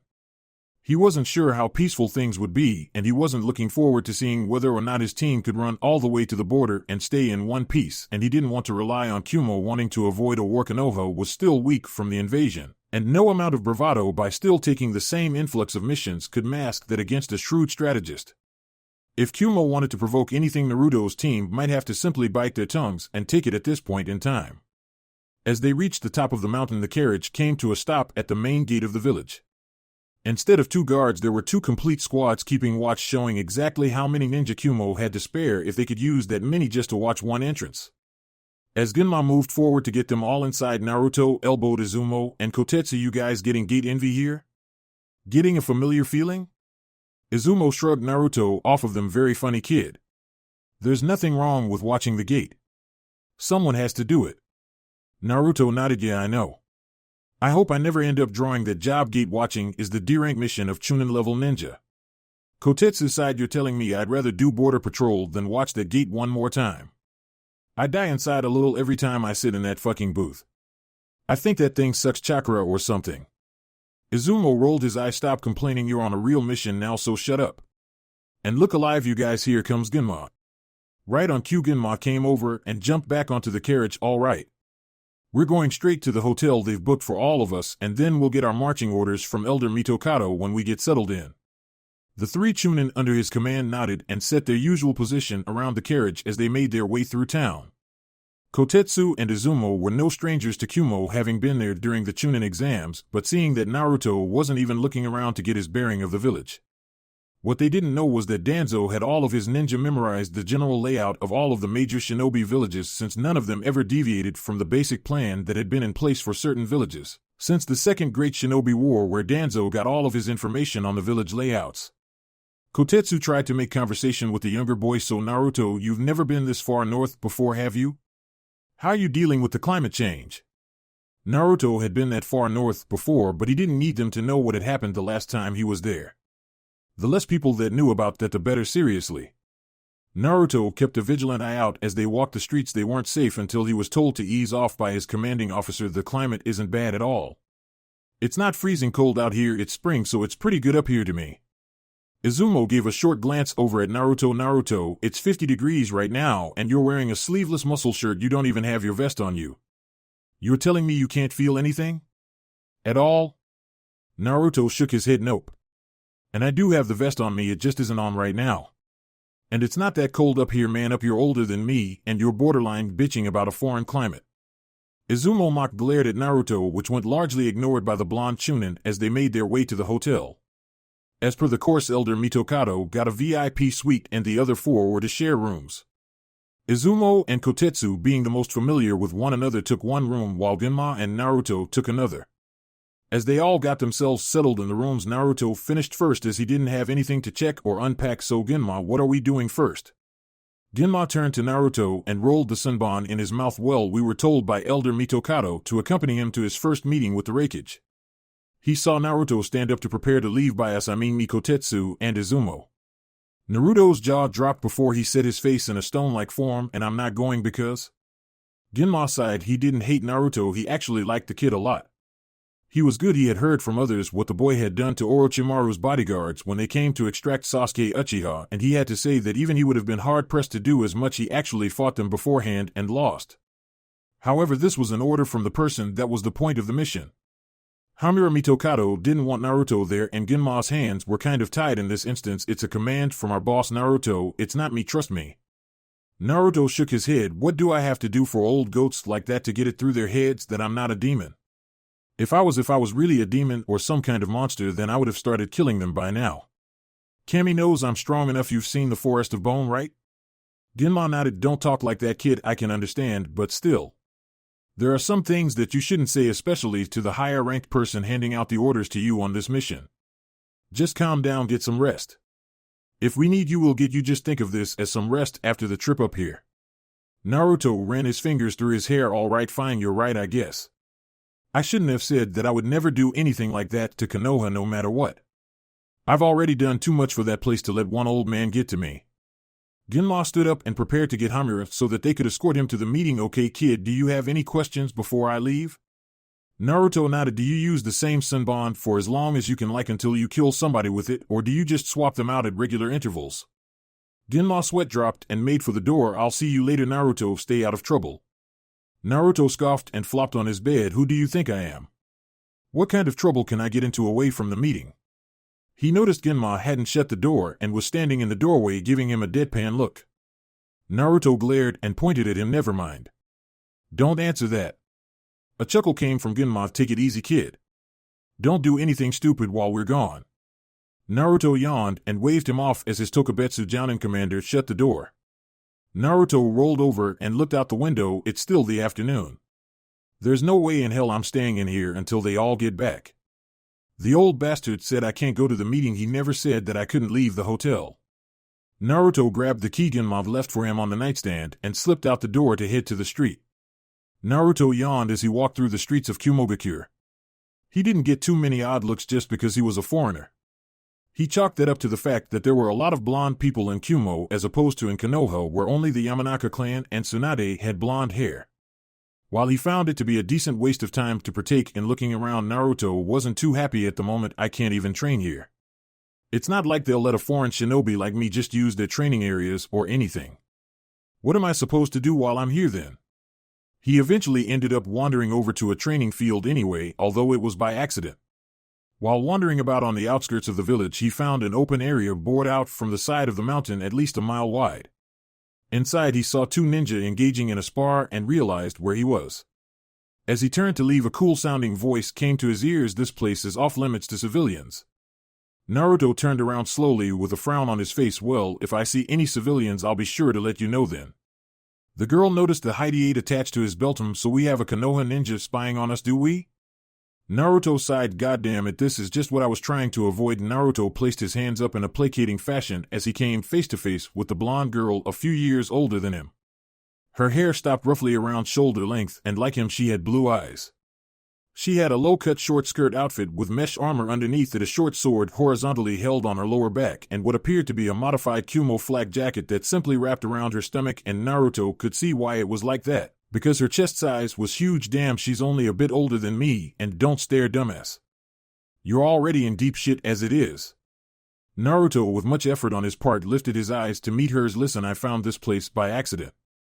I didn't even know it was a training field until I heard fighting sounds coming from directly behind you.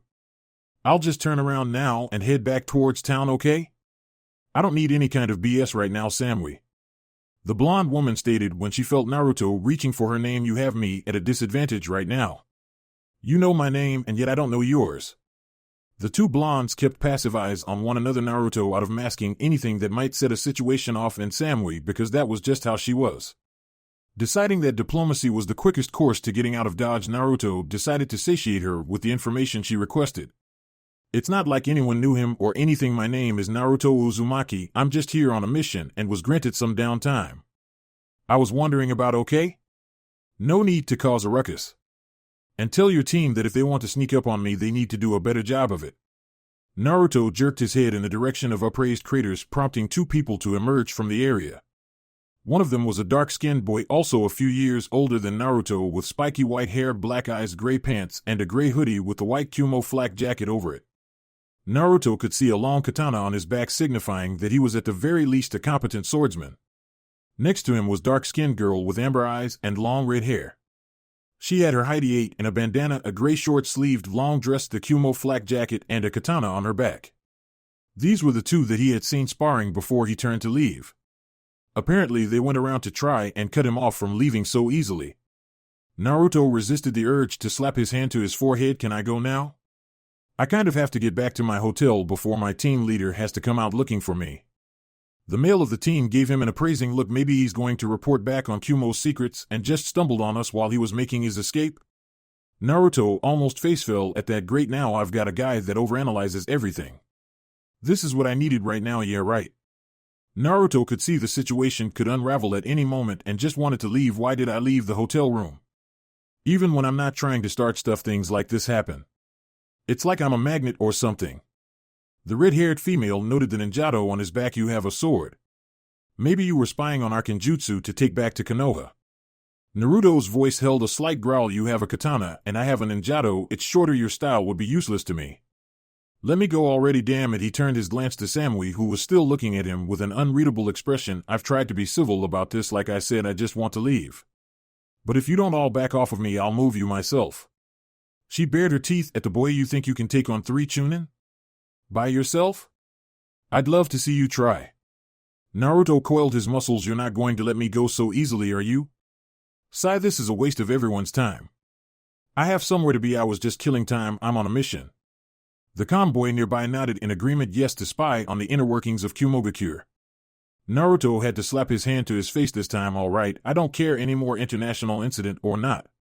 Either get the fuck out of my way and let me go back to my hotel, or I'm going to kick all of your asses and then go back to my hotel. The dark-skinned girl was about to draw her sword when the Kumo blonde walked closer to Naruto and stayed her from attacking with a movement of her hand. Karui Omoi, calm down. She looked the foreigner up and down. You have a very short fuse, do you know that? Naruto gave her a dry look. I'm getting the 3rd degree from people I don't know telling me that I'm doing something that I'm not. And they won't leave me alone. Of course I have a temper. You're all pissing me off. He shrugged. I do actually want to train, but there's no way a foreign ninja here on a diplomatic mission is going to be able to get permission to use the training fields for no good reason. I guess I subconsciously carried myself here. I was just wandering around. Omoi pulled the sucker out of seemingly nowhere and put it in his mouth. What kind of diplomatic mission would a Konoha ninja be carrying out here? Naruto shrugged. How should I know? I'm just the muscle. The rest of my team are with the guy we're protecting. This brought the lifting of a dainty eyebrow from Samui. So you're a ninja sent here on a diplomatic mission from Konoha that just so happened to be let go from the rest of your group. That sounds somewhat familiar, doesn't it? Naruto let off a sweat drop. It did sound familiar because that was basically what Kumo tried to pull on Konoha years ago when they came to negotiate a treaty. One of the diplomats attempted to obtain the Byakugan for their village by kidnapping Hinata in the middle of the night. It was the story that Niji told during the Chunin exams, and it almost resulted in another war when Konoha was still weak from the Kyuubi attack that had taken place 3 years prior.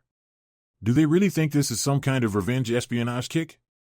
Naruto really just wanted to knock them all out and go about his business, but that would probably make things worse before it made them better. What do I have to do to make you all leave me alone? Seriously, I'm going to get in trouble if I stay here for too long without checking in. Omoi scratched his head and looked at his 2 female teammates. Maybe we should let the kid go. I mean, look at him, he doesn't seem dangerous at all. That scar is a nice touch, but he doesn't look like he can cause any kind of ruckus by himself even if he was lying. Naruto resisted the urge to roll his eyes. Gaara's smaller than me, and nobody says that shit about him. Everybody's on pins and needles around him. Why am I so short? Karui walked around Naruto, taking in his appearance. Just because he can't be anything more than a genin doesn't mean anything. Look at him and his gear. You don't just carry a sword around unless you're pretty good at using it. It doesn't work like that. I can see some outlines of scars on his body through his shirt too. He's dangerous, all right. Samui spoke up. Maybe we should take him in just in case. The 2 others shrugged in agreement and Samui nodded as to confirm their plan of action. Naruto sucked his teeth. This was not what he needed to happen. One day in a foreign village that Konoha wasn't on the best terms with, and he already found himself in what could be a mess. It wasn't his fault, damn it. He didn't do anything. What are you all doing? All eyes turned towards the summit of the slope to see another blonde, this time significantly older than Naruto. He would estimate at least 7 years his senior in this case. Karui's eyes widened as she saw who it was. Yujito. We just found this Konoha ninja snooping around. We didn't know what he was doing here. Naruto scoffed. I told you already, damn it. I was wandering around and ended up here by accident. I'm not repeating myself again. What am I, a damn tape recorder? The woman known as Yujito looked down on the Konoha ninja that the 3 other Kumo Chunin had captured. Take him to the wreckage. Fuck. Fighting was now the stupidest thing he could do.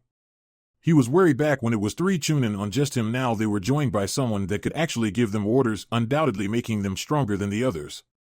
Before, he might have been able to simply kick their asses and maybe disappear until it was time to leave. He really doubted that Hamura would ever ask him along on guard duty anyway, but any kind of fight he engaged in here would be coming down on his head. Being sensible was the only option he could take. There was no room for crazy bullshit ideas to escape that only worked in movies. Fine, whatever. If this will clear everything up, then I'll go. Yujito nodded. Good choice. You couldn't have gotten away. She looked to the other Kumo ninjas. Tie him up. Naruto had his hands bound behind his back by Omoi. This was too much for him, but again, fighting would have ended really badly for him even if he did end up winning. As the boy trailed some of the rope, he tied Naruto's hands without in front and began to walk and attempt to drag Naruto. He felt that there was too much slack in the rope. When he turned around, he saw the rope down on the ground and Naruto rubbing his wrists. Yujito narrowed her eyes as the younger Kumo nin all got into ready stances. Naruto looked at them all coldly. What? It's not my fault he can't tie a knot that I can't break.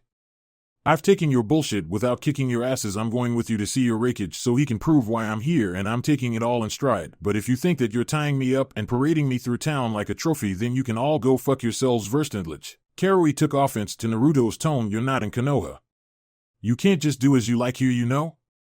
Naruto crossed his arms across his chest. You're damn right, I'm not in Konoha. If I was in Konoha, I would have just beaten your asses the second I knew you weren't going to leave me alone and left you here.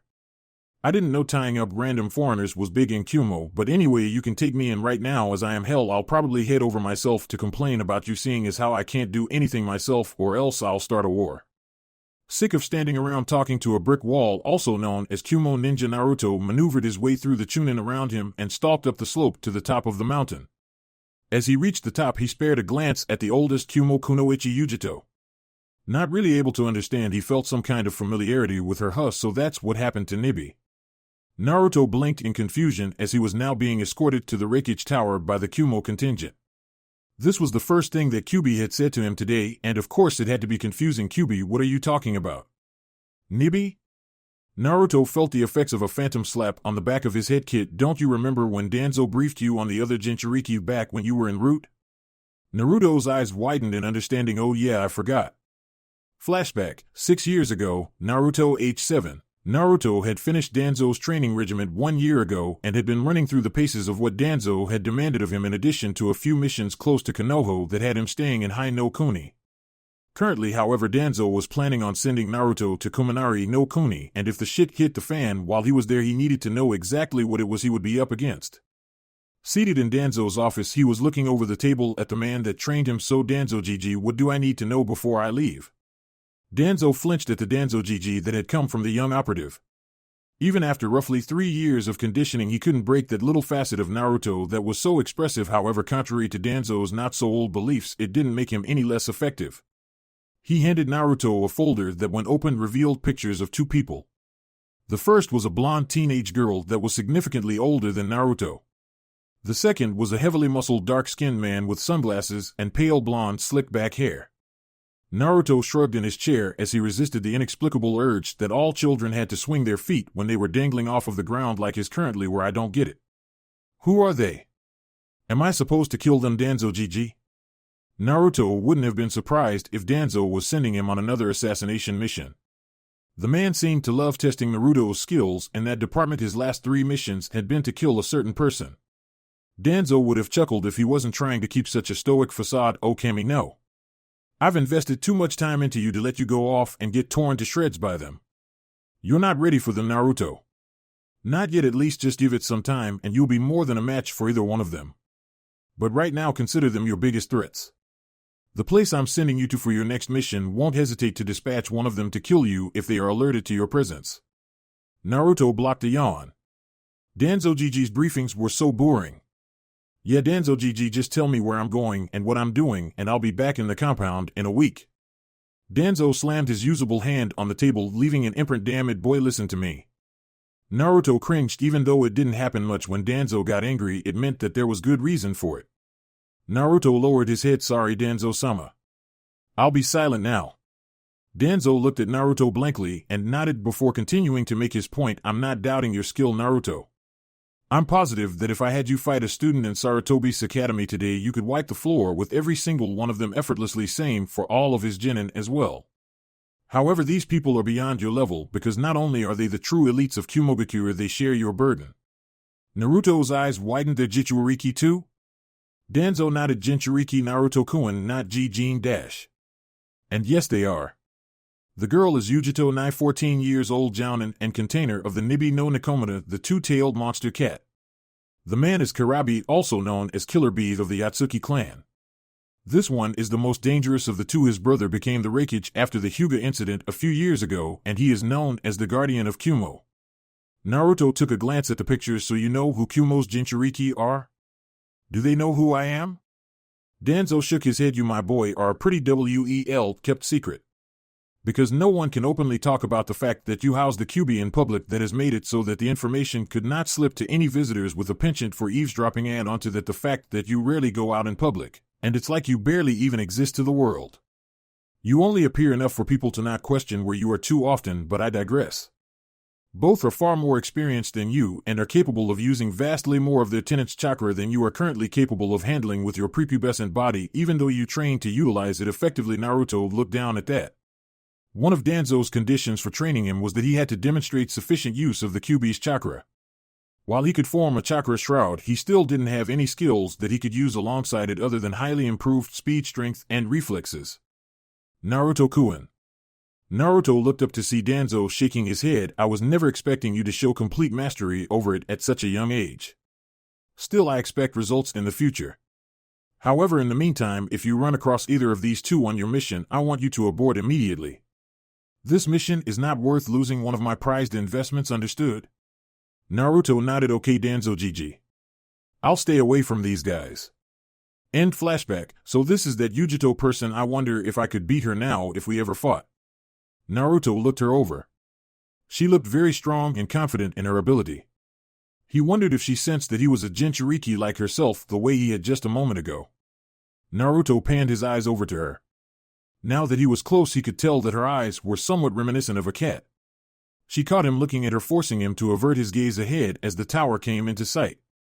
Naruto, guided by his guard, strode into the ground floor of the tower. As they entered, Naruto smirked as he saw Izumo and Kotetsu seated on a couch by the stairs leading up. He whistled over in their direction to get their attention.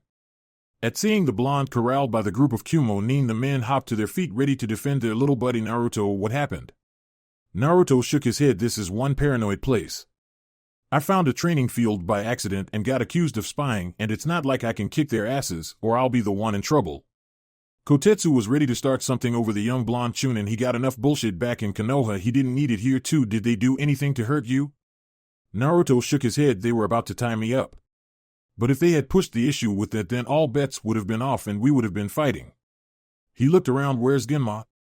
Izumo pointed up. Genma's with Elder Mitokado. He's speaking with the Reikichi's advisors right now. Samui pushed Naruto forward so the Reikichi is free. Good, we can settle this now. Naruto slapped the girl's hands off of him. Hands off. I'd say that this settles what I'm doing here. I mean, this is my team after all. But if you want to continue to make obsessive asses out of yourselves, then by all means let's go. With that, they all went up the stairs and stopped in front of a secretary's desk. After a short word with the woman, they all entered the office of the most powerful man in the country. A massive man seated behind the desk in his traditional Kage robes looked up from whatever was on his desk. Yujito Samui Omoi Karui. What are you all doing here surrounding this Konoha ninja? Karui pushed Naruto forward, causing him to glare back at the girl. You're so lucky that this guy would kill me before I could even get a shot off edgewise, or I would backhand you right here, right now. Omoi shook his head at Karui's upfront abuse of the kid. Samui sighed at her teammate's brash action. Reikichi-sama, we found this Konoha ninja overlooking one of our training sessions. Being that we are trained by Karabi-sensei, we figured he may be trying to steal some of Kumo's hidden techniques, so we elected to escort him here. Naruto snorted. If by escort you mean give me an ultimatum to either fight all of you and get my ass thrown in prison for sure, or be dragged through town like a goddamn prisoner of war, then yes, you escorted me here. The Reikichi shot his eyes to Naruto. Despite the physically imposing size of the man, Naruto still wouldn't give him any tells that he was actually intimidated. I mean, what's the worst thing that could happen? They kill him? The Reikichi rubbed his white mustache. I am the Yandame Reikichi of Kumogakure. My name is a boy. What is your name? Naruto looked at the man in the eye. Naruto Uzumaki Chunin of Konohagakure, no Sato Ninja, registration number 012607. Raised his hand to stop him from talking. Enough, Uzumaki-san. What are you doing in my village? Are you conducting espionage under the guise of a diplomatic mission? Naruto sighed. No, Reikichi-sama. I was bored, so I walked around the village and came across a training field. I tried to leave immediately, but by the time I realized where I was, your ninja had seen me and accused me of spying. I gave him a stern look. And were you? Naruto flicked his ninjato on his back. I couldn't use your style anyway. Honestly, I got lost on the road of life. Meanwhile, in Konohagakure, Kakashi turned his attention from the memorial stone to look up at the sky. Kakashi uncharacteristically pumped his fist in the air in victory. Yes, I finally got one of them. Back in Kumogakure, Naruto felt a shiver go down his spine. I just made someone very happy just now. Going off in his own world for just a moment, he was asking himself what he could have done to warrant such a feeling. Eventually, the Kumo ninja noticed his lack of attentiveness at the current proceedings. Karui walked up and poked the boy on the shoulder. Hey, listen to Reikichi-sama. I don't know how things are done in Konoha, but here we listen to what our Kage has to say. This did nothing to spur Naruto from his line of thought. Hello, Kumogakure. Slapped his hand to his forehead. The man has no sense of timing. I swear the doors to the office were blasted open as an exact copy of the photo Naruto had been briefed on in his adolescence burst through the doors. He walked past everyone in the office and right up to the Reikichi's desk. Yo, big bro. Hachibi-sama is back from his latest mission.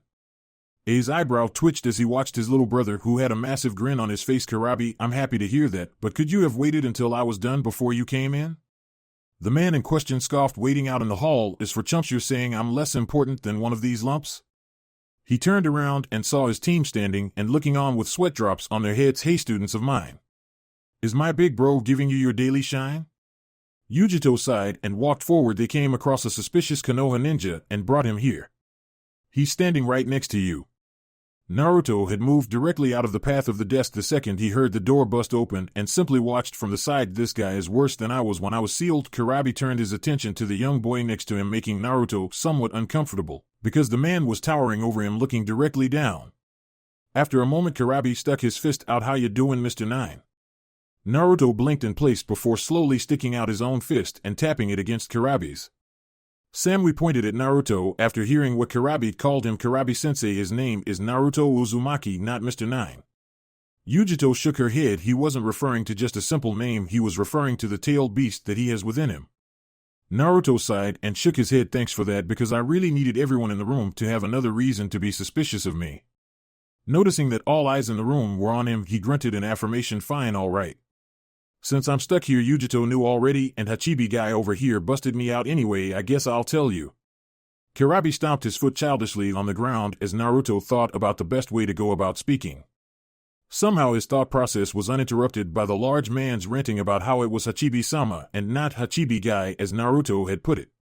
Eventually he figured the best way to explain himself to the room of people and tuned into Kurabi's rant that he figured was directed at him when he noticed that he was looking at him and that everyone else looked like they wanted to strangle the Hachibi Jinchuriki for not shutting up. Naruto, however, had not been listening to a single word that had been said and was forced to say the only thing he could in this situation. I'm sorry, did you say something? Another shiver went down his spine. I'm making someone's day right now. The silence permeating the room after that was unnerving. What? The stares from everyone around him was starting to piss him off. What the hell is wrong with you all? Did I say something wrong? Omoi pointed lamely at the blonde boy. Yu ignored him. Karui followed up. No one ever does that ever. Getting tired of the odd looks he was getting and seeing his opportunity to leave staring him right in the face, he began to slink towards the exit. Okay, well, if anyone still wants to speak to me in a less hostile environment, I will be staying at the hotel that the Konoha dignitary is in. Goodbye. By the time he made it back to his hotel room, it was nightfall, and Naruto was not looking forward to getting his butt chewed out by Genma once he caught wind of what had gone down today. As he entered the room, he saw Genma laying back on his bed, seemingly relaxing. Have a good time out there? Naruto glared half-heartedly as he sat on his own bed. Whatever Izumo and Kotetsu told you, I would just like to say that it was 100% not my fault. Genma chuckled. Now do you get what I meant when I told you to stay out of trouble? You're like a magnet for stuff like this, kid. I've read your file. The stuff you did in 1 year as a ninja most people don't get close to touching until their 3rd year at least. Just the sheer amount of troublesome situations you get yourself into could have been stretched out to 2 years when compared to someone else. It's no wonder you're strong. If you were weak, you'd have died after the first incident. Naruto lay his head back on a pillow. I almost got into a fight with 3 Kumo ninja today that accused me of spying. Me? If I wanted to spy on them, they never would have known about it. He turned serious. They know about me and the Kyuubi. Genma's sunbond fell from his mouth. Are you sure? How could they find out about it? Naruto looked up at the ceiling blankly as he spoke. I met both of Kumo's Jinchuriki today. Both of them could sense that I was one too, and they called me on it in front of the Reikage. Genma bit his lip. That's not good. They might use that in negotiations tomorrow. Naruto gave him an odd look. Who cares if they spread it around that I'm Konoha's Jinchuriki? Yes, it's a shame that the secret finally got out, but hey, 13 years is a long time to keep a secret like that from the majority of the world. Tell old man Hamura not to worry about it too much. Tell him to act like it doesn't bother Konoha that the secret is out. Honestly, it doesn't bother me. Genma gave the boy an odd look. So you don't really care that your entire generation will learn that you house the Kyuubi? Not even if they turn away from you or hate you for it. Naruto gave a bored look to him. I've already alluded to 2 people at least that I have the Kyuubi in me. The second the news comes out, things will be clearer to a whole lot of people. Hell, I may just ask Tsunade-ba-chan to just flat out tell everyone in the whole village. I mean, what do I have to lose? No one my age can kill me if they do take the news wrong, and it couldn't make the adults feel any differently about me, could it? They already knew, and however they treated me beforehand wouldn't change if the news was open for everyone to know. Genma shook his head. You're a ballsy kid. Naruto smirked. So I'm told. The next day, Naruto was sitting on the roof of the hotel meditating. Since he was once again prevented from accompanying Hamura to the meeting like the rest of his team and he couldn't actively train, he took it upon himself to meditate and get more in touch with what he liked to call, much to the Kyuubi's chagrin, his furry side. Inside his head, he found himself in the familiar bedroom of his apartment and went searching for his giant demon of destruction. Looking outside, he saw the massive fox sunning itself of all things. Shaking his head, he made his way down and cleared his throat to get the Kyuubi's attention. The demon cracked open one eye to look at its jailer. Are you serious? I gave you free rein to create stuff to hunt, do whatever you want with my mindscape. Citizens, wreck any of the buildings in here that you want, basically to blow up anything and everything you want, and you're sleeping?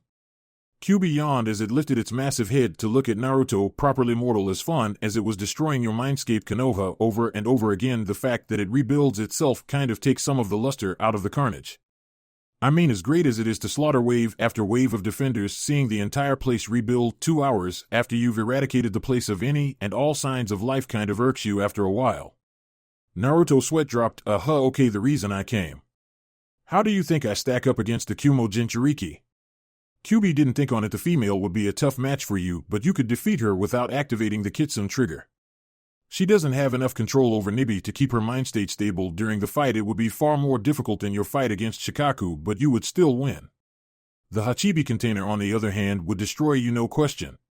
He has full access to his Biju's chakra and perfect control over it. Even if you activated the Kitsune trigger or went to your limit of my chakra that you could use, he would go straight to 8 tails and tear you apart. Do not fight him ever, no matter what. Naruto grumbled. I still can't win. I've got to be the worst Jinchuriki in the elemental nations. I might as well be a regular person for all the good that using your chakra does me. This guy has full control, and all I can handle right now is 3 tails worth without going insane with bloodlust. Naruto had tried pushing himself to his absolute limit a few days before leaving on this mission. He cleared it with Tsunade first and went deep inside the forest of death in case things got too tense. Good thing he did too, because he flipped out at 4 tails and went on a rampage, slaughtering any animal stupid enough to try and take down the boy. He didn't remember how he settled down, but he did smell the presence of one of Tsunade's umbu after he woke up. Kyuubi sighed and snorted, blowing Naruto back a few feet. You are far from a weak container kit. The other Jinchuriki have natural advantages over you due to the amount of time they have had with their demons. You are 13 years old, have been training to utilize my chakra since you were 5 and were forced to stop at the age of 8 for over 4 years. To get full mastery over 3 tails of my chakra and technically 4 years of training is a feat that I don't think any other Jinchuriki can claim to make, since they began training around the same age, if not older than when you began. Naruto nodded to the 9-tailed demon. So anything you need while I'm here? Anything you want me to tweak about my mindscape? Kyuubi batted its tails lazily, other than saying that I want you to release your memories so I can watch your old missions. No, not really. Get out of here, kid. Rolling his eyes, Naruto grumbled that it was his mind, bringing a fanged grin to the fox's face before the blonde faded from his mind. Naruto suddenly reached out and grabbed a hand that was reaching for his face. Don't do that, please. He opened his eyes to find the team from yesterday looking at him with the red-haired girl's hand in his grasp. What are you guys doing here? Is meditation against the law for visitors now too? Karui ripped her hand from his grasp. Why did Karabi-sensei tell us to come and find this guy and talk to him? He doesn't seem special at all. Omoe walked up and looked at Naruto, who was still seated on the roof. Didn't you hear yesterday?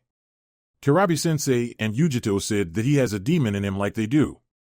I'm really glad he didn't try to fight us yesterday, or we might be in the hospital right now. Naruto wanted to get up and walk away. He saw nothing good coming out of this when Samui, the blonde girl around his age, spoke. We would like to spar with you, Uzumaki-san. Naruto let a small smile cross his face. Oh ho, so you remember my name from yesterday, do you?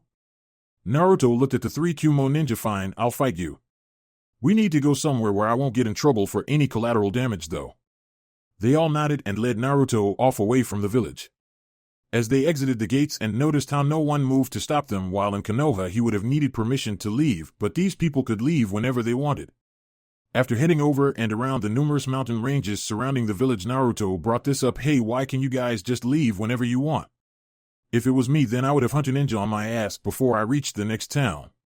Of course that may partly be because I'm a Jinchuriki. Omoe answered for him. We're trained by Karabi-sensei. He doesn't live in the village, and when we were Jinin he got sick of having to come and get us every day for training, so he got us permission to leave of our own, well, mostly so we could come to him instead of him coming to us. Naruto nodded. So where are we going anyway? We have to be at least 15 miles out by now. We're almost there. We're heading to where Karabi-sensei lives and trains. Unrikyo, Valley of Clouds and Lightning. Omoe pointed down as they reached the summit of another mountain. It was a relatively large place with a series of tall peaks coming out of a large body of water.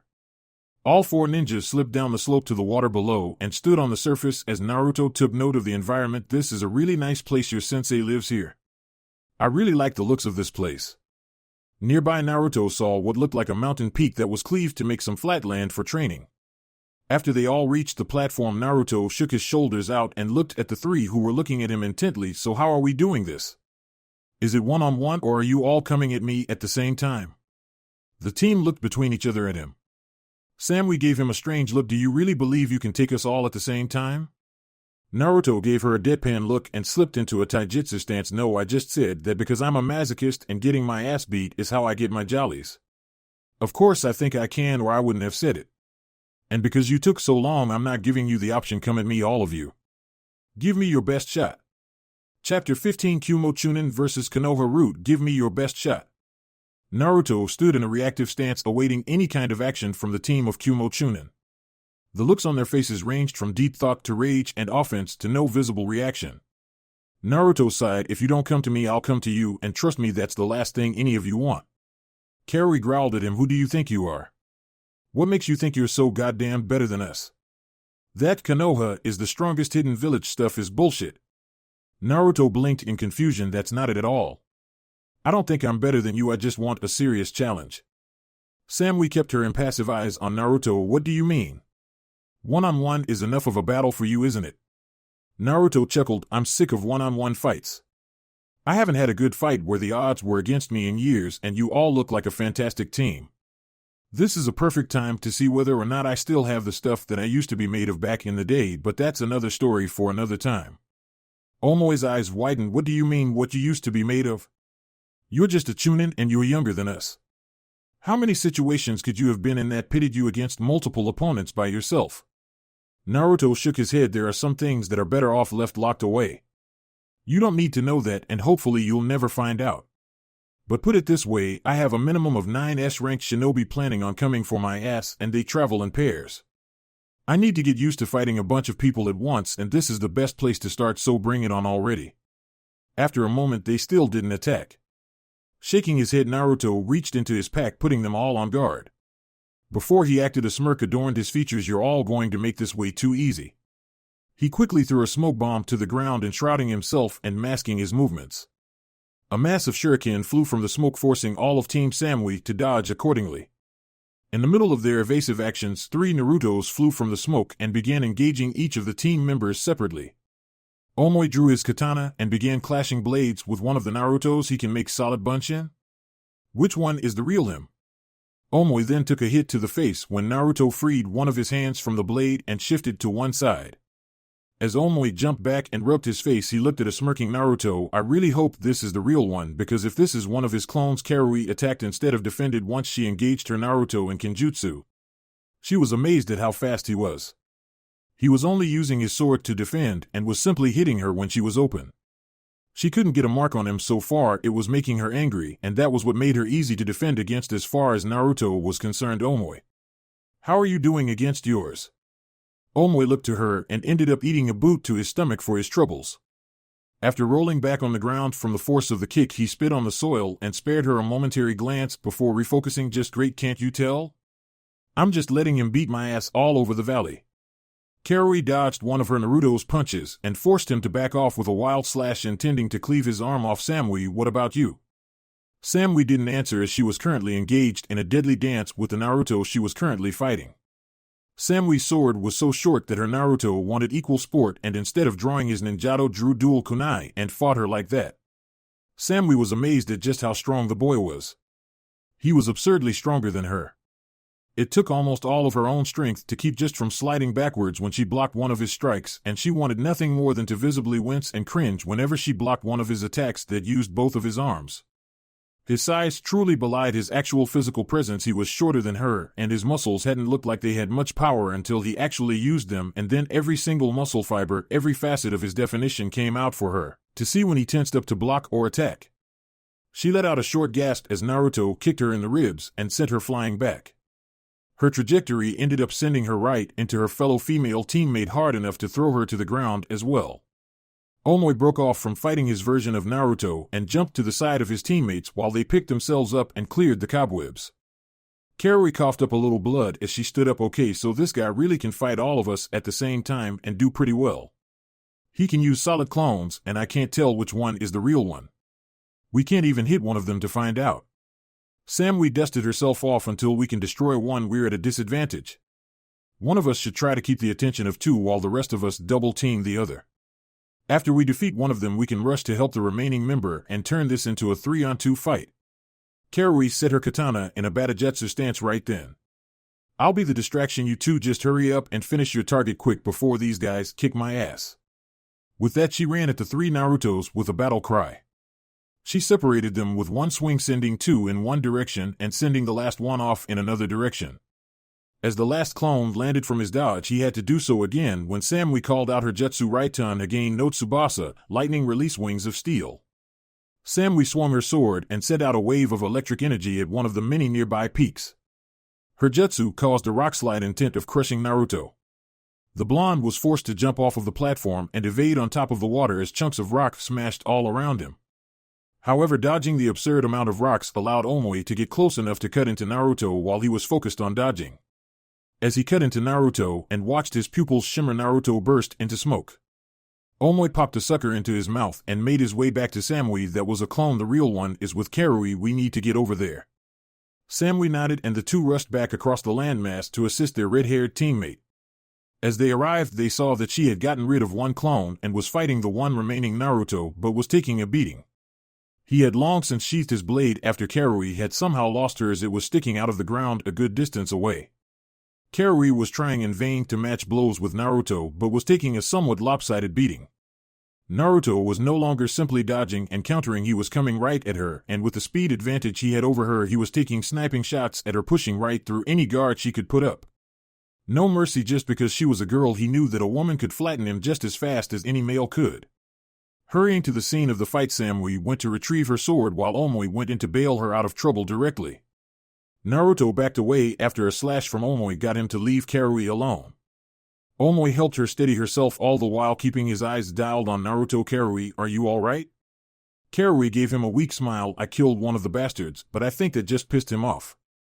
Samui arrived alongside them and handed Karui her katana back. I needed this. She righted herself and stood on her own power. This guy isn't even using his demon's chakra, and he's been beating the crap out of us. He wouldn't go that far in a spar, right? Samui held out her short blade. He shouldn't, but it shouldn't matter. Karabi-sensei has used the Hachibi's chakra against us, and he is far more powerful than Uzumaki. Naruto must have heard this and taken offense to it because he immediately came rushing in, ninjato drawn back for an attack. Samui took the brunt of the attack as she stepped out and defended for her team while Karui and Omoi flanked him and attempted to cut into him. Naruto let one hand off of his sword and drew a kunai to block the two other Kumonin's blades. Currently stuck in a deadlock, it amazed all of Team Samui how this boy was able to hold all three of them off all by himself at the same time. As the sliding of metal was the prevalent noise in the valley, a low hissing noise could be heard. Omoi immediately knew what the sound was, but he couldn't believe it. No way, no one's that insane. Naruto grinned maniacally as on the front of his shirt there was an explosive note burned almost all the way through. His grinning face mouthed the word boom as Omoi and Karui stopped their attack on Naruto and rushed to relieve Samui from Naruto's attack, pulling her away and sprinting swiftly from him as a massive explosion rang out, engulfing Naruto and shocking his opponents. Karui's eyes widened as the flames died down, leaving a small scorch mark on the ground. He blew himself up. Omoi had bitten down on his sucker and spat out the stick. This guy is crazy. Even if that was some kind of trick, that explosion was real, he could have blown himself up. Samui kept her eyes peeled for anything, not believing the fight was over just like that. There was no way it was that easy. Who blows themselves up in a spar anyway? No, he was still around, but where? Chuckles were projected throughout the valley as all three members were looking frantically for Naruto. Congratulations. You beat my team of Kagebunshin. Panting came from the team as they craned their necks about trying to identify where Naruto was. They had just been beaten down by mere Kagebunshin, not even with the real one mixed within. He hadn't even shown himself since the fight started. They all went back to back in order to search more effectively, but still could find nothing. Karui yelled out, hoping to get him to expose himself. Come out and fight us, you coward. After a second his voice was heard again. Now why would I want to do a thing like that? It's 3-on-1. Who attacks head on when it's 3-on-1? Besides, it's a ninja's job to fight from the shadows. While I myself enjoy a good fight every now and then, I love it when my opponents never see me coming just as much. It means I'm actually doing my job the right way. The valley went silent once more as a subtle amount of killing intent washed over them from Naruto. Not enough for them to choke on, but enough to make them believe that if they couldn't find him they would pay dearly for it. In other words, just enough to make them panic.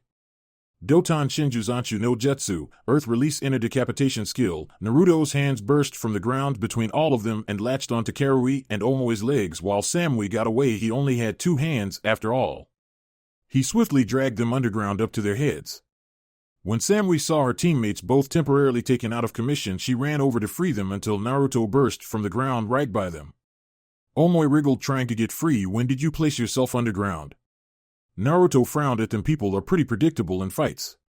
Whenever there's a definite center of the fighting area, people love taking the center of it. I set the jutsu up the moment I made clones in the smokescreen. All I had to do was wait for you to beat them all because I knew you'd take the center of our platform while you looked for me afterwards. He kneeled down and patted Karui on the head, pulling his hand back before she bid him I should pat myself on the back. I've never even been here before, and I was still able to use the terrain to my advantage in order to manipulate the battle. Karui smirked at him. We're not done. Raiton Enryu Jizaitai, lightning release body of electric flow.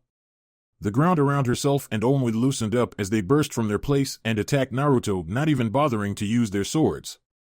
Omoe went low with a sliding kick while Karui ran at Naruto high lariat. She lashed out at Naruto with her entire arm, attempting to take out his head with her bicep. Naruto took a chance and ducked low, launching himself at Omoe, leading with the crown of his head crashing into the boy's face as he slid towards him. The two rolled forward with Omoe landing on his feet and Naruto ending up on his back holding onto one of Omoe's arms. While he held a grip on the white-haired boy, pulling him in as he shot an upkick at his face, nailing him right under the chin. Omoe stumbled back, but Naruto kicked up off of his back high into the air to deliver a falling haymaker to Omoe's face before he could recover. Naruto knew that he had hit Omoe perfectly on that shot as he felt the boy go limp the second he made contact. 1 down. Karui went back to where they had burst from the ground and tried to retrieve her sword until a sharp kick to her back sent her flying on her face.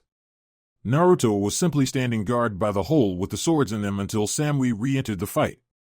Her short sword cut him on his arm, forcing him to curse himself for not being more attentive to his surroundings. He was fighting multiple opponents after all. Samui wasn't allowing him to reach for his kunai to fight back like he did before, so it was a strictly dodging game for the boy. He grimaced sharply as shuriken embedded themselves in his back, and that painful distraction led to him taking a cut across his chest before he could back away. Naruto got some space and got the 2 girls in his sights, sighing as he dabbed at the slash on his chest. I like this shirt. Why do my shirts always get cut to ribbons when I fight people with swords and sharp things? Shrugging to himself when he didn't receive a response, he saw Karui moving for her katana again. Seeing Samui move to watch her back while she went for it, a little misdirection was called for in this circumstance. Naruto made 7 Kagebunshin and handed off kunai from his own pouch to them all. 3 of the Kagebunshin chucked the weapons at Samui, forcing her to dodge aside, while the other 4 threw them at Karui, who took refuge in the hole with her sword in it. She smirked as she re-emerged, but the smirk died when she saw the sadistic one gracing Naruto's face. Both girls saw him attempting a string of hand signs.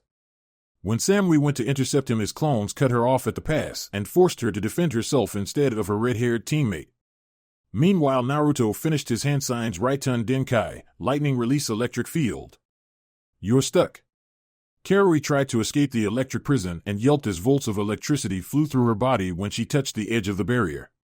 She looked over and saw Naruto's clones, who honestly couldn't engage Samui for long in direct combat, keeping her on her toes and preventing her from stopping Naruto, who had to remain stationary while holding the final hand sign.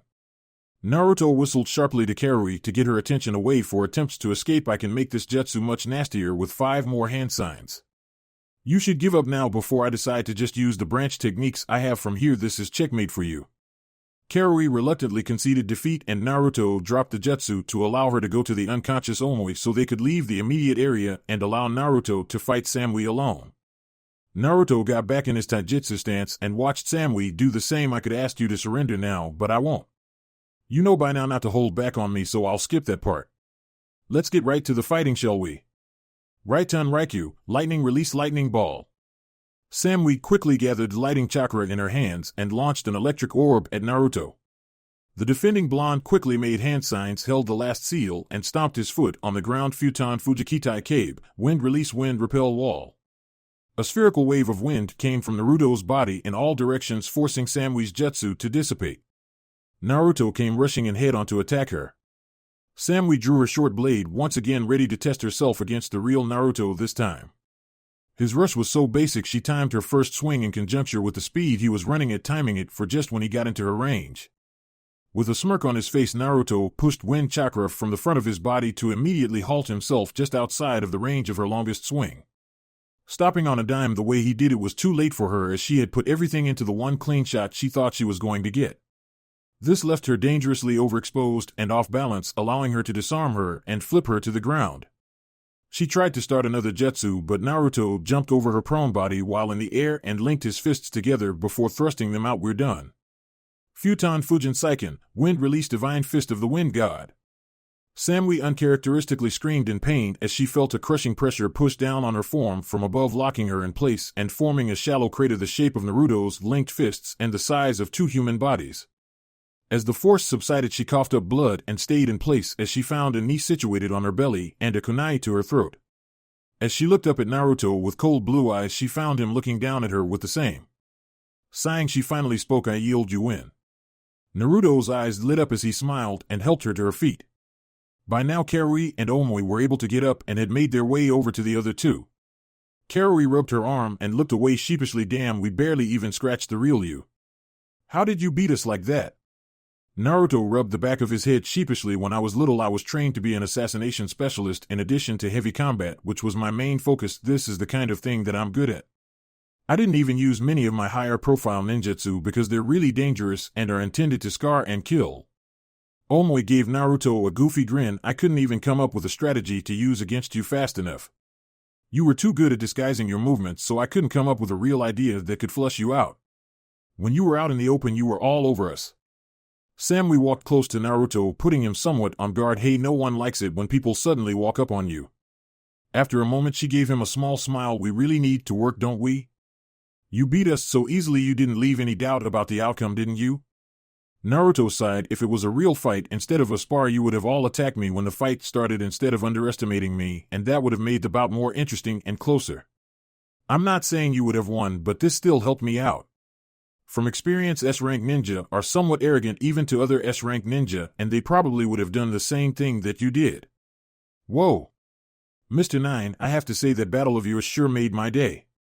Naruto involuntarily twitched as a familiar voice from yesterday rang out from the peaks surrounding their ring. Naruto turned to Samui with a slightly perturbed look. "Ugh, I knew he was watching this the entire time. I could feel him. Why is he here?" Samui raised an eyebrow at the actions of the one who had just defeated her entire team. "Omoi already told you. Kirabi-sensei lives here. It's not that hard to believe that he saw the fight. His home is right there." Samui pointed up at the house that was seemingly dangling from one of the peaks. Kirabi shunshined next to all of the younger ninja and clapped Naruto on the shoulder. "I had to pinch myself like some kind of dream. I thought there was no way that you'd beat my team." Naruto's twitch became more pronounced. "Please stop rhyming." Kirabi ignored him, grinning the entire time. "No can do, Mr. 9. The Killabi can't fight the rhyme." He turned to his team. "Now that you all saw how this kid came to play, what did we all learn today?" They all took this as a normal occurrence while Naruto wanted to bash his head in with something blunt. "Don't start a war, don't start a war, don't start a war." Omoi looked at his sensei. "Don't judge a book by its cover. We all thought that because he was younger than us we were stronger.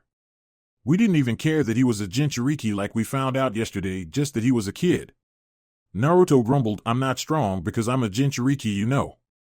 It helps, but I'm strong because I damn near killed myself almost literally for years to get this good. I'm not even that good at using my Biju's chakra. That was all me just now. The Kyuubi always said he wouldn't tolerate a weak container." Naruto looked up at Kirabi. "The Kyuubi also said to stay the hell away from you in a fight because you would completely smash me the second I turned it into a Biju pissing contest. You have unrivaled control over yours. I can only handle 3 tails worth of Kyuubis without going insane." "Sai, why did I say that out loud?" Kirabi's grin widened when Naruto admitted that to admit that kid your balls area made of brass. "Acknowledging that I can kick your ass." Naruto frowned at him. "You're older than me by like 20 years. You have at least 30 years of experience with yours.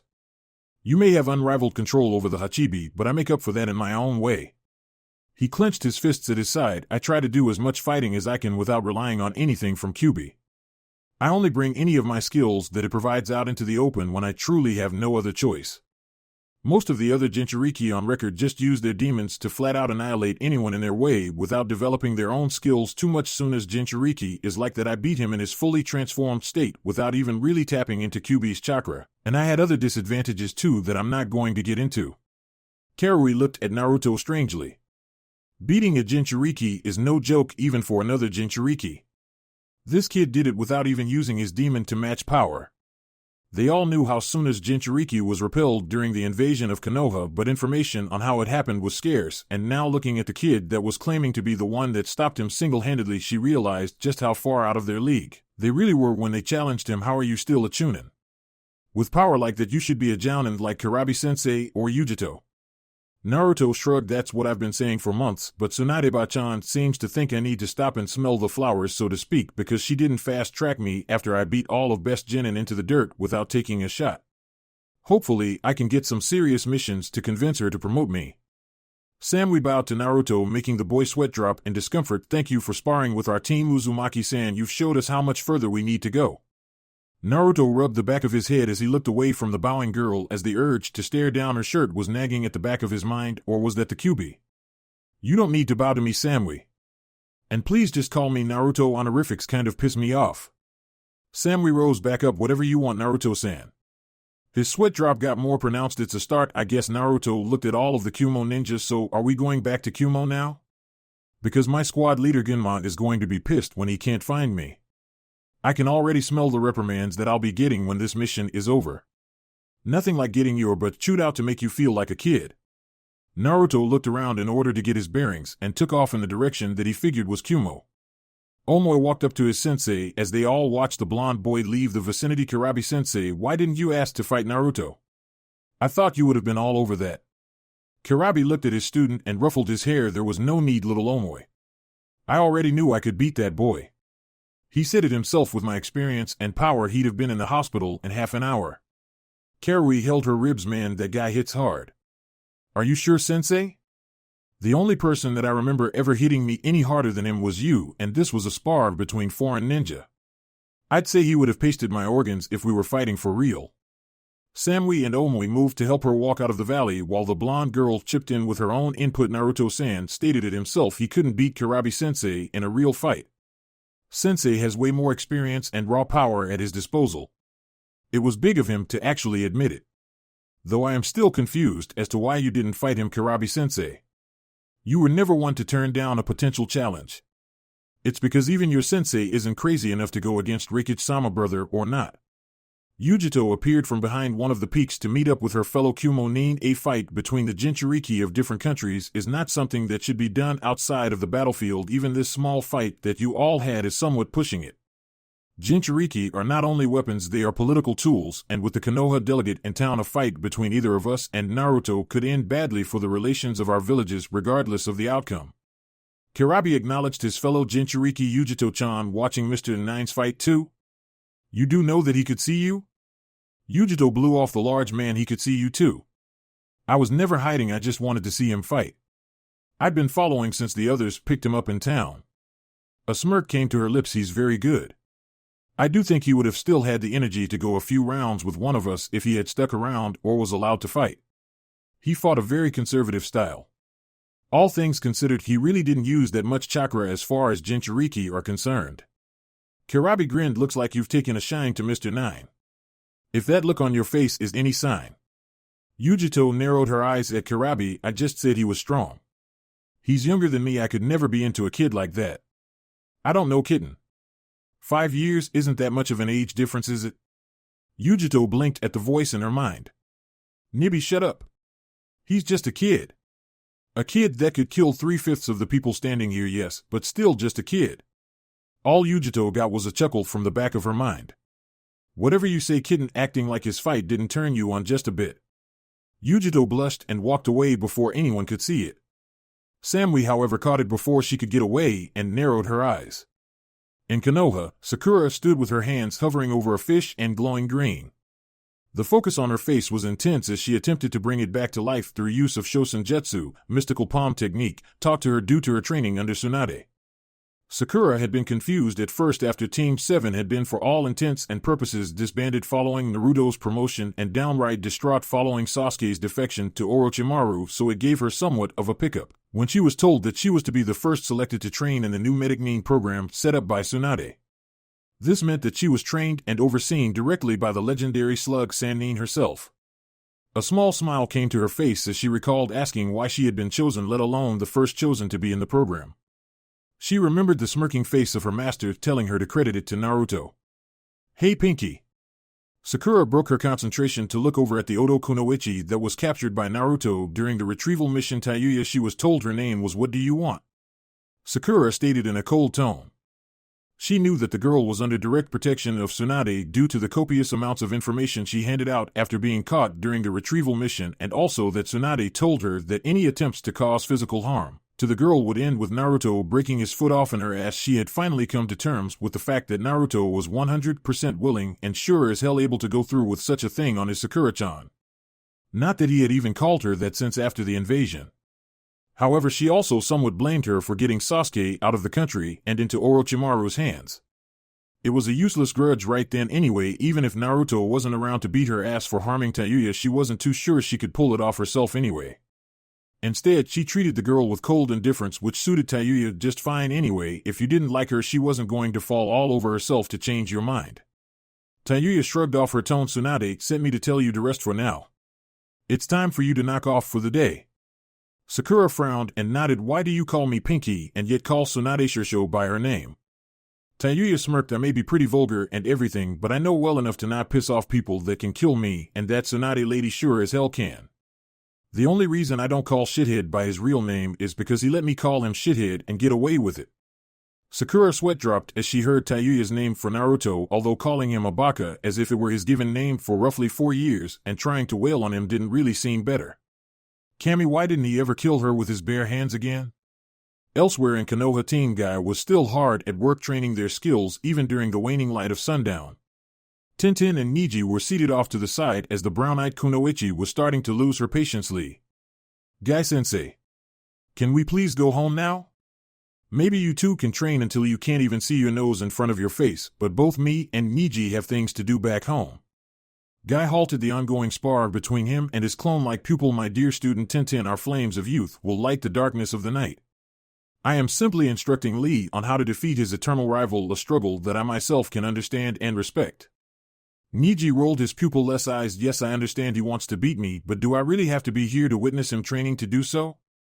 Lee, who was stuck in his stance waiting on Guy, blinked blankly and stood straight up. "I am sorry, Niji-kun, but despite my desire to overcome you in battle, you are no longer my rival." Niji almost dropped his jaw in shock, but his Hyuga stoicism kept him from breaking into joyous dance and jinxing himself. "Really? Who is your rival now then? Do I know him?" Lee's eyes burned with literal fiery intensity. "Naruto-kun. The way he simply defeated you all effortlessly and dispatched an opponent that I myself was being overwhelmed by when he interfered. He even made defeating Sasuke-kun look easy even while he was under the cursed seal's influence. He is truly the measuring stick of which I will need to compare my flames if I ever want to achieve my goal of being a splendid taijutsu using ninja."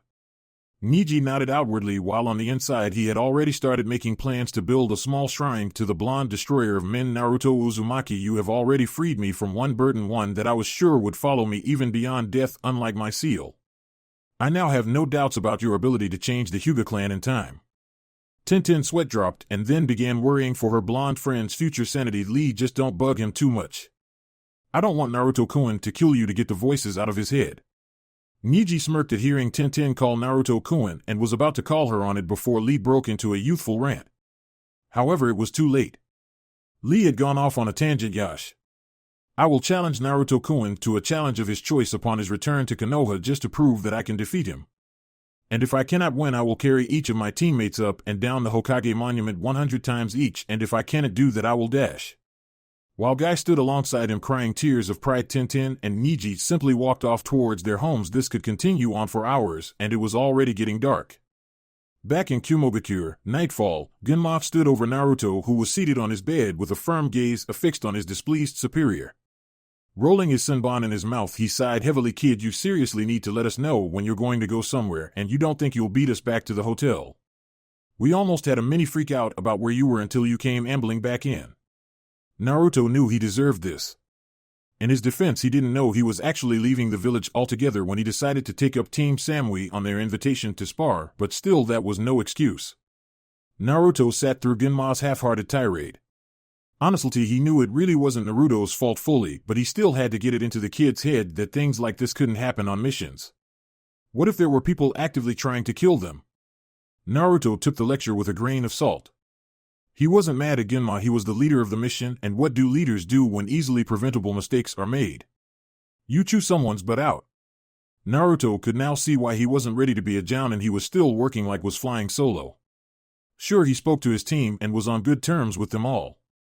He listened to them seeing as how they were his seniors and wouldn't go against orders from them, but he was still used to being left to his own devices, doing things at his own pace and in his own way, things like that. When it came to actual team situations, not even his dope self had much experience. When Team 7 had missions, things ended up with them usually doing their own thing, and doing their own thing usually ended up with Naruto being by himself, very little teamwork utilized. Oh well, he had plenty of time to fix that now that he was in a situation where he could learn about it. Genma sat down on his bed and sighed, "Kid, you are just a massive headache. This whole thing was supposed to be like a giant vacation, and now I'm playing den mother to your twisted ass." Naruto rolled his eyes. "Sorry for being different, Genma. I suppose you'd rather I be a cookie-cutter design ninja aka cannon fodder, or a loud punk with more mouth than skill." The Tokubetsu Jounin smirked at Naruto. "I don't know, kid, you seem to have a lot of mouth to me." In return, Naruto grinned at him. "I never said I didn't.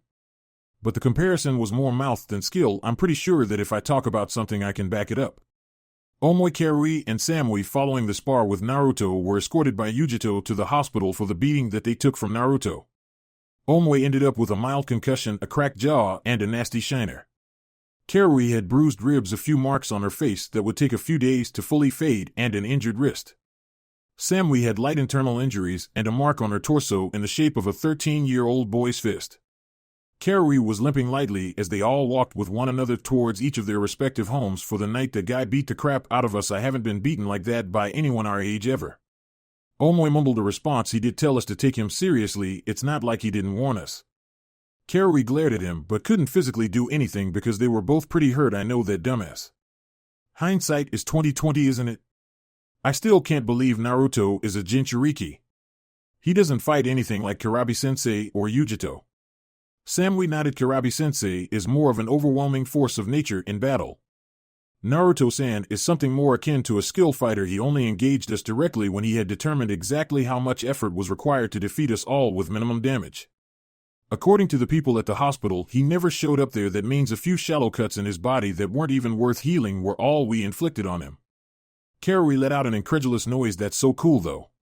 He's our age and he's just like Karabi-sensei without the lame-ass rapping." Omoi mumbled through his jaw. "He's still not stronger than Karabi-sensei though. Do you think he could put up a fight against Yujito?" Samui smiled lightly. "I don't know. He's pretty cool though." Karui's jaw went slack at her female teammate's statement. "As Samui, he's 2 years younger than us. And he's not even from this country, he's from Konoha. How can you think anything like that about him?" She shrugged and rolled her shoulders. "I can think what I want about him. Who cares how old he is? That kind of thinking is what got us beaten so thoroughly in the first place, remember?" As they arrived at her house, she started to walk towards her front door. "I wonder if he's any good at giving massages." Karui stared at Samui as she went inside. "She's not serious, right? She's joking, isn't she?" Omoi shook his head and patted her on the shoulder to get her to move along. Nearby, however, a middle-aged man with black hair wearing a Kumo Hideate stopped and looked at the young ninja, having eavesdropped on their conversations, and clenched his fists in anger. Several hours later, due to a lull in the meetings, Hamura instructed his guards that they were free to do as they wished until he called for them, be it in a few hours or a few days. Well, Kotetsu and Izumo were banking on a few days, seeing as how they bragged loudly to Genma, who decided to join them and Naruto about how they were going to go get loaded and laid later that night. Naruto simply gave them a simple glance and stated in a deadpan voice that if they had to brag to a 13-year-old kid about possibly getting some, then there was something wrong with them. The two Chunin slinked out of the room with a proverbial rain cloud over their heads amid much laughter from their squad leader. This, however, did not prevent them from heading out and making an attempt, but Naruto had to make one more crack. "Going shopping for the gift that keeps on giving, are we? Well, just remember, soak your balls in rubbing alcohol at the end of the night. It kills stuff like that." And stay the hell away from me for a week. If I catch something out of simply being in your presence, I'll kill you both. Genma waited for the two to leave before raising a questioning eyebrow to Naruto. Will that shit really work? Naruto snorted in amusement. Fuck no, but I guarantee that their drunk asses will try it later and will know when they do, trust me. But I digress. Naruto had long since retired for the night without imbibing in the alcoholic influences of nighttime, living the way his teammates were out and about in an attempt to do. After fighting an entire team, no matter how little damage you take, the adrenaline from the fight will end up making you somewhat tired after the fight, and thus the young blonde had no qualms about heading straight to sleep after being left alone for the evening. Kenta Marekio had to watch as Kumo backed down from war with Konoha during the Hyuga incident 8 years ago. While a lot of Kumo's higher-ups were upset that the plan failed and most of the general population were pissed off at the higher-ups for almost forcing another war. However, this held different water when it came to Kenta, as it was his older brother that had been sent over to go through with the plan. Kenta had accompanied him and had been promised that it would be a cakewalk, as he didn't have to actually bring down a full-grown Hyuga. All he had to do was kidnap one of the little girls to bring back, and for lack of a better term, breed. Too bad for him, the little girl he took was the daughter of the clan head, and the clan head came looking for him and he kicked his ass and killed him. So when Kumo pushed for Hayashi Hyuga's death and his body to be sent over to Kumo, he felt his brother had actually died for something, until he realized that Kumo had been gypped and that they were sent to branch Hyuga Hayashi's brother instead. Kenta was enraged that Konoha had fleeced the village that way. He held his grudge long after anyone else from Kumo dropped theirs, and when he learned from those kids that Konoha's Jinchuriki was here, he had to take this chance to cripple the village that held his hatred. It was excruciatingly easy to find out which hotel housed the Konoha group. Everyone knew that they were there by now, so there was no real secrecy about their presence. Hell, even finding their hotel rooms were simple. The only one he couldn't get access to or info on was the VIP room, which was okay with him. He wanted the Jinchuriki. Picking the lock was child's play, and upon entering the room he grinned as he realized that there was only one person there. In the moonlight he saw a small blonde boy, but upon seeing the whisker marks on his face he brandished his kunai and stalked forward. Time to take a shot at Konoha. As he moved the kunai towards the boy's neck, the boy's hand shot out and held his hand in an iron-like grip. Yeah, don't do that. Naruto's eyes slowly focused on the man standing over him. Hello, assassin. Not what you were expecting, am I? The man couldn't draw his eyes away from the stone-cold blue eyes that seemed to bore into his brain. Trying to pull his kunai away from the deceivingly strong boy, he tried to stall. How did you know I was here? Naruto huffed through his nose and broke the man's wrist, forcing him to drop the kunai. You tripped my wire. He motioned his eyes to a wire wrapped around his finger set up in front of the doorway and by the window. Now let's kill you and be done with it, shall we? The man hissed in pain and cocked his other fist back to slug the brat in the face before he ended up catching a bare foot to the face that sent him flying back into the door of the room. Naruto stood up in a crouch on his bed and smirked at the man. You're so fucked, I'm telling. Naruto said in a childish way before fleeing through the open window. The man growled and gave chase. If that little bastard actually made it to the Raikage office, he was dead. It wouldn't matter that his brother was so highly ranked before his death, as the current Raikage was against the entire plan altogether back in the day. It was common knowledge around the ninja population that the man was almost fanatical when it came to his hatred of Konoha, so it could be easily stated that he tried to kill their Jinchuriki. As he ran across the rooftops, the Kenta panicked. He gave Naruto at least 10 good seconds to disappear before he gave chase. Whether he knew it or not, 10 seconds was 7 seconds too long to give Naruto when you wanted to directly capture him. Cursing at himself for his own stupidity to allow the boy time to get away, he attempted to head straight to the tower to cut the boy off at the pass. When he reached near the tower some odd 5 minutes later, he grinned to himself. The boy hadn't arrived, or else the alarm would have been sounded, and a chuckle almost came from his throat as he saw the boy land nearby on the same rooftop. Looks like you're not too fast, boy. Naruto grinned sheepishly at the man. I guess not, huh? Oh well, it's not important how fast I go anyway. Kenta gripped a kunai in his unbroken hand. Oh really? So I'm guessing with talk like that you don't mind if I kill you. Naruto shook his head, grin still in place. Well, I don't know what you want with me, but I don't care if you kill me. He saw the man coil to attack because I'm just a motherfucking decoy. Say cheese. Naruto pointed off to the side where another Naruto smiled and burst into smoke. Meanwhile, elsewhere, Naruto had found the mansion of the Atsuki clan and was already inside, having been invited inside by a quickly after being surrounded by ninja, and was currently seated in his study. Well, he definitely had intent to end my life.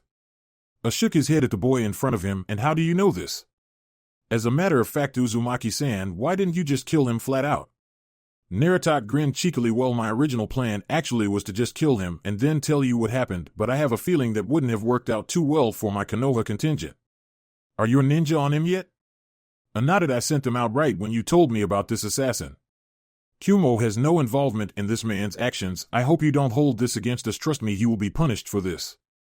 His hatred for Konoha has gone on for too long. This could have been seen as an act of war if he had succeeded. He'll be executed. Good riddance, the last remnants of an outdated era. Naruto waved it off. I get it. It's no big deal, Reikage-sama. If people in Konoha try to kill me, I guess I should expect it elsewhere too, huh? Hey, could I handle his punishment? I nodded and sweat dropped as an evil smirk came to Naruto's face. Man, this kid is weird and not the weird that I'm used to. Now if he burst out into rhyme that would be familiar. The next morning, ahhhhhh. As a loud pair of screams ripped through the hotel, Naruto awoke from his slumber with a smile on his face and looked over at Genma, who was looking out the window with a cup of coffee in his hand. Good morning, Genma. Have a good night last night? Genma looked over at Naruto and frowned somewhat. I'm nursing a bit of a hangover, kid. So what did you do when we left last night? Naruto sat up and rubbed his eyes. Oh, not much. Meditated for a bit. I went to bed, got attacked by an assassin, and went back to bed. Yeah, it was pretty boring. Genma looked over in surprise, but simply ended up shaking his head. I swear to Kami, kid, the shit that you get into just by being around, I can't even reprimand you because you don't do anything. Naruto scratched his head as he walked to the bathroom. Tell me about it. Naruto poked his head out back through the door with a grin. Oh, and clear your schedule for today. I've got something for you guys to see. Chapter 16. One bad little boy. Kid, have I ever mentioned that you're my favorite container ever? The Kyuubi stated with a grin. Ever since it had found out what Naruto had planned for his would-be assassin's execution, he was all smiles. Naruto rolled his eyes once again as he made his way towards the Reikage Tower. I'm pretty sure that I'm your only container. And seriously, this is why you think I'm great. Not because I took you out of that musty cage, not because I gave you free rein to run roughshod over my Mindscape village, and not because I let you see what I see, feel what I feel, and all the 9 yards. No, the reason you think I'm awesome is because of my preferred method of execution. A vulpine grin that Naruto could just feel inside of his head pulled across the demon lord's lips. Exactly. The Kyuubi chuckled upon hearing Naruto scoff. And you would think that you were my only container, wouldn't you? Naruto let a look of surprise cross over his face as he almost stopped walking. Wait, what? You're saying you've had a Jinchuriki before? Who was it? Were they better than me? And is the fact that only I'm killing the bastard that tried to kill me really a good reason to label me as the best? He asked the last question almost mockingly. Kyuubi sighed. The first one simply kept me locked up for the most part and never really did anything at all, not even really tried to get any semblance of control. I was just pretty much ignored for the most part. The second one was much the same. She never really willingly tried to come into contact with me, and thus my prison, aka the mindscape in which I am kept, fell into a disheveled state. In other words, it deteriorated into the sewer that you first met me in. Naruto nodded to what appeared to the people in the streets to be himself as he thought on his prisoner's words. True, I can see how that would already put me leaps and bounds ahead of them. Kyuubi continued. Both of them also held the ability to restrain my power. My first Jinchuriki had very close ties to the Shodame Hokage, and with his ability to restrain the Biju with his Mokuton, he ended up passing off some of the ability to rein me into that person's already impressive skills. Did you know that my first containers sealed me into their own body? I'll tell you, those damn mind chains were a real pain in my ass too. The next one was much the same, like I said, only more with the mind chains, and then there was you. Of course I was never used that much. Why do you think that Gaara had so many tricks with his Biju and you don't? Because every Jinchuriki that Shikaku was sealed and actually used it had to develop tricks and add-ons to survive. I was never really used, therefore all I taught you was the Amari, because I never had to come up with anything else. I'm just glad that you had enough imagination to come up with your own stuff. And then there was me, Naruto repeated in his head. What about me? Naruto saw the Reikage Tower coming in sight as he continued listening on to the Kyuubi. You didn't chain me down to anything. As a matter of fact, even after you realized that I was the one that had nearly eradicated your home years ago, you still treated me levelly. You not only actually let me see the outside world, you took it upon yourself to renovate the dreary sewer I had been in up to that point. And you have little to no problem giving into your natural bloodlust that comes with the territory of possessing me, even if you do only venture to that damned forest of death to indulge me. Naruto rolled his eyes. Well, I can't exactly go around killing random people whenever I want now, can I? You'd better love me for what I'm about to do then, because this is going to suck for this guy. Naruto saw his team standing outside of the tower, two with angry looks on their faces and the other with a simple bored look on it with a sunbond for added effect. Naruto grinned as he walked up, so I assumed the old man had some dealings to work out with Kumo's brass. How's everybody feeling today? Kotetsu glared down at the shorter Chunin. You're so lucky that beating the crap out of you would get me thrown in jail, kid. You're a right bastard, you know that? Naruto waved it off. Hey, I'll bet the alcohol burned the hangover right out of you, didn't it? Now you're fit for service today, and you're going to see something cool in a bit. Well, not so much cool as terrifying. Izumo looked at the boy, who was being very cryptic as to why they were there. What are you talking about, Naruto? Naruto chuckled. I was attacked by an assassin last night. The Rikichi's going to let me publicly execute him today. Genma looked at the stunned faces of his older team members. Naruto, I should have known you were so chipper about something today. No wonder you wanted us to come. What are you going to do to the guy? Naruto walked up to Genma and whispered in his ear. The Tokubetsu Jounin looked at the boy and shook his head. You're crazy, kid, I swear. Naruto grinned up at him. Being crazy is the only thing that's kept me from going insane. With that, Naruto walked inside the tower and left his team on the outside to ponder amongst themselves. Sat at his desk with the now recovered for the most part Team Samui standing in front of him. The girl that was the team's namesake stood straight and composed. Team Samui reporting for mission Rikichi-sama. Looked at the group of Chunin. Karui still had a few bruises on her face. Omui still had the telltale signs of a broken jaw, and Samui herself, while not showing any signs of outside trauma, still showed her own injuries by the way that she made no real sudden movements, probably due to the soreness of her ribs. Sighing as he saw the expectant faces of the ninja, A spoke denied. He then steeled himself for the shitstorm to come. What? Karui predictably was the first one to explode. What do you mean we can't take any missions? Why? What did we do? Rolled his eyes. If you want to take a D-rank mission, feel free, but I'm not sending you on a mission where there is implied combat. Not in the condition that you're all in. Or did you think that I wouldn't find out about your little challenge to Uzumaki? It's kind of hard to hide the existence of the battle when said battle ends up putting you in the hospital. All of the team had the decency to look sheepish. Before the conversation could continue, the Rikichi secretary knocked on the door, and upon hearing a booming enter made her way into the room. Rikichi-sama, you have a Naruto Uzumaki here that says you told him to show up today.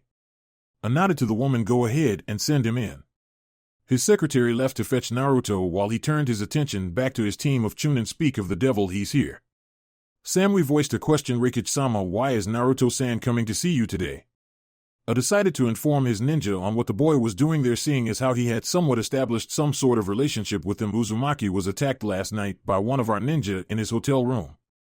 Instead of attempting to deal with the man himself, he avoided international incident and came directly to me. I have ordered the man be executed, and Uzumaki has asked to perform the service. Karui gave Naruto a somewhat appalled look. You volunteered to perform an execution? Naruto shrugged. It was either kill him last night and get into some village relation nightmare scandal, or kill him today. No one tries to assassinate Naruto Uzumaki for personal reasons and lives. If it was a mission, I'd still be pissed off about it, but I would have understood. You've got to do what you've got to do. This guy was simply related to the guy that tried to kidnap the Hyuga heiress a bunch of years ago, had a gripe against Konoha ever since, and decided to try and put down their Jinchuriki to cripple our strength. Personal revenge against me is fine. You just better make sure that you finish me off when you try it, or else you'll have hell to pay. Karui looked at the boy that had just broken into an entire explanation over her question. Did you know that you are extremely mentally unbalanced? What kind of kid just up and opts to execute people like that? Naruto raised an eyebrow. In the last year alone, I've met a kid whose entire life mission is to kill his older brother, who killed his entire clan when he was no older than we are now. A kid that had suppressed aggression issues that he took out on his younger female cousin. A kid that randomly crushed people with sand and called the demon inside of him mother. And a kid that walks around outdoors in broad daylight in green spandex, a bowl-cut haircut, and routinely shouts at the top of his lungs about youth while hugging and crying a man that looks like his father, only with bigger eyebrows. Naruto put a small smile on his face. Compared to most of the people I've met, I'd say that I'm not that bad at all. If you'd met me 6 months ago, then you would say that I'm fucking stranger than now, so yeah, don't talk to me about weird or unbalanced, little miss. My sensei routinely breaks into rhyme for no reason whatsoever. Naruto finished while winking at the girl and clicking his tongue at her. Karui blushed at way that Naruto had just addressed her, while Samui twitched faintly at her side. Naruto turned to face her with a smile on his face. So where's my late-night unwanted visitor? I hope you guys didn't break him too badly over the night because I need him fully receptive to pain for what I have planned for him. I was curious at what exactly a small boy could come up with to kill a prisoner in a public display. What exactly do you have planned as far as the execution itself goes? Naruto walked over and whispered his idea in A's ear. I pulled away from him. What kind of kid comes up with that kind of thing?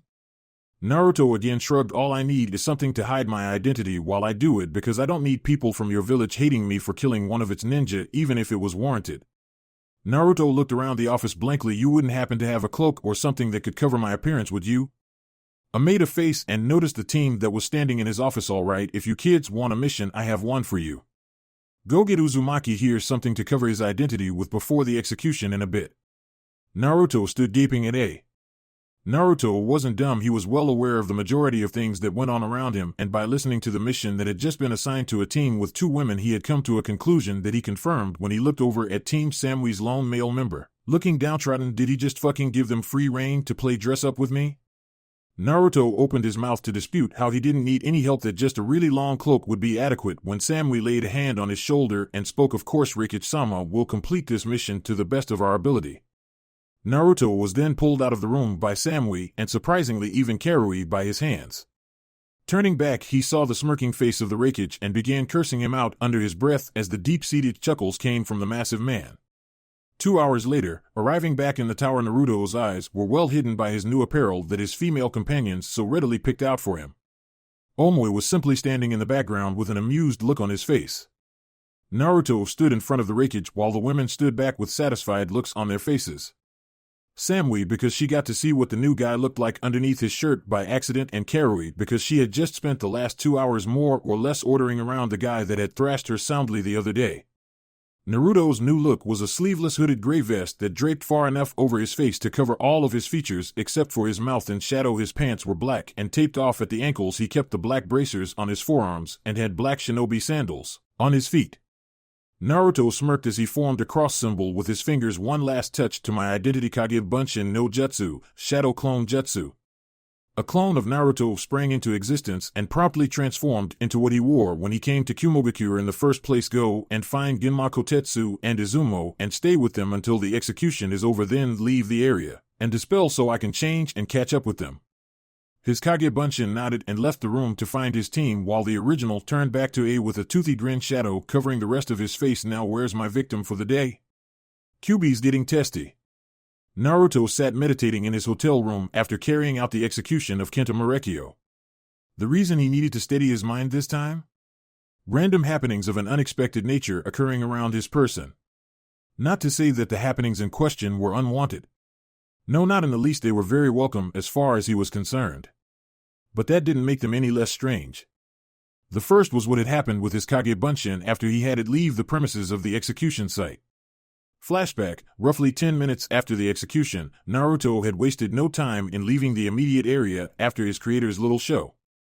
Dispelling in front of the Kumo shinobi might have blown his cover, which could lead to some ill will from them and maybe even retaliation somewhere down the line at a later time from angry nationalists that might have been thinking that Konoha was trying to push around some political weight that it didn't have. Clone Naruto went as far as he could, heading into the residential area of the village where he was positive that no one would see him dispel.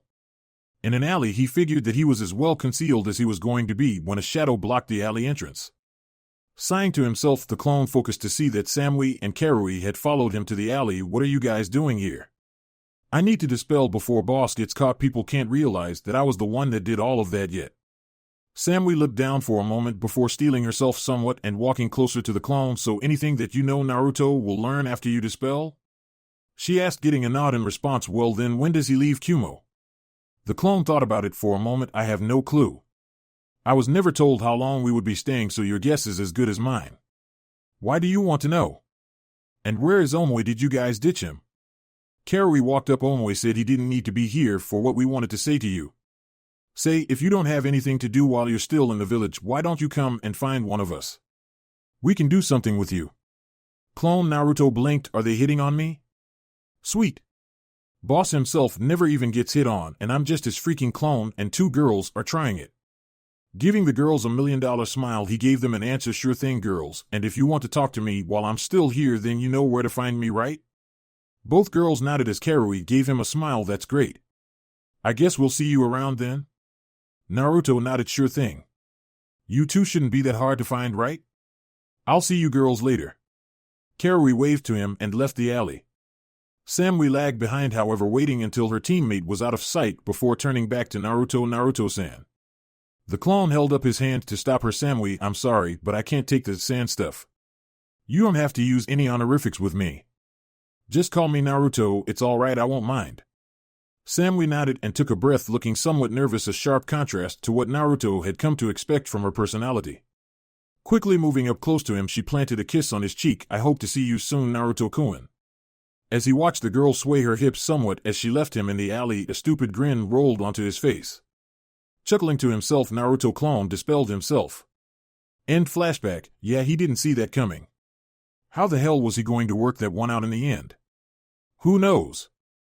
But the ride down promised to be super fun if he would have his way with it. That seemed like enough to fill his day with suggestive thoughts of potential situations, and the silence that he was receiving from his inner fuzzy was much appreciated. He didn't need any perverted jokes or lewd suggestions from the QB today, thank you.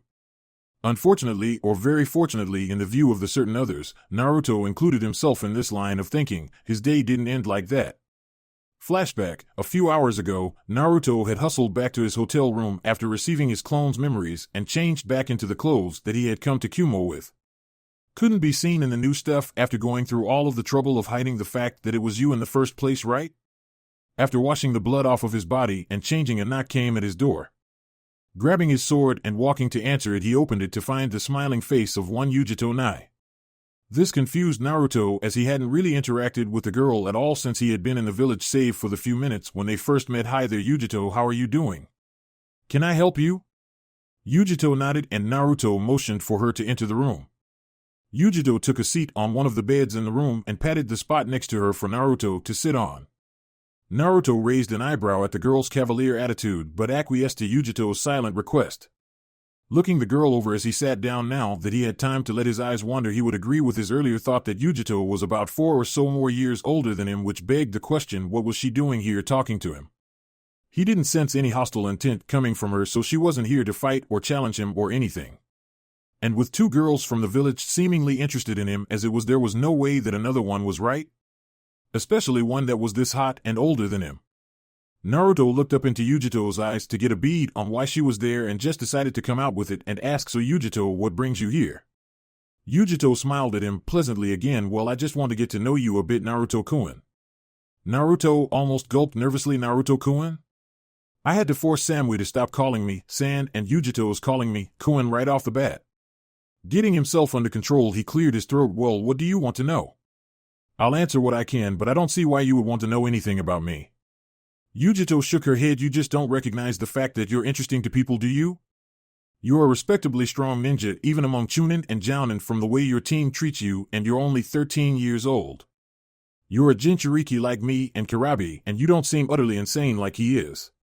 Naruto gave her a questioning look. Speaking of which, you don't have any quirks on that kind of level, do you? Because here there's Karabi, and then in Konoha I've got 2 people that I know that can match his crazy, and all of these people seem to want to talk to me for some reason. It's like I attract eccentric people. Yujito giggled. No, I don't have anything quirky like that, Naruto-kun, and Karabi is okay in doses, you just have to get used to him. She looked at him softly. I kind of want to know what makes you tick. You're a very good ninja, but you seem like such a nice person. Your diplomat doesn't seem to like you though, from what Reikich-sama told me. Naruto nodded. Yeah, most of Konoha's old fogies don't really see me in a good light. It's okay, if they really have a problem with me, then they're all free to try and do something about it. I won't be their doormat or scapegoat though. I promise to protect Konoha itself, not necessarily the assholes in it, so in case anyone tries to pull any bullcrap on me, they can get the same thing that guy got today. Yujito looked at him curiously. That was you?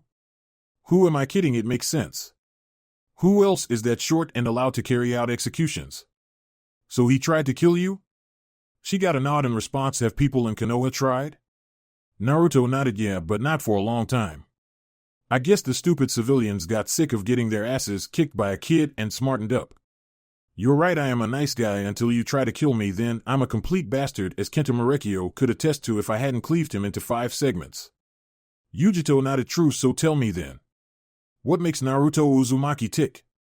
End flashback. Naruto and Yujito just spent the afternoon talking to one another. Yujito was actually a sweet girl that could relate on some level with Naruto. At first she wasn't trusted much either, but when Kurabi earned the people's trust by proxy, his reputation trickled down to her somewhat, as she also had gone through much for her village. She told Naruto that eventually his village would love him the way they loved Kurabi if he could just prove his skill and loyalty to them the way he did. Naruto heard the heartfelt way she spoke to him and didn't have the heart to tell the girl the reason that they would probably never fully trust him and that he would eternally be walking on eggshells around them.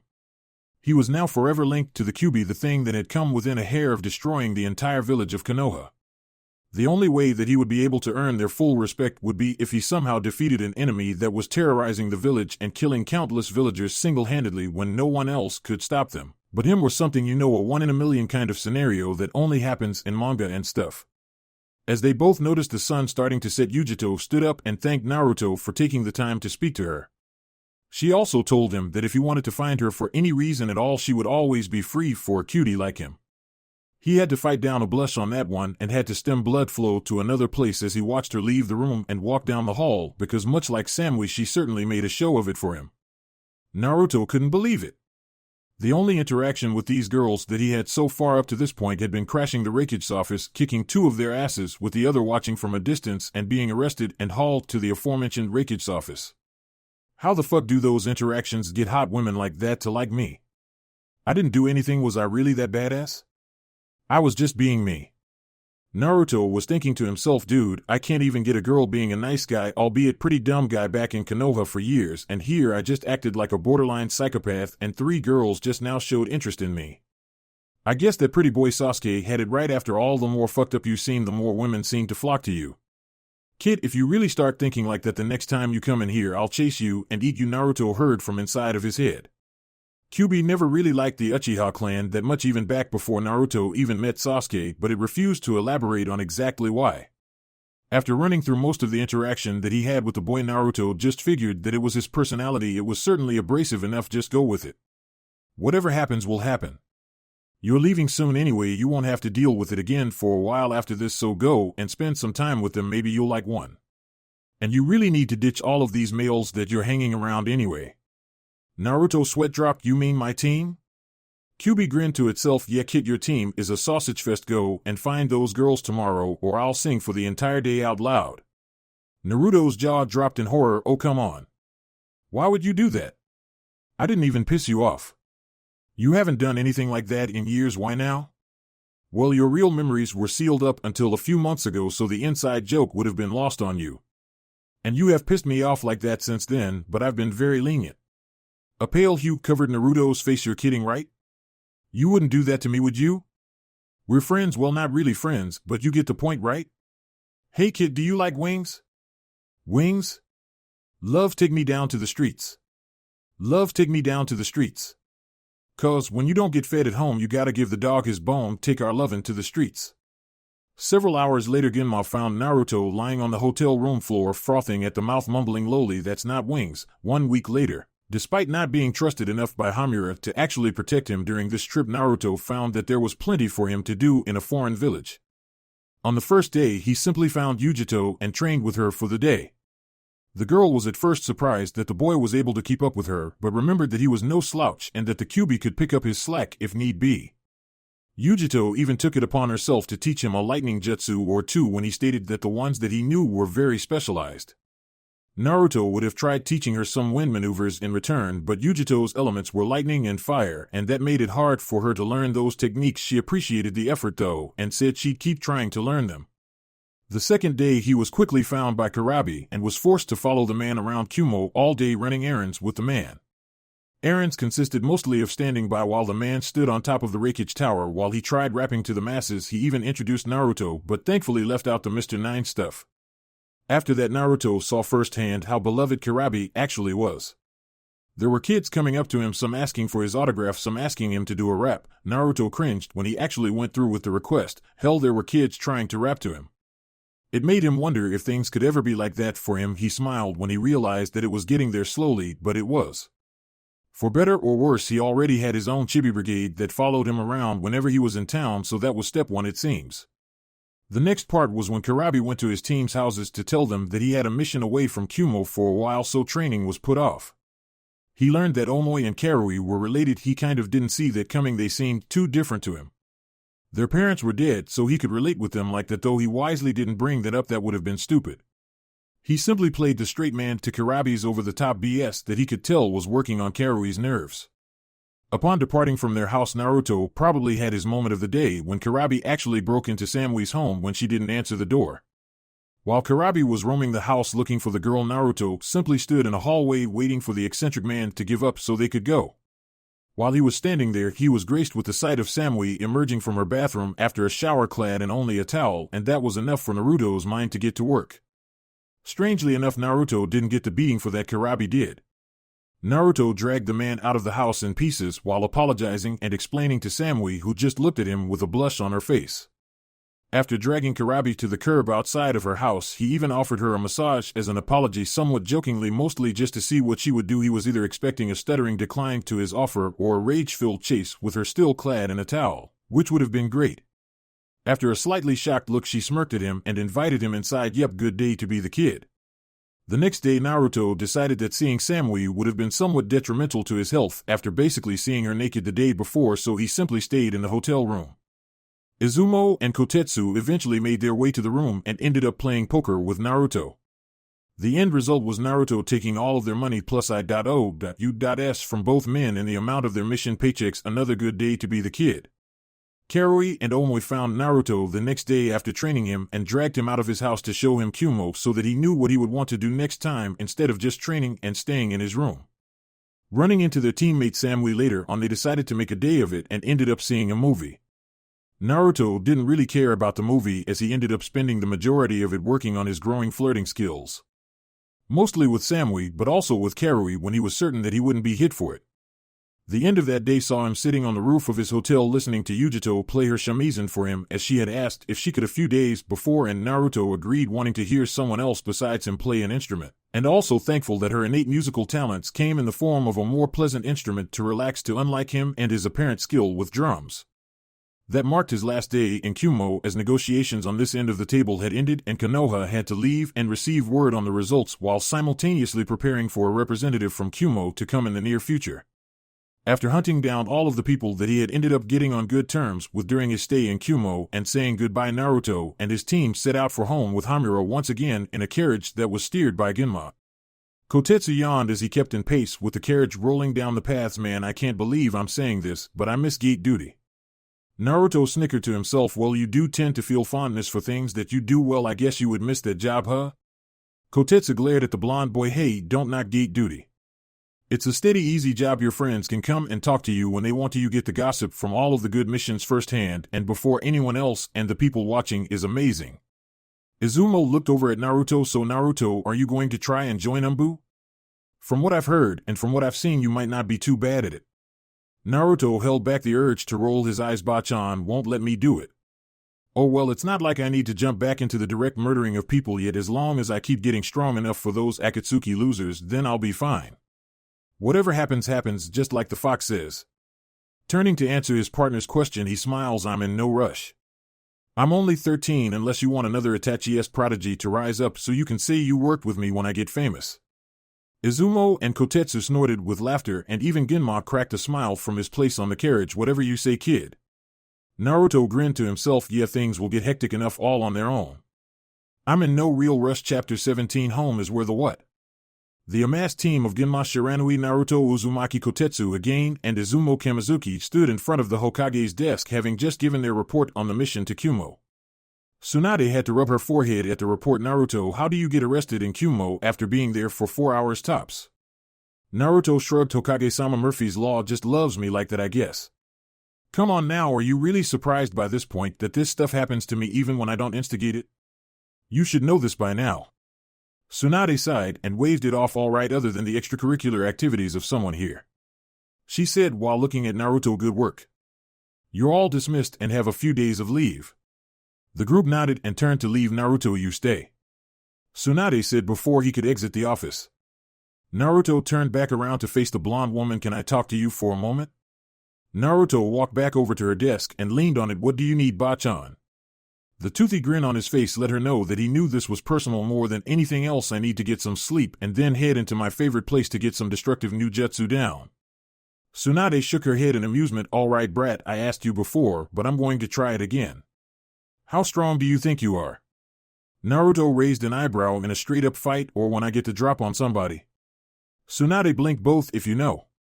Naruto, though, about it. Well, I'm good enough from the shadows to kill one of Orochimaru's bodyguards before he even knew I was there, and I can stay hidden in an enemy stronghold for months at a time if I had to. I don't really like that, though. It's nerve-wracking. He started pacing around her office. What would you rank Orochimaru's right-hand man Kabuto and Kimimaro Kagaya if you had to? Tsunade understood where he was going with that. It was hard to rank yourself, so he was comparing himself to others. Both of them would be considered Jounin level. Naruto nodded. I don't really count Kabuto, though. He didn't try fighting me for real until I had him beaten, so I only have experience against one Jounin level ninja since my promotion. You just promoted me like 2 months ago. Are you really looking to do it again so soon? Tsunade picked up Genma's written report from the desk. All of your teammates have stated that you might make a good candidate in the future for Umbu. I already figured that you would be a Jounin in a year or two if you keep growing. Now enough about that. What did you actually do in Kumo? Your report says that you spent some time with a few of the people there, but you didn't elaborate at all. Naruto sat down in a chair and smiled at Tsunade. She was very good to him after he had brought her back to Konoha. It was something akin to a sibling-esque relationship. She was his boss, but she legitimately cared about him. Naruto was very grateful to her for this. He probably would do anything in his power that Tsunade asked of him, even if he didn't directly answer to her. I beat up an entire team of Kumo Chunin that challenged me to a spar after my arrest. By the way, there were 2 girls on that team and they seemed to like me. I met Kumo's 2 Jinchuriki. One of them is utterly insane, like on the level of Lee and Guy insane, but the other one is a few years older than me and she's hot. She's a sweetheart too. Tsunade's eyes gleamed. Finally, I might have some ammunition on the brat. Drink yourself into a stupor without me, will you? I'll show you. So what else, brat? Naruto ignored the look as he kept listing things off. Let's see, I made Kotetsu and Izumo give themselves alcohol burns on their testicles. I won all of their money, by the way, placed their paychecks for the mission in my name, and some guy tried to kill me. Oh. And I also dash. What? Tsunade almost roared at him. Someone tried to kill you? Who? Did Kumo order dash? Naruto had to place his hands on her shoulders to calm her down. Whoa. Calm down, Bachan, it's okay. He tried to kill me, but he got captured by the Raikage forces, and I got to execute him the next day. Tsunade raised an eyebrow. That was in the report, wasn't it? So what did you do? Naruto sat back down and leaned back in his chair. I had him hang drawn and quartered. I did it myself. That method of execution hadn't been done since the Second Great Ninja War. Particularly brutal method. That how do you even know how to do something like that? Naruto let out a cough that sounded suspiciously like Root, and Tsunade ended up nodding in understanding. Naruto stood up and stretched. So where's Ero-Sennin?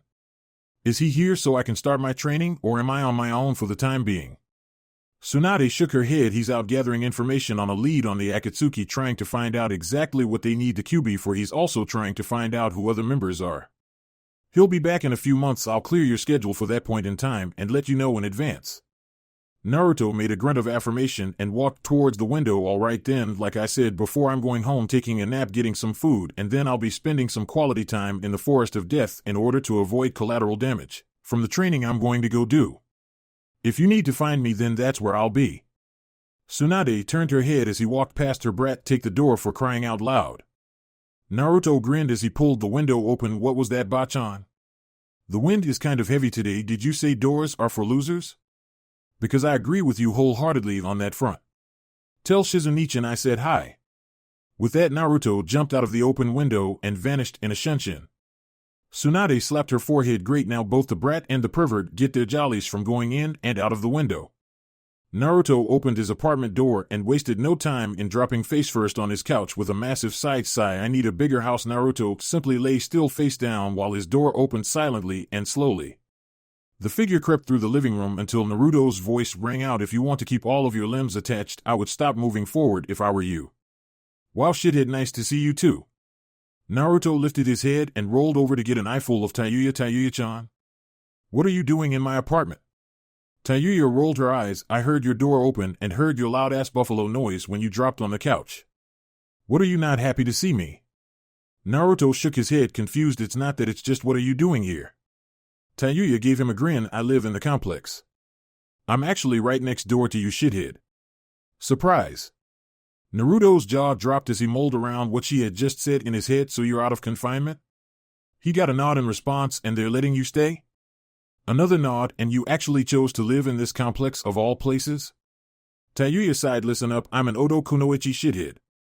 There isn't a person in this place that isn't paranoid about me. You're the only person that would treat me decently. Therefore, I want to stay close to you until things look up for me.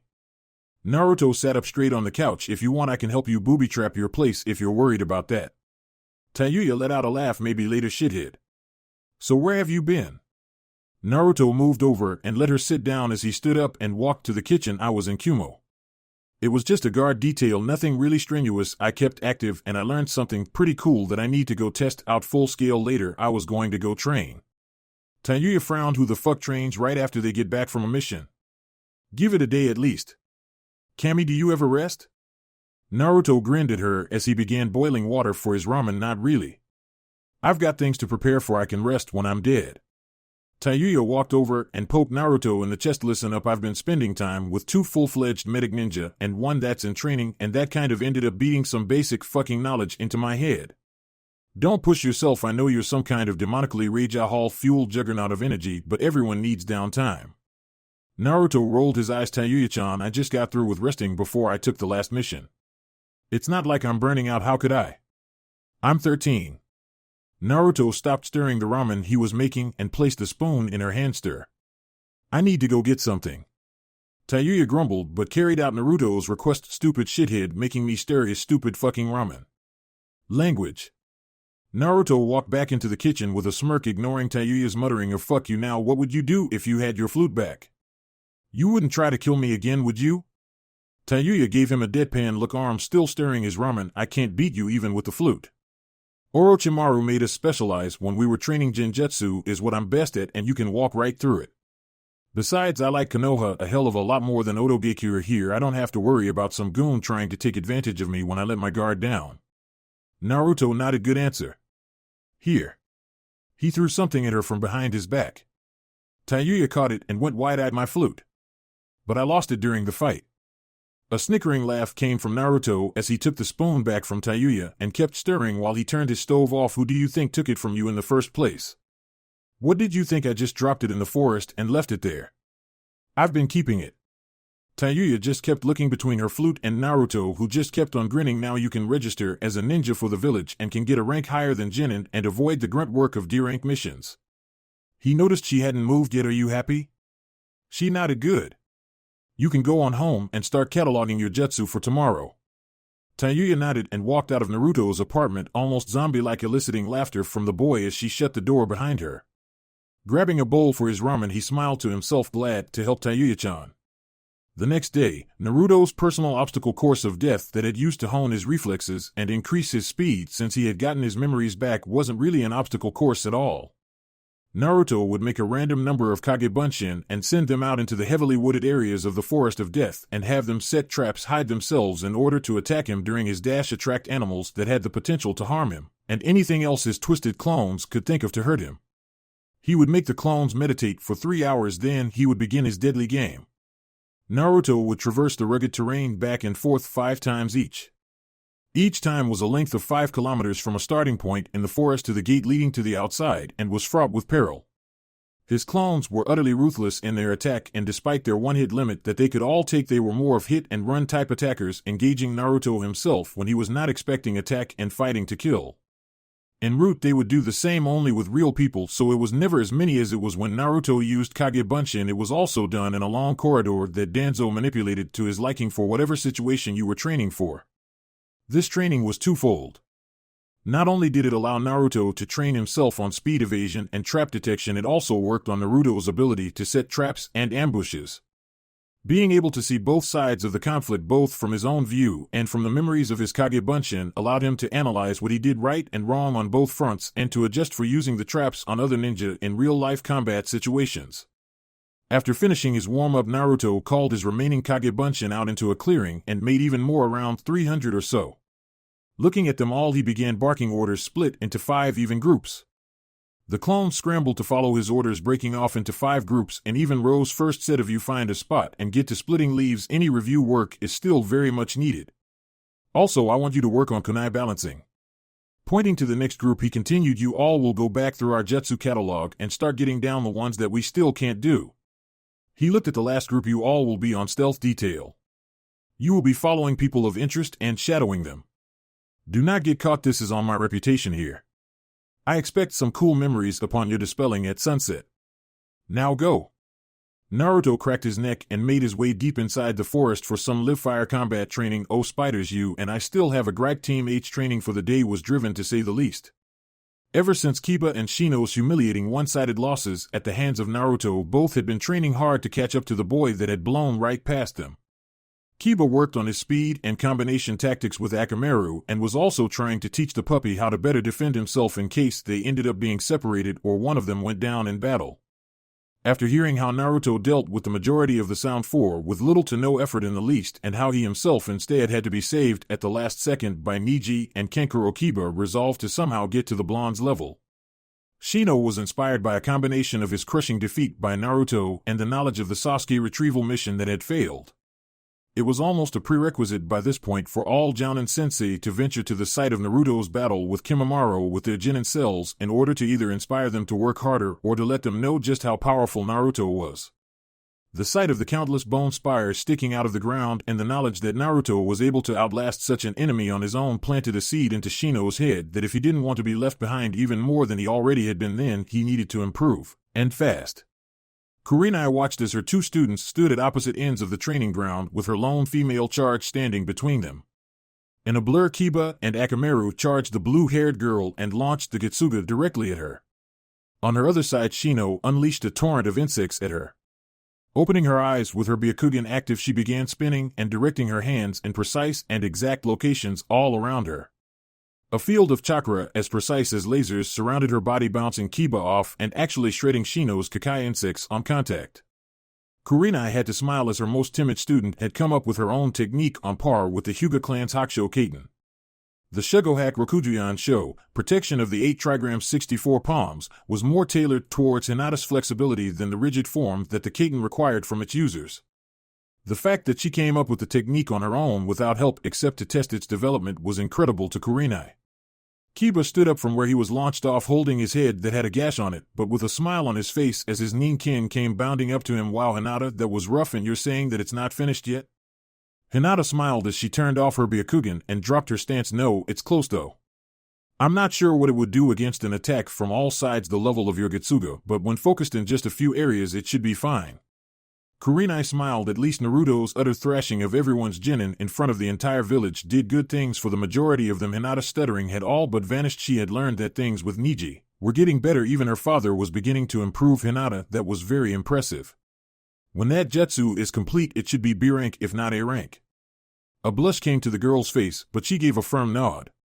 Shino walked over and, despite not giving away any expression, nodded his agreement that he was very proud of her. Thank you, Kurenai-sensei. The words of one particular blonde boy rang out clear in her mind as she felt like she was finally making strides for herself. I wonder what you would think, Naruto-kun. Team Guy leapt through the tree limbs of the Forest of Death. They had been assigned a rare C-rank mission inside the village gates. Recently there had been reports of an increased amount of loud noises coming from the Forest of Death over the last few months, which was quite impressive considering the size of the place, and when Anko Mitarashi had been brought in for questioning, it was evident that it wasn't her disrupting the peace, so this mission had been commissioned to discover what was going on. Now Team Guy had no idea, seeing as how Tsunade, the only other person besides Anko that knew who liked to frequent that place, wasn't forthcoming with the info that everyone's favorite blonde kid had a habit of raising Cain within the gates of the dangerous forest. Thus the team lead by the green-clad taijutsu ace had next to no idea what they were getting into. Guy led the group, followed by Niji, who was flanked on both sides by Lee and Tintin. Lee had never even heard of a C-rank mission inside of the village, thus why he was excited, more excited than usual. Yash. What do you think could be causing such a ruckus in the forest? I have heard of all kinds of amazing animals within the forest, but did not get to see any during our first foray within with the exception of my youthful squirrel friend. I wonder how he is doing. Tintin tried to calm the hyper guy clone down. Lee, please be quiet. We didn't come across any of the weird things in here last time because we were careful. Don't go screaming your head off in here, or who knows what you'll bring down on us.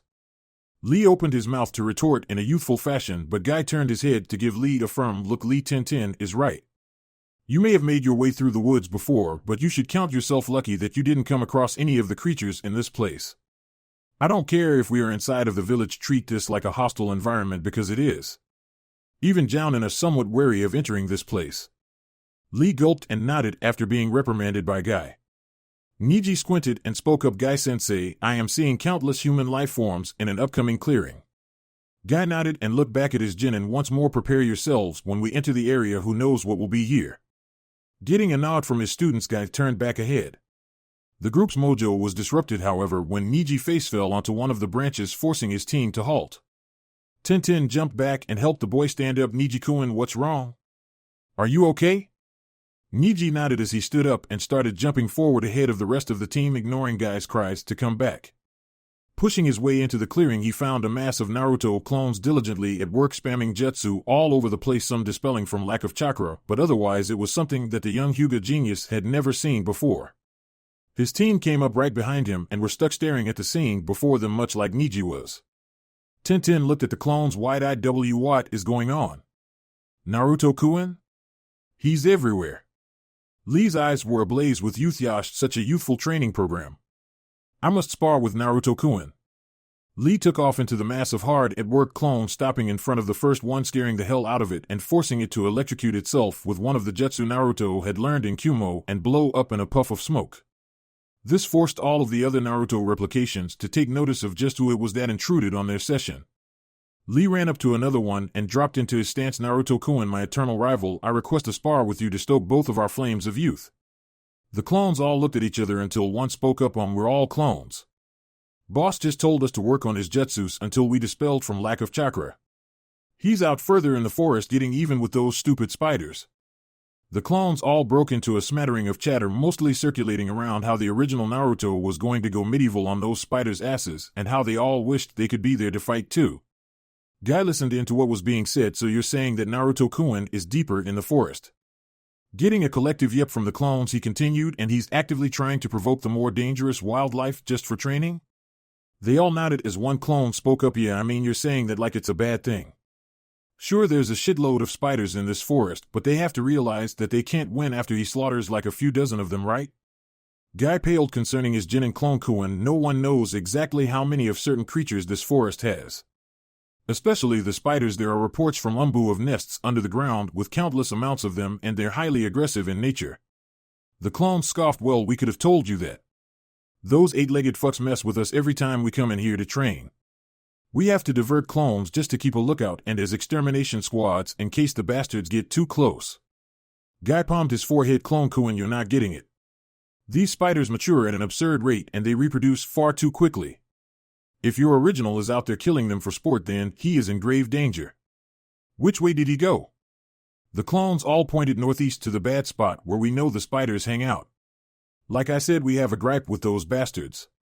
Knock over 2 barrels of my sake, will they? Guy turned to his team. We have to go get Naruto-kun out of there. Prepare for a battle. Be fast and precise against the enemy. Those spiders are fast, strong, and ruthless. Kill them and move on. Niji and Tintin nodded while Lee was fired up. Yash. Let's go save Naruto-kun. Elsewhere in Konoha, Sakura smiled as the fish on her table flopped back into the water. Her skill with the Shaozen Jutsu was growing every day. Soon Tsunade said she would be able to begin working on creatures with bones closer to humans. The last few months since her training began had been great for Sakura. Despite being harder than anything she had done before, she could now see a reason why Rock Lee and others trained so hard. The feeling of succeeding after working on something for so long was well worth the effort put in. Good work, Sakura. Sakura turned to see Tsunade had been overseeing her work with a smile. You're getting better and better at the basic techniques. After you master most of the medical techniques, I can begin teaching you my strength amplifying technique. Now let's work on your taijutsu. You need to be able to keep yourself in one piece and defeat your opponents quickly as a medic ninja. For now we'll begin working on your elusiveness and I'll teach you form later. Sakura nodded with a determined look on her face. She wouldn't be the weakest link ever again if she had any say in her own skill.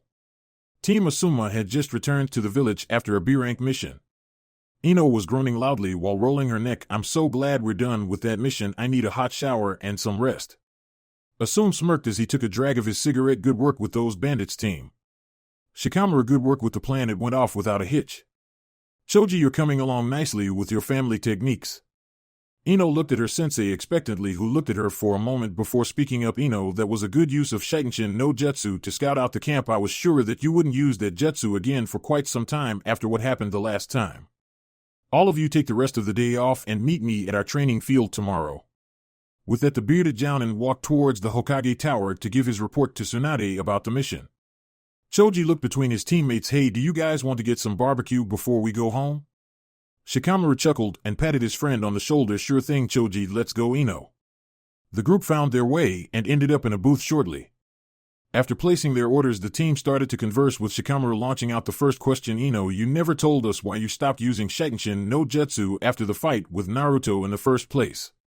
Did he have some kind of defense like Sakura had that actually hurt you? Ino hugged herself slightly. Yeah, but it wasn't really a straightforward kind of thing. Naruto's mind is strange. It looked just like Konoha. Every inch of it was to scale. No one had a mind that extensive. Choji squealed happily as the beef was placed in front of him. He wasted no time in throwing the meat on the grill while Shikamaru kept asking Ino his questions. So just being in Konoha in the guy's mind freaked you out? That's kind of weak, Ino.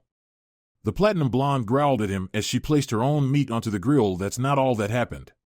I was wandering around for a bit when I felt the presence of something chasing me. I remembered what happened with Sakura and took off running.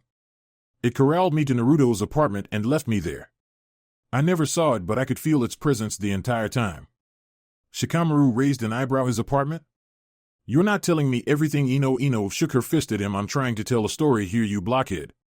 She glared at him when a troublesome slipped from the pineapple-haired boy. His TV was on in the apartment, and I thought that was central control, the thing in everyone's mind that allows you to gain control after you use the jutsu, but it was his memories, or what seemed like memories. It had to be some kind of trick. It was already queued up to one in particular. It had Naruto running through an entire ballroom full of people like a hot knife through butter. It was the single most terrible thing I had ever seen, and when I started watching it I felt like I was actually there. I could hear the directions of the screams, the panic of the people trying to escape. I could smell the blood that spilled out on the ground and everything. Choji paused in his eating for a minute before shrugging off that mental image and continuing to chow down. Ino continued her description of Naruto's memories. That was just the first one and I couldn't turn it off. I was in his body while this strange silent man in a mask just beat him while he was tied to a chair. He never spoke. He just kept hitting him for hours until all I could see through his view was blood. All of the memories I saw were just like that. I finally had enough and canceled the jutsu. Shikamaru just stared at the girl. Wow, that's kind of hardcore. You felt everything happen as if you were there? That means that it wasn't a trick or anything. You really were in Naruto's memories, doesn't it? Ino shook her head. Naruto couldn't have been any older than 7 or 8 years old when any of the things I saw happened. If it wasn't a trick, then I sure as hell can't believe that those things were his actual memories. Those were things that Dad told me the Umbu did on a regular basis. There's no conceivable way that while we were preparing for the academy Naruto was taking on Umbu-level missions. That just doesn't make sense. Shikamaru stayed silent and pondered Ino's words. The things that Naruto did when he fought everyone, those techniques, that fighting style, the way he carried himself. All of those things didn't just come out of nowhere. Forest of Death, with game faces on Team Guy, headed into the restricted area of the Forest of Death where the level of peril went up. The forest grew darker, and it wasn't just because the sun was setting. The canopy was beginning to completely block out the sunlight above. Faint sounds of inhuman screeching rang out in the distance and was growing ever closer. The tense waiting was broken when the blonde that they were looking for flew past them into a tree, followed by the biggest spider that any of the genin had ever seen before. It was easily the size of a full-grown adult male and had launched itself at Naruto, fangs dripping venom. Naruto pulled up his ninjato and drove it right through the spider's face, sending the blood of the arachnid spraying all over the place. Swinging his blade upwards with a burst of wind chakra to bolster it, he cut straight through the deadly creature. Spitting on the corpse of the spider, he turned to Team Guy. Oh, sweet Cammy, what are you all doing here? Do you know where you are? Lee ran up to Naruto. We've come to protect you, Naruto-kun. We'll get you out of here in one piece, it's a promise. Guy walked up to the Tuits as Lee said, we've come to get you out of here before the sun goes down. Come on, Naruto-kun, let's escape. Naruto looked at Niji and Tenten, who were both serious but otherwise fully calm. He shook his head. Guy-sensei, is this the first time that you've ever come this far inside of the Forest of Death? Guy nodded and Naruto sighed. You guys have no idea what you're getting into. Niji, activate your Byakugan and tell me what you see. Niji did as instructed and gasped as he shakily spoke up. I see at least a dozen of the spiders that Naruto just fought surrounding the area watching us. Naruto nodded as he saw the other Genin paled. That's why I don't tell anyone that I train here. There's no one that I would feel safe putting into this kind of situation. I come in here to fight against opponents that are willing to fight and kill me. I can't take on people, but if I want to split a spider in half, there are always a few dozen skulking around this place. It's the closest thing to simulating a real full-pitched battle against a vicious enemy that you can get. Definitely not for Genin. Naruto propped his ninjato on his shoulders. Since you're here now, I have to cut this session short. I was going to keep going until midnight and then make a mad dash out of here to escape, but having you guys show up has forced me to skip straight to the bat out of hell rush that I was planning for later. You guys brought too many of them here. They'll come in waves to try and wear us down. You fight until I tell you to run and you follow me out. Keep your eyes peeled when we break out. Those sneaky bastards like to hide in the canopy and jump you from the shadows. Tenten had to choke down her fear at the situation and brandish kunai when Naruto placed his hand on hers. Naruto-kun, what are you doing? Naruto's eyes darted around the area. You're going to need something bigger than those. That will just piss them off. Kami, I just had to get stuck in this situation with a team of taijutsu specialists. None of you know any jutsu or how to use your element with your fighting, do you? Lee blinked at him in confusion. Will taijutsu not work on them, Naruto-kun?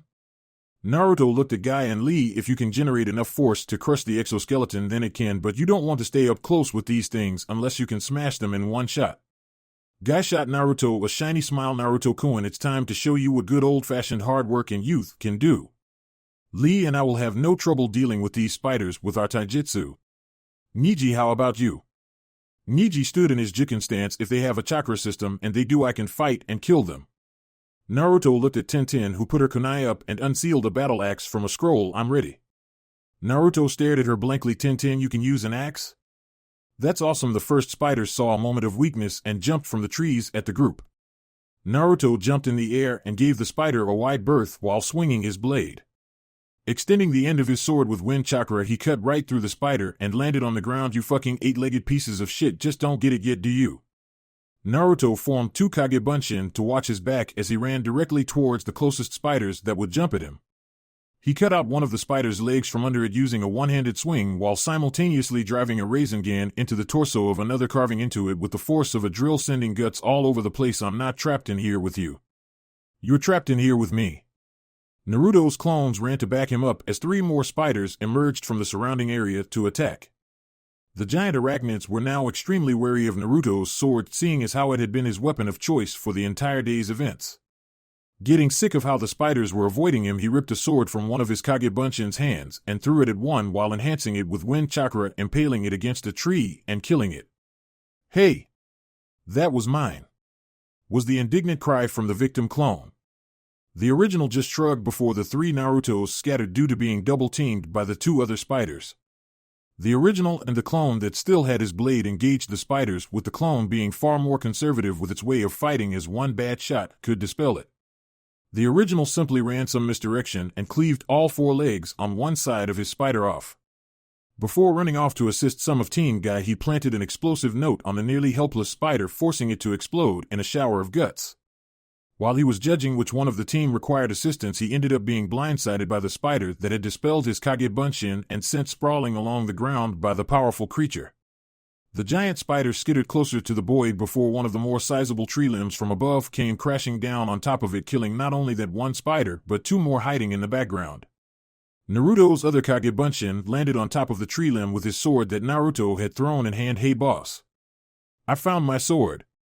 Naruto nodded. Good work. I'm going to help the others. You wait for an opening to escape. Dispel when you see an opportunity to leave. The clone nodded and went off to stay out of the fight while the original Naruto headed into Team Guy's melee to assist. Niji was not having much of a problem keeping the spiders off of him. He would use Kaiten whenever he started getting swarmed, but he was finding it hard to finish them off. The spiders seemed to have so many tenketsu in their legs that it would take too many shots just to incapacitate one, and when he attempted to just hit it straight on somewhere vital, they would use their incredible agility to simply dodge and avoid a fatal strike. Futon Fujin Saiken, Wind released Divine Fist of the Wind God. To Niji's shock, 2 spiders were sent flying.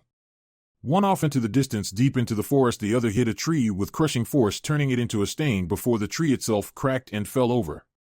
Naruto ran over to him, sword drawn, giving the boy a slight nod. Niji eyed the one remaining spider of this pack. Naruto, I can finish this one off. Go help Tenten or Lee. Naruto heard his tone of voice and figured arguing or pulling rank on him would have just earned him some of the Hyuga boy's ire. When Naruto left, Niji ran at the spider that backed up to get some spring into its legs for a pounce. Niji saw this coming, and when it launched itself at him, he slid underneath the spider's belly, hitting it in the spots that were harder to get but were guaranteed to finish the monster's spider off. The spider tripped over its own legs and onto its back, kicking for a moment before crinkling its legs inward and dying. Niji smirked to himself before going off to find one of his superiors. Tenten was having an easier time with her fighting. The spiders were knowledgeable about human weaponry and about the differences between male and female humans. Well, the sight of a girl with an axe did not compute for most of the spiders that saw Tenten as an easy kill swinging that giant thing around. Too bad for them, they didn't figure that she could actually swing that damn thing pretty fast and was very good at timing their attacks. Each swing from the girl took out something. Good thing it did too. That heavy axe was an energy sapper. Naruto stood in a pile of 4 or 5 spiders. So I guess you're doing okay for the time being? Tenten gave him a tired smile and a thumbs up while leaning on the handle of her weapon. I was scared at first, but these spiders are kind of weak. But there are so many of them.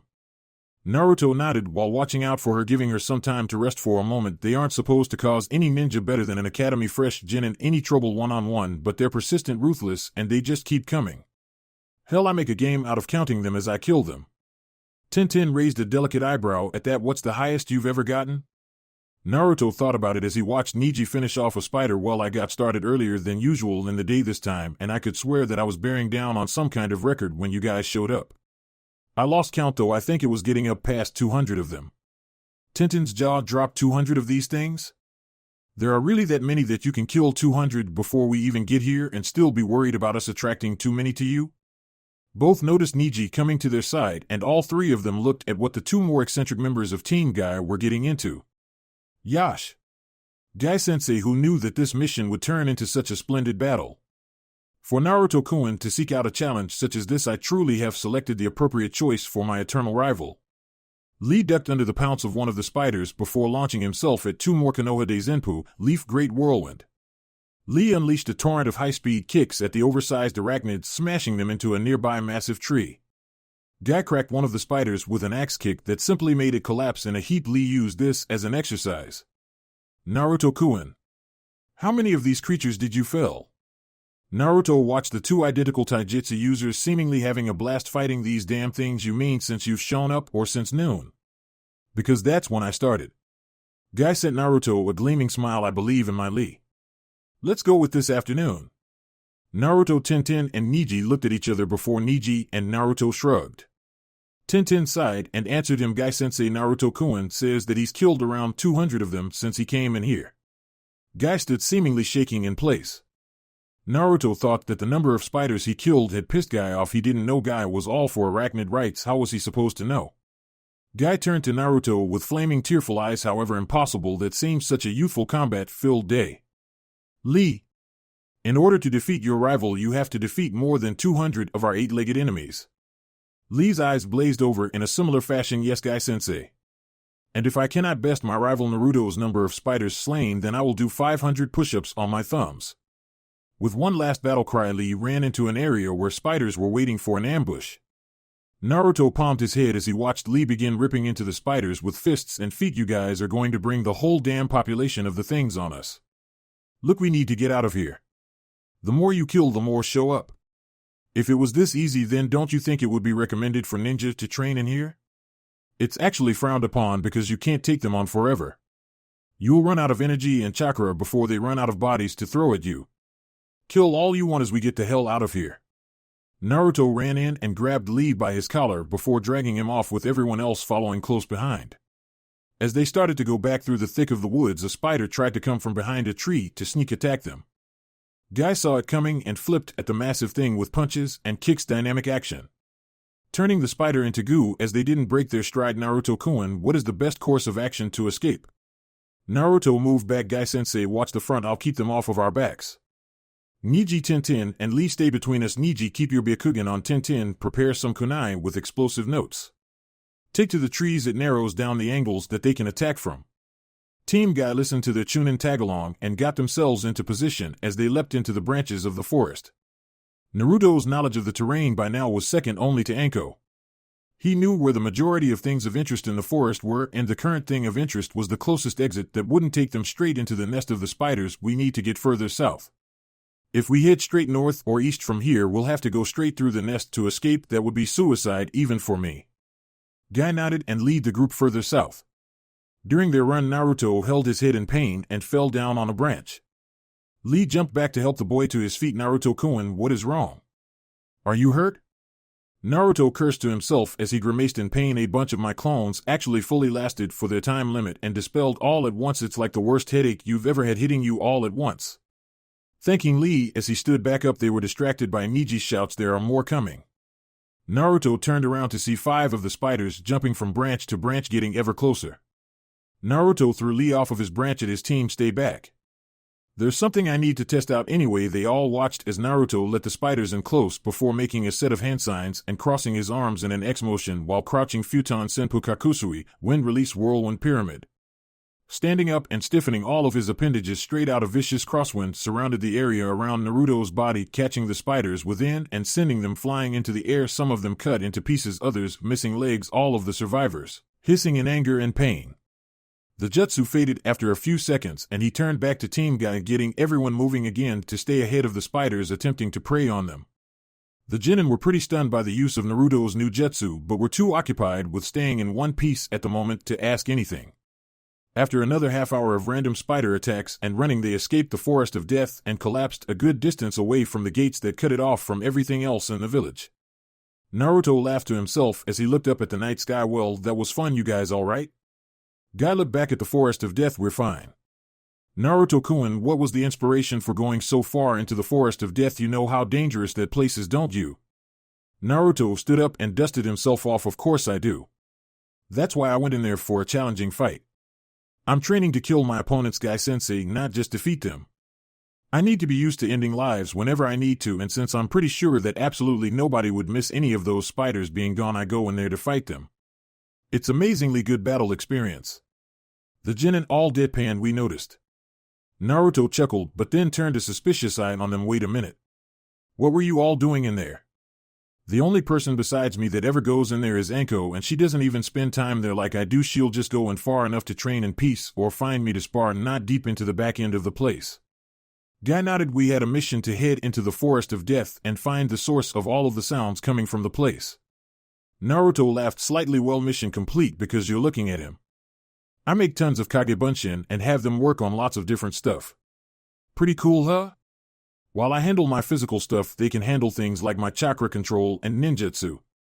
Niji understood what he was saying. So you get the accumulative memories of your Kagebunshin, and while they do memory-related things, you go in and develop things like strength, speed, and dash. He stopped and looked back into the forest battle experience. Naruto grinned and nodded. Lee ran up to Naruto and dropped into his stance. You have inspired me, Naruto-kun. I challenge you to a friendly spar. Naruto sweat dropped. Lee, it's almost midnight. I've been spending the last 12 hours fighting a life or death battle against spiders from hell. You're all exhausted from looking for me and fighting spiders by my side. And lastly, how many spiders did you kill? Lee looked confused until his eyes widened and he hit the ground to begin his push-ups. You have bested me this time, Naruto-kun. Next time I will win our challenge and show how splendid a ninja I am. I will complete these push-ups, or else I will run laps around Konoha on my hands until the sun comes up. And if I cannot do that, I will dash. Naruto walked off with Tintin and Niji in tow as Guy stood over Lee shouting about his youthfulness. Naruto gave Niji a chuckling smile. And that's how you handle that. I don't see what you and Kakashi were all bent out of shape about when it comes to those two. As far as having Lee as my eternal rival, it's easier than not having him as my eternal rival. I can just beat him once and not deal with him until he's through with all of his self-given punishments. He won't mess with me again until he's done with them all, and by then I can disappear. Niji's eyes widened. He had never thought to realize that the times that he defeated Lee in their spars, Lee would leave him alone until 3 days to a week later. When he ignored Lee, he would get a challenge every hour on the hour until he accepted. Naruto and Tintin laughed at the look of contemplation on his face. On the flip side of that, you two have to see him tomorrow and deal with him talking about how he's going to beat me next time all day long. He has to track me down if he wants to do that to me. Yet being Lee's rival actually spares me more of the creepy sunset genjutsus than not being Lee's rival. Tintin realized that Naruto was right. He'd only seen it twice. Once when they first met before the Chunin exams, and once before they all went to get his sword. Any other time when he was around them, he would usually accept Lee's challenge, win or lose, and then bid everyone a swift goodbye.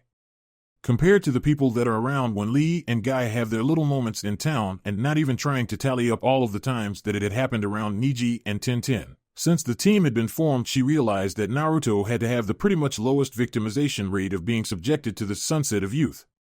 Naruto grinned at the faces that both of them were making. I can see that you both have something to say, so go ahead and say it.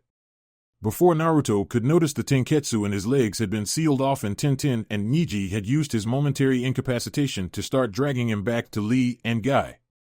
Tintin threw him at Guy's feet, disrupting Lee's push-ups. Guy-sensei, Naruto was just telling me and Niji that he thought he needed more youth after all of the youth that he exuded during his last mission and during his training today. Niji nodded in agreement. Naruto looked at the girl with a strange look. Really? That was the best you've got? That was the stupidest thing I've ever heard anyone say about anything ever. There's no way they're going to fall for that. He noticed that his words didn't deter the evil grins on the faces of the normal members of Team Guy who pointed behind him. Tintin waved to him. I'll see you when my team meets up tomorrow, Naruto-kun.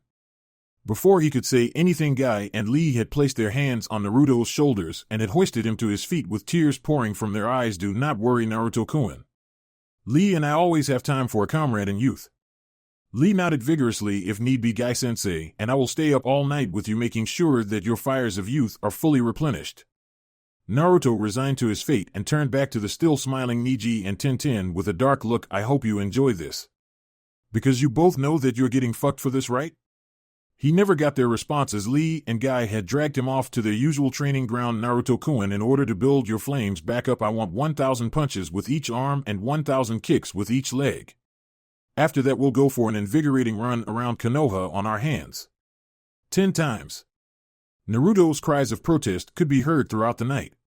A few particularly familiar screams of genjutsu-induced horror may have woken the majority of the village's citizens, but in the case of one bun-haired girl and one young branch Hyuga, it was just what they needed to lull themselves to sleep. Chapter 18. Too legit to quit. It's about time something like this came up. I'm kind of nervous though, Naruto thought to himself as he sat in the trees just surrounding a somewhat secure clearing. After 2 months of doing C-rank missions with a team, he was given a solo B-rank mission of his own. Remembering what Tsunade had told him about one of his teams a few months back, that they had thought he might be somewhat good as an umbu, he figured this was something of a tryout mission or something. Chunin don't get solo missions, so he figured this was the only thing this could be. His mission had been to head to a town in Suki no Kuni, Land of Moon. Tsunade wasn't very forthcoming with the information on exactly what he was doing here at all, but he figured this wasn't some kind of trap or anything. Why would she kill him off? So all he really had to go on was that he had to meet a contact once he arrived. This was the first time he had worked without a team in years, and while he wasn't expecting anything anywhere near the borderline suicide things that he had done the last time he had solo missions, it was always nice to be ready just in case. Instead of taking his usual clothing, he decided to don his execution gear that he had worn during his escapades in Kumogakure. He doubted that it would really matter what he wore for this job, because as long as he had his Heidi 8, he was told that the contact would find him, but hey, why not? After a few days off following the diplomatic mission to Kumo, he had been blasted with back-to-back missions ranging from escorts to bandit extermination. They had been mostly snoozefests, mainly because he had an entire team to help him out. Nothing had occurred the likes of the disaster to Nami no Kuni, thank Kami, but he missed the action. The only instruction that the boy had received for his mission was to head to an inland town on Suki no Kuni and find the bar that had been listed when he first left before burning his mission scroll. After entering the small town, it wasn't too difficult to find, as this town was not too large like the coastal towns that the tourist country were more known for. Upon entering the bar, Naruto had to stop and check back outside to see if he had made a mistake. It wasn't. That was the only bar in the town. The reason he had to check after first entering was because the first thing that greeted the boy was a loud, boisterous laugh that he was quite familiar with. The sight of spiky white hair filled his vision upon first walking in to add on to the laugh. Whoa! Slow down, ladies, there's enough of the great Jiraiya to go around. Jiraiya, as per the course, was surrounded by a bevy of women hanging off of his money ere his every word. Naruto couldn't believe that Jiraiya was his contact for whatever he was about to do, so he simply sauntered past without stirring the man's interest and made his way to the bartender. Pulling off his hood, he showed off his height in the low light of the bar and sighed as the man looked at him. "We don't serve minors, kid, you know that." Naruto gave him a dry look. "I know your country has a hidden village, so you should know better." Naruto flicked the metal on his headband, showing to the man that he was a ninja. "One bottle of sake, please, whatever brand you think a kid should be drinking." The man nodded and turned to grab Naruto's order. "A kid shouldn't be drinking at all." "So what's a Konoha ninja doing in Suki no Kuni?" Naruto gave him a wry grin. "I'm on vacation." Turning back around and pouring Naruto his first cup with a smirk, he spoke. "Kid, you're in the wrong place for a vacation. There are no resorts or attractions around here." Naruto chuckled as he began sipping his drink. "Let's just say I find the charm of the countryside appeals to me more than the beaches do." The man let out an amused laugh. "You're a strange kid. What kind of kid doesn't like the beach?" Pointing to himself, Naruto refilled his cup after finishing off his first one. "This one right here." The banter was stopped short when a hand placed itself on Naruto's shoulder. The guard covering the back of the hand gave away who it was. "Ero Sennin. What are you doing all the way out here?" Jiraiya had a grin on his face as he sat next to Naruto at the bar. "What? Gaki, you don't think it's just a wonderful coincidence that you and I met up here in this bar in the middle of nowhere randomly out of the blue?" Naruto had to crack a smile at that. "Maybe it's because Bachan told me that you would be calling for me to start working with me after a few months and the deadline is very close. Add on to that, she said she would clear me for some time off, and she ends up sending me on a mission to the country with more resorts than anywhere else in the elemental nations. That kind of tells me something when I combine it with running into you while looking for my Konoha contact." The older man snatched up Naruto's bottle of sake and looked at him strangely. "You drink Gaki?" Naruto shrugged. "I had my drink with Gamabunta, and I actually like the stuff. I don't indulge daily like Bachan, and I don't down 2 or 3 in one sitting like you, so don't worry." "I take offense to that, kid." Jiraiya asked for another cup from the bartender before pouring himself a drink. "So what have you been doing since I last saw you?" "I've been just training. I don't know what to say. I've just been working on regaining my jutsu and my wind affinity. I never found out how to go any further with it, so I've just been cutting tons of leaves with my Kage Bunshin, since whatever they learn, I learn." Jiraiya nodded. "So how far can you go with you-know-who right now?" Naruto raised 3 fingers and continued to drink. Jiraiya stroked his chin. "That's actually very good. You weren't supposed to be able to use that much of its chakra yet. I have to unlock a bit of your seal for you to go any further. Honestly, you shouldn't have been able to draw that much." Naruto frowned. "Drawing that much isn't convenient. If I take any more than one tail, it takes way too long to be effective. I need about 5 to 10 minutes of preparation time depending on how much I use. I had to come up with an alternative way of increasing my power in a pinch, and even that takes too long to use in the middle of a fight. The upside of it is that it is a fantastic visual distraction, but on the flip side it hurts like hell to use." Jiraiya grunted. "And though you've been through this in your head quite a bit, haven't you?" Naruto nodded and took another sip. "Every other Jinchuriki out there can wipe the floor with me as I am. I've never said that to anyone in Konoha, but it's true. I went to Kumo. Both of their Jinchuriki have absolute control.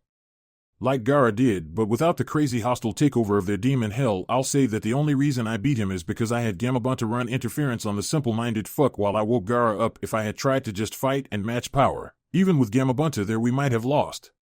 Jiraiya stroked his chin. "I'll loosen your seal and have you work with that. Maybe then you can have an easier time using the Kyuubi's chakra faster." Naruto picked up the bottle he had purchased and stood. "Well then, let's go do this already. Akatsuki isn't going to wait for me to get stronger, and this obviously isn't a mission." "Is that all we're going to work on?" Jiraiya stood up after him and led him out. "Nope. You obviously know how to draw upon the Kyuubi's chakra if you've been experimenting with it like you've said, so I don't need to give you time to learn that.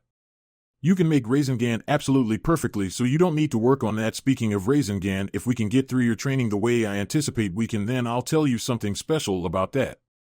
Naruto looked up at the taller man. So what are we going to do?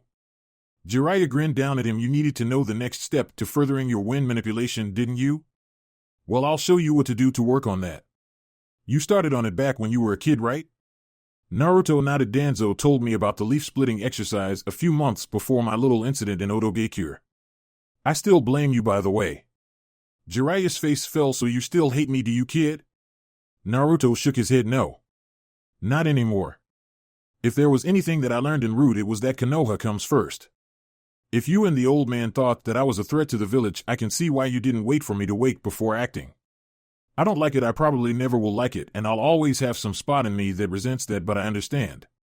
Naruto saw that they were exiting the town. It's why I can forgive my father too. Jiraiya's eyes widened at that. Why, you know? Naruto gave him a foxy smirk. Tsunade-bachan never told you that I did she? Yeah, I know, and I have to say that I need to be more observant. It was staring me in the face every damn day for years, and I had to have helped to figure it out. Jiraiya sighed deeply and looked down. You know, Gaki, I was supposed to be your godfather. Naruto didn't bat an eye. Oh, really? That's cool. So I should call you Erokufu now, right? Naruto didn't receive an answer and turned to see Jiraiya staring at him with his jaw dropped. What? Jiraiya wiped the look of shock off of his face. You aren't upset or even in denial on that. Naruto shrugged. Why would I be? Even if you had been looking for me in Konoha, you would have been hard-pressed to actually find me and do anything godfatherly with me. I went to Danzo when I was 4. I only went to the apartment to keep up appearances with Hokage Gigi. He was like clockwork. It was easy to figure out when he was showing up, so I was always home on days when he would visit. I'm not going to be a little punk and complain about why you never came to check up on me, because I never asked to be checked up on. You had your responsibilities and your own baggage to deal with. I did too, and I don't think I want to find out what I would have ended up like if you had been an active influence in my formulative years. Naruto finished with a smirk. Jiraiya smiled down at Naruto. So you know about your dad, do you? Are you going to follow in his footsteps? You're a damn talented kid. Naruto put on a thinking face. If you're asking whether or not I want to be Hokage, I don't know. It doesn't seem like my niche in the grand scheme of things. Jiraiya looked at him in slight surprise. You're really different from your other self. Being Hokage was the thing that drove him. He always said he'd be Hokage and get everyone's respect. Naruto raised a finger. And that's my point. I'm not like that anymore. I didn't want their respect by wanting to be the Hokage. I wanted their adoration. I don't give a fuck what the majority of those people think about me. If they hate me, fine, go ahead and hate me, but I want their respect in the purest form, not any kind of love from them. They can sneer at me and say things behind my back all they would like, but when I'm dead, they better recognize the fact that I was the best damn ninja that they ever had the pleasure of seeing in person. Jiraiya grinned at how brash he was being. It's almost like how he would talk about being Hokage back when he wore that jumpsuit. I don't even think he knows he's saying it like that. Naruto continued. As long as my name is emblazoned in the history books and a 97-year-old Irika-sensei is still yelling at a classroom full of brats to shut the hell up so they can study Naruto Uzumaki, and why exactly he was so important to the village, I'll be fine. I want the kids of my generation to sit down with their kids and tell stories of the time that Naruto Uzumaki saved their asses. He chuckled slightly. I'm kind of already doing that. I've already manipulated the landscape on a massive scale. The crater in the Forest of Bone near the Valley of the End was made during my fight with Kimimaro Kagaya. It's not as big as the Valley of the End, but it's the best anyone's done in almost 100 years. Jiraiya picked up on something during his monologue. How did that crater even get there in the first place? The Kagaya clan doesn't have any attacks that could make craters like that. Naruto pointed to his stomach. It's a part of the thing that I came up with to make up for not being able to use that much of Kyuubi's chakra. It's strong, but damn does it hurt. It cracked every bone in my body to use. Chuckle Kyuubi bitched me out about it after the fight. Jiraiya had a new point of interest. Now you speak to the Kyuubi? Naruto nodded. Yep. When I was little it was a hard ass. As a matter of fact, it's still kind of a hard ass, but I can't imagine not having it in me. It's like I was never alone even when I was. Naruto snickered. By the way, you're on the Kyuubi's top 20 list of people that it wants to eat one of these days. Jiraiya blinked in confusion. It has a list of people that it wants to eat. And I'm on it? Naruto grinned. Yep, you're number 14 because of when you sealed me. That really pissed it off. Gigi is number 4 because of giving the order. It said I used to be on it, but I ended up getting myself off of it after I unsealed myself. Jiraiya had to ask. I know I'm going to regret asking, but who is number 1? It's Minato, right? Naruto shook his head. Nope, he's actually number 20 and bordering on leaving the list altogether. Number 1 is Madara Uchiha. The Kyuubi says that it hates that bastard and wants to eat him without chewing so that when it swallows him he can die the slow way. Number 2 is Hashirama Senju. It says that the tree-hugging bastard can go down the wrong tube just so it can spit him up and eat him again. Jiraiya had to take a minute to picture that and cringed visibly. Wait, you're not on its list? Why not? You are its prison after all. Naruto grinned like he had a secret. Yeah, I'm its prison. I control pretty much everything in my head. Before I started trying to use its chakra when I was a kid, I had to make sure I had supreme control of myself. I changed everything in there to better accommodate it. Nobody wants to spend an entire lifetime in a leaky cage in a sewer, and I made some deals with the Kyuubi to make both of our lives easier. Seeing as how having a giant fox in a leaky cage in my head would piss it off unnecessarily, I fixed it. Jiraiya and Naruto continued to chat as they made their way into the wilderness of Suki no Kuni. 2 days later, we've been walking for 2 days, Erosenin. Where are we going? Jiraiya led Naruto through a particularly wilder patch of brush that was beginning to irritate the blonde. He could swear Jiraiya was swinging those branches back into his face trying to be funny. Jiraiya smiled to himself at seeing that the kid was starting to get frustrated with just walking around. Calm down, Gaki. We're here, just head on past this undergrowth here and we'll be there. As they kept moving, a distinct roaring noise became louder and louder. Jiraiya and Naruto pushed through some more vegetation and stopped as Naruto's jaw dropped. Whoa, sweet. Jiraiya could see that Naruto was pleased with his choice of training environment, a river running through the island that was situated in their current position right by a waterfall. Naruto walked over to the edge of the water and looked up at the cascade while Jiraiya walked up next to him. Yep, you needed one for the next part of your training, and staying in Konoha would have been boring. I thought about going to Takigakure, but I don't think they would have let you in just so you could mess with their waterfall. Naruto nodded, though he was barely listening until his mind registered the word training. So a waterfall is important to my training? Okay, I'll bite. What am I doing with this thing? It's very simple, my boy. Jiraiya had a sly grin on his features. You already know how to split a leaf with your wind chakra. Well, this is kind of like that. It's just that instead of splitting a leaf, you have to split a waterfall. Jiraiya was eager to hear Naruto's outburst at what he had to do. But Naruto's face never changed from the slightly dull expression that one had when they were thinking about something. The outburst never came on the outside. At least, what the fuck? Split a goddamn waterfall? Who am I, the fucking Naidame Hokage? Shut the fuck up, kid. I'm trying to sleep. He said to cut the waterfall, not stop it, you retard. If you're going to split the waterfall, just split it and leave me alone. Naruto had mentally stirred the Kyuubi from its slumber, and it was none too pleased. Naruto turned his venom onto the Kyuubi. Oh really, mister, I can flatten mountains and raise tsunamis with swings of my tails? Why don't you bring your big chakra-conducive ass out here and make me? The Kyuubi growled lowly and started radiating chakra. I'm not a mister, you idiot, I'm a corporeal mass of chakra. And come in here and say that to my face, Ninjin, and see if you don't leave with more than a few chunks of your ass missing. Jiraiya snapped his fingers in front of the unresponsive Naruto's face. Oigaki. I think I broke him. Naruto, however, was oblivious to the outside world as he was busy having a territorial pissing contest with a demon of near infinite power. Oh, I'll come in there, but that's the last thing that your furry ass wants. I'll shove my boot so far up your ass your tongue will have grip. The only reason my tongue would have grip is because I ate your legs and decided to keep your shoes afterwards to chew on. You're obviously forgetting who you're talking to. Gaki. Naruto was finally brought back to the world of the waking by Jiraiya shaking him and yelling at him, what Erosenin?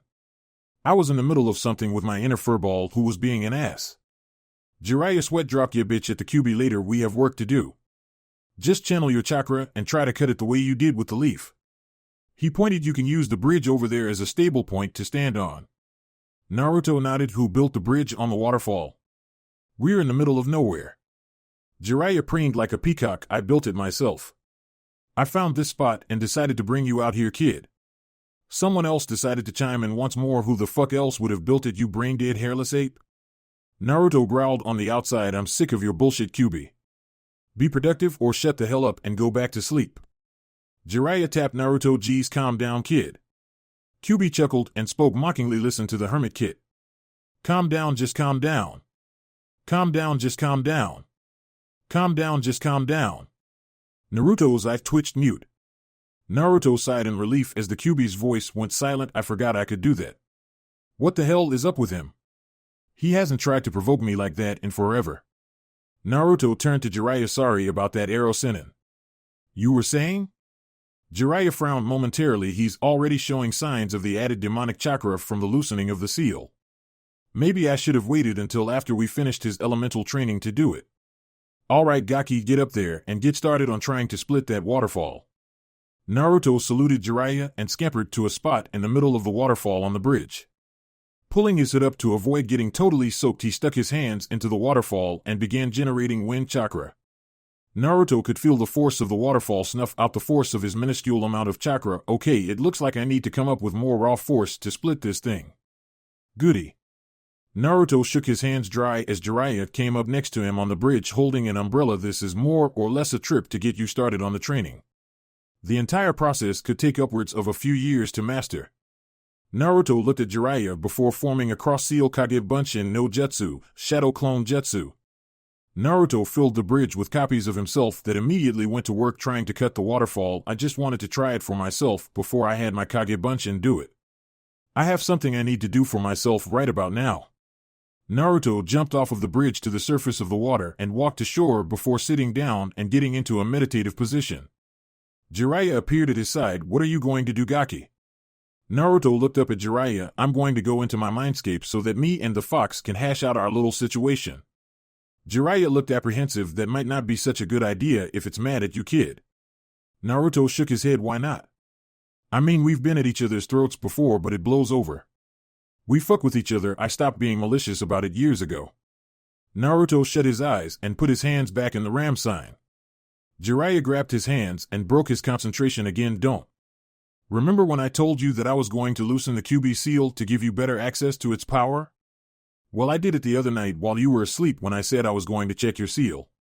Haven't you felt yourself getting more aggressive and angered easier? Naruto nodded. I figured that puberty was finally starting to make me nuts with all of the shots of testosterone. You're telling me it's because the Kyuubi's chakra is leaking out more steadily now?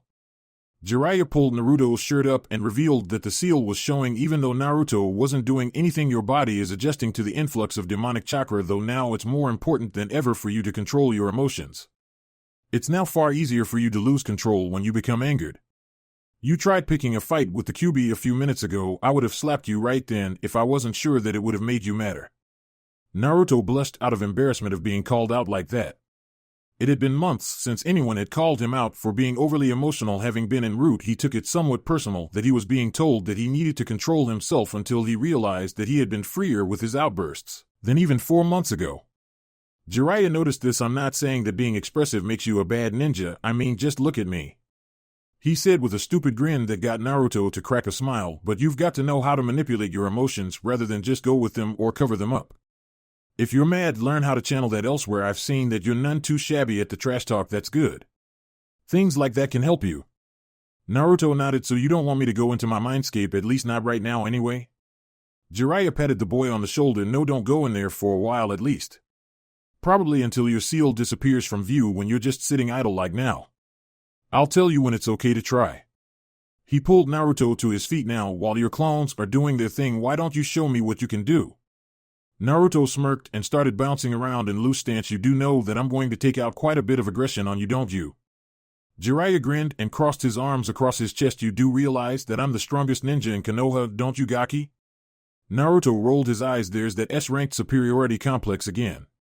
I can't wait until one of you guys gets schooled by some low-level nobody that couldn't shine your Heidi 8 on your worst day. Jiraiya barked out a laugh. It's not like I'm taking you lightly, Naruto. I've seen what you can do. Now that was then, this is now. Feel free to cut loose and hit me with your best shot. Naruto looked somewhat apprehensive. Are you sure? I mean, some of my stuff is really heavy.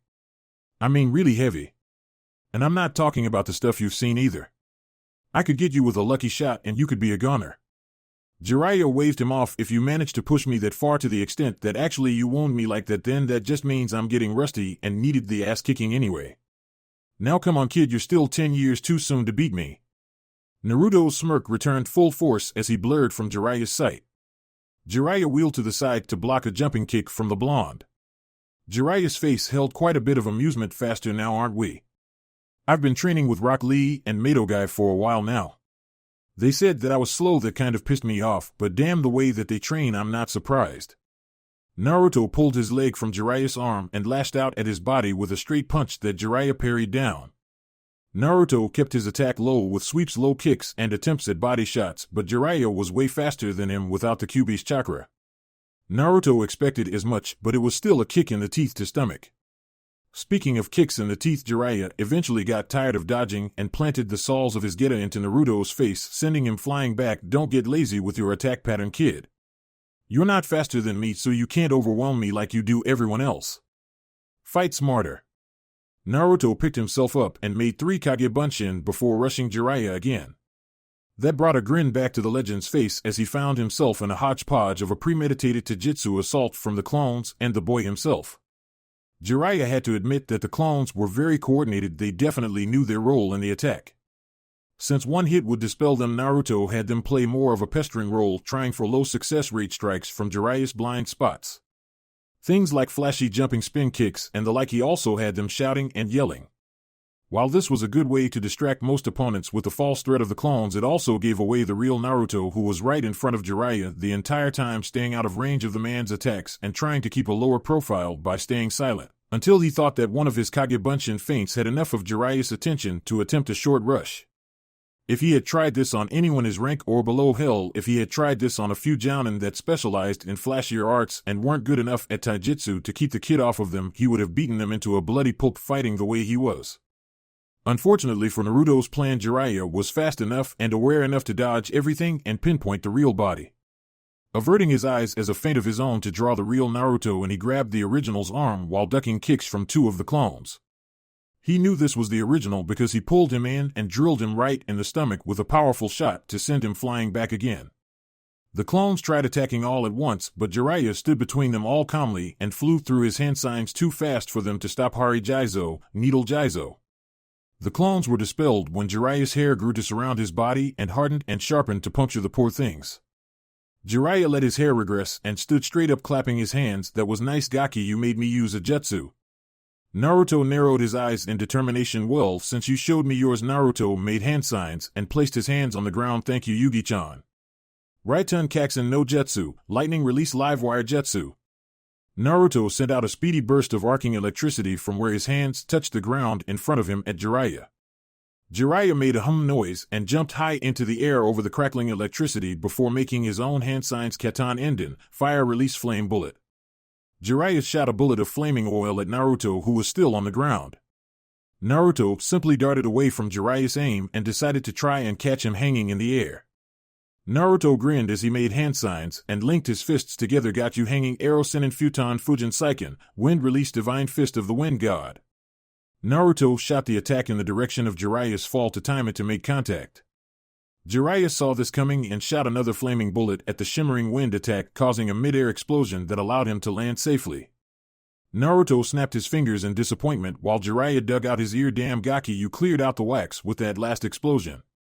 Naruto shook his head in amusement and flipped Jiraiya off. Whatever, I'm getting closer. I'm going to knock the hell out of you by the time this is over, at least once, I guarantee it. Jiraiya chuckled. This lasts as long as I let it last. Don't get a swelled head here. I'm strong enough to kill you 10 times over. Naruto growled and ran in to attack again. Underestimating me will get you killed. He threw shuriken at Jiraiya in an attempt to direct his movement a certain way, but Jiraiya just moved aside and let them pass. Naruto grinned and placed his palms together. Futon Rapushu, wind release violent wind palm. Naruto created an updraft stream of wind that Jiraiya hunkered down to let pass and wait for Naruto's charge, but it flew right past him and carried to the shuriken that Naruto threw, forcing them to sweep high into the air back over Jiraiya's head. A few more hand signs from Naruto signaled another jutsu. Raiten Kaminari Shuriken, lightning release lightning shuriken.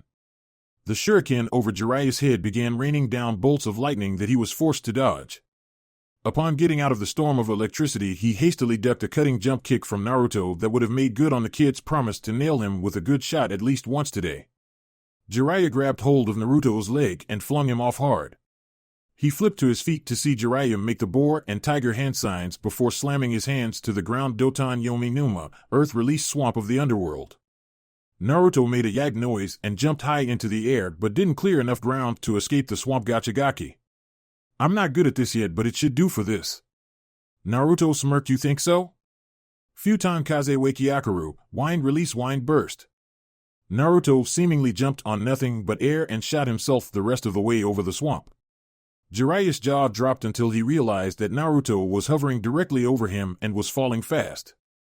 Naruto linked his fists together again and pushed them out. Futon Fujin Saiken. Jiraiya hightailed it out from under Naruto before the ground where he was standing ended up with massive fist-shaped marks flattened into the earth. The force of pushing out the jutsu helped Naruto land softer. Jiraiya shouted at the boy, "What the hell, Gaki? Where are you learning all of this crap? And who the hell taught you any lighting ninjutsu?" Naruto dusted himself off. "I knew this stuff when I was en route. I'm just now starting to get them back, and there are still more that I can't do yet. I never could. Danzo had me learn them in the hopes that I could get the control to use them one day. And about the lightning jutsu, let's just say a certain Nico and Kumo likes me well enough to teach me some stuff." By now there were sounds of a raucous crowd confusing both fighters until they looked at the waterfall and saw the clones knocking off from working on splitting the waterfall to watch them fight. Apparently they were well entertained. Naruto's sweat dropped while Jiraiya guffawed. "Nearby really obedient clones you've got there." Naruto palmed his head and dragged it through his hair. "Well, I do work them pretty hard, so I guess this is okay." He turned to the clones and put on a confident pose. "Who wants to see me kick Erosenen's ass?" A loud cheer went up from his clones with the exception of one boo. Erosenen stomped a mudhole into Boss's lazy ass. "Always having us do this shit while he gets to fight." Jiraiya grinned cheesily at the clone and gave it a thumbs up. The original Naruto was looking at the lone Kage Bunshin blankly, as were the rest.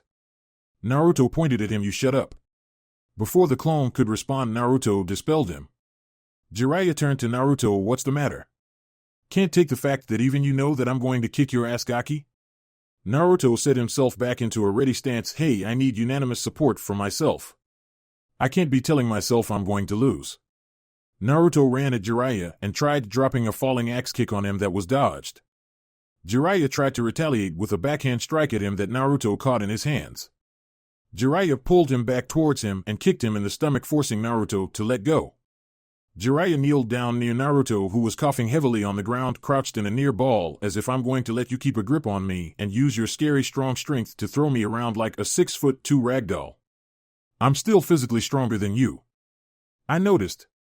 Naruto leapt to his feet and shoved his right hand out at Jiraiya, which contained a familiar blue ball of spiraling chakra Rasengan. Jiraiya narrowed his eyes and formed his own Rasengan to clash with Naruto's. "I'll show you how it's done, Gaki." Rasengan. The two attacks clashed against one another, both chakra balls grinding against one another forcefully. Naruto held his ground as best he could but was steadily being overpowered. In a last-ditch effort, he overloaded his own Rasengan with too much power. Jiraiya saw the evil smirk on Naruto's face and had his eyes widen as he felt the extra influx of chakra. In a flash of blue, the technique exploded, throwing both of them off. Naruto landed in the water while Jiraiya plowed into the trees hiding the waterfall. Pulling himself ashore, Naruto saw Jiraiya slumped against the trees and stood to run his way over to continue the fight before he could stand. As he drew close, he skidded to a stop as Jiraiya fell apart to mud. Naruto looked around but was too late as his surroundings changed. Instead of being outdoors near a waterfall, he was instead surrounded by pink fleshy walls. Naruto tried to punch his way out but ended up sinking his hand into the wall when Jiraiya's voice rang out seemingly from outside. "How do you like that, Gaki?" Naruto's legs began sinking into the ground of whatever he was in. "This is Kuchios Gamaguchi Shibari, summoning toad mouth bind. There's no way out of this. It's the esophagus of the great fire-breathing mountain toad. There's nothing you can do. It's over. I could get the walls to digest you if you want to act like you're not beaten." Naruto sighed. "Yeah, I quit, you win." In a puff of smoke, Naruto was totally freed as his clones voiced their disapproval. He turned to them and sighed. "All right, guys, I lose. Now get back to work so that next time I won't." The clones let off a collective affirmative and returned to their task. Naruto walked over to the tree where Jiraiya's muddy replication melted as the man himself came from the trees. Jiraiya ruffled the boy's hair. "Good fight, Gaki, you didn't do too badly." Naruto grumbled. "I didn't lay a finger on you, even my double-edged move didn't do anything." Jiraiya pointed at himself. "S-rank ninja standing here. I told you what was going to happen. You're good but not that good." You have way more jutsus than I thought you would. A few of your moves were something incredible for a kid your age. I don't think I'll ever get over just what you can do. Naruto sighed and walked back to the waterfall. I guess I'll join my clones on working on the waterfall. Jiraiya laughed loudly. Oh, now you're all dejected? What happened to venting some aggression on me? I guess you've learned that when it comes to dealing with hotshot know-it-all punks with blonde spiky mops, there's no one better than the great Toad Sage Jiraiya. He finished while standing in his pose.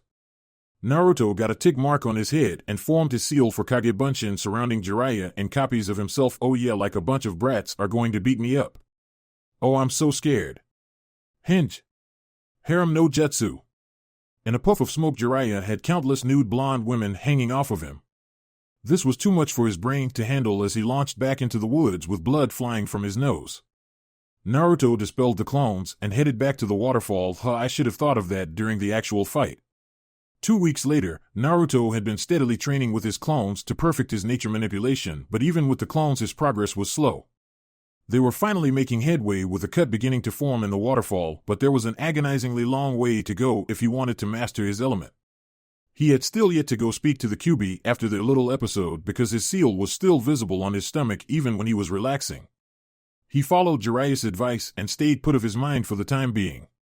While he had his clones handle working on the waterfall, he told Jiraiya about his interest in Fuinjutsu and trying to take it up if nothing else so that he knew what was going on with his own seal. Jiraiya agreed that it was a good skill to have and put him to work taking him off of splitting the waterfall personally and leaving that to his Kage Bunshin. He had Naruto start straight from the basics, which was getting his handwriting perfect so that he would make perfect strokes with his brushwork when sealing, as even a small slip could be catastrophic. Much like the work with his elemental training, it was bitter work and slow going. Made even slower by the fact that Kage Bunshin would do him no good here. Getting his calligraphy perfect was more along the lines of muscle memory, like learning stances and the like. As thus it was more physical than mental. He could use them later on when he got into the practical education of sealing, but until he wrote clearer than a 10-year-old grammar student he couldn't. Jiraiya had left him at their training spot to head towards a town to get more sealing supplies, as he was going to teach Naruto how to make his own ink to seal with. And the boy found himself alone one night by the waterfall. Naruto Uzumaki. Naruto turned towards the source of the voice to find a boy roughly his age standing in the branches of a tree. He had pale skin, short black hair, and black eyes. He wore a collared shirt that cut off at his midsection along with black pants, black shinobi sandals, and black fingerless gloves. On his back was a tipless tanto and a backpack that could be accessed quickly in case of necessity. Naruto was sitting by the water when the boy showed himself. He stayed up in the tree. Is Jiraiya of the Sannin around? Naruto scoffed. If he was here, then you wouldn't even be this close. What do you want? Who are you? And why am I not killing you right now? I am here for Danzo-sama. He has been wanting to get into contact with you for quite some time now. The boy bowed slightly. I have been given the name Sai for this assignment. Naruto looked at Sai with an appraising eye and decided to test out Sai's claim to be one of Danzo's men. So Danzo Gigi decides to send out a gayhood ornament to contact me. Tell him that he needs more girls en route. It's a sausage fest, I swear. Sai didn't blink at all, getting a nod from Naruto. Okay, you're Danzo's. So what's the message? I probably already know, but go ahead. Sai spoke. Danzo-sama says that you are no longer one of his tools. You were extremely useful during your time under him, but you're too risky to try and take back now. Besides that, he says that you wouldn't fur back in anyway.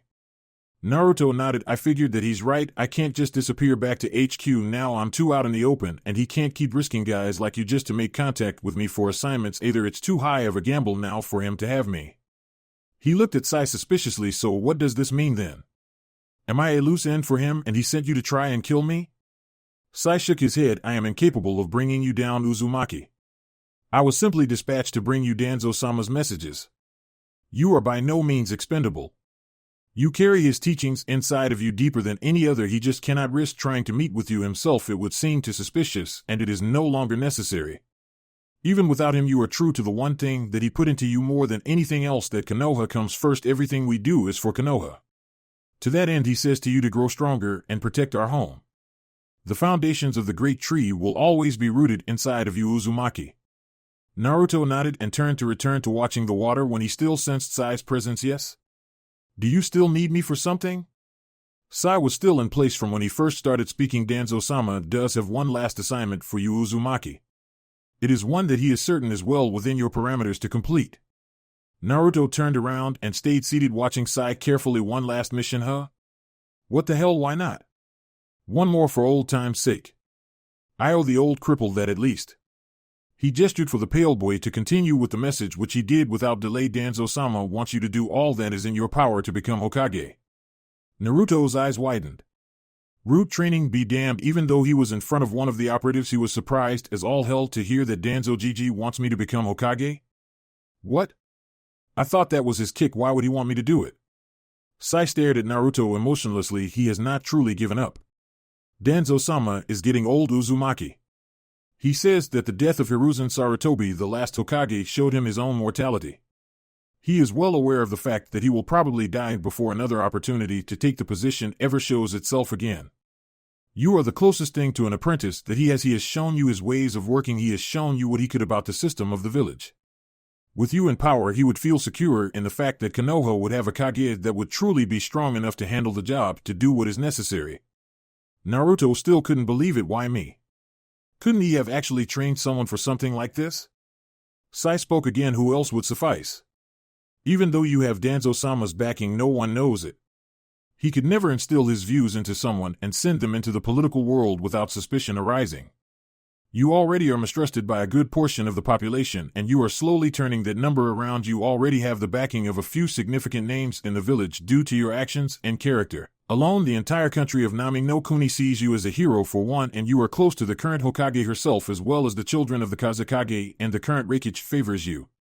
You inadvertently put yourself in the position for this. Naruto looked at his hands. Me the Hokage? It was a pipe dream of a foolish mindset, not something real.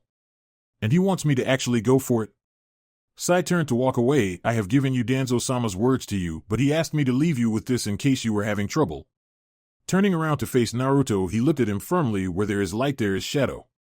To be a shinobi is to sacrifice oneself.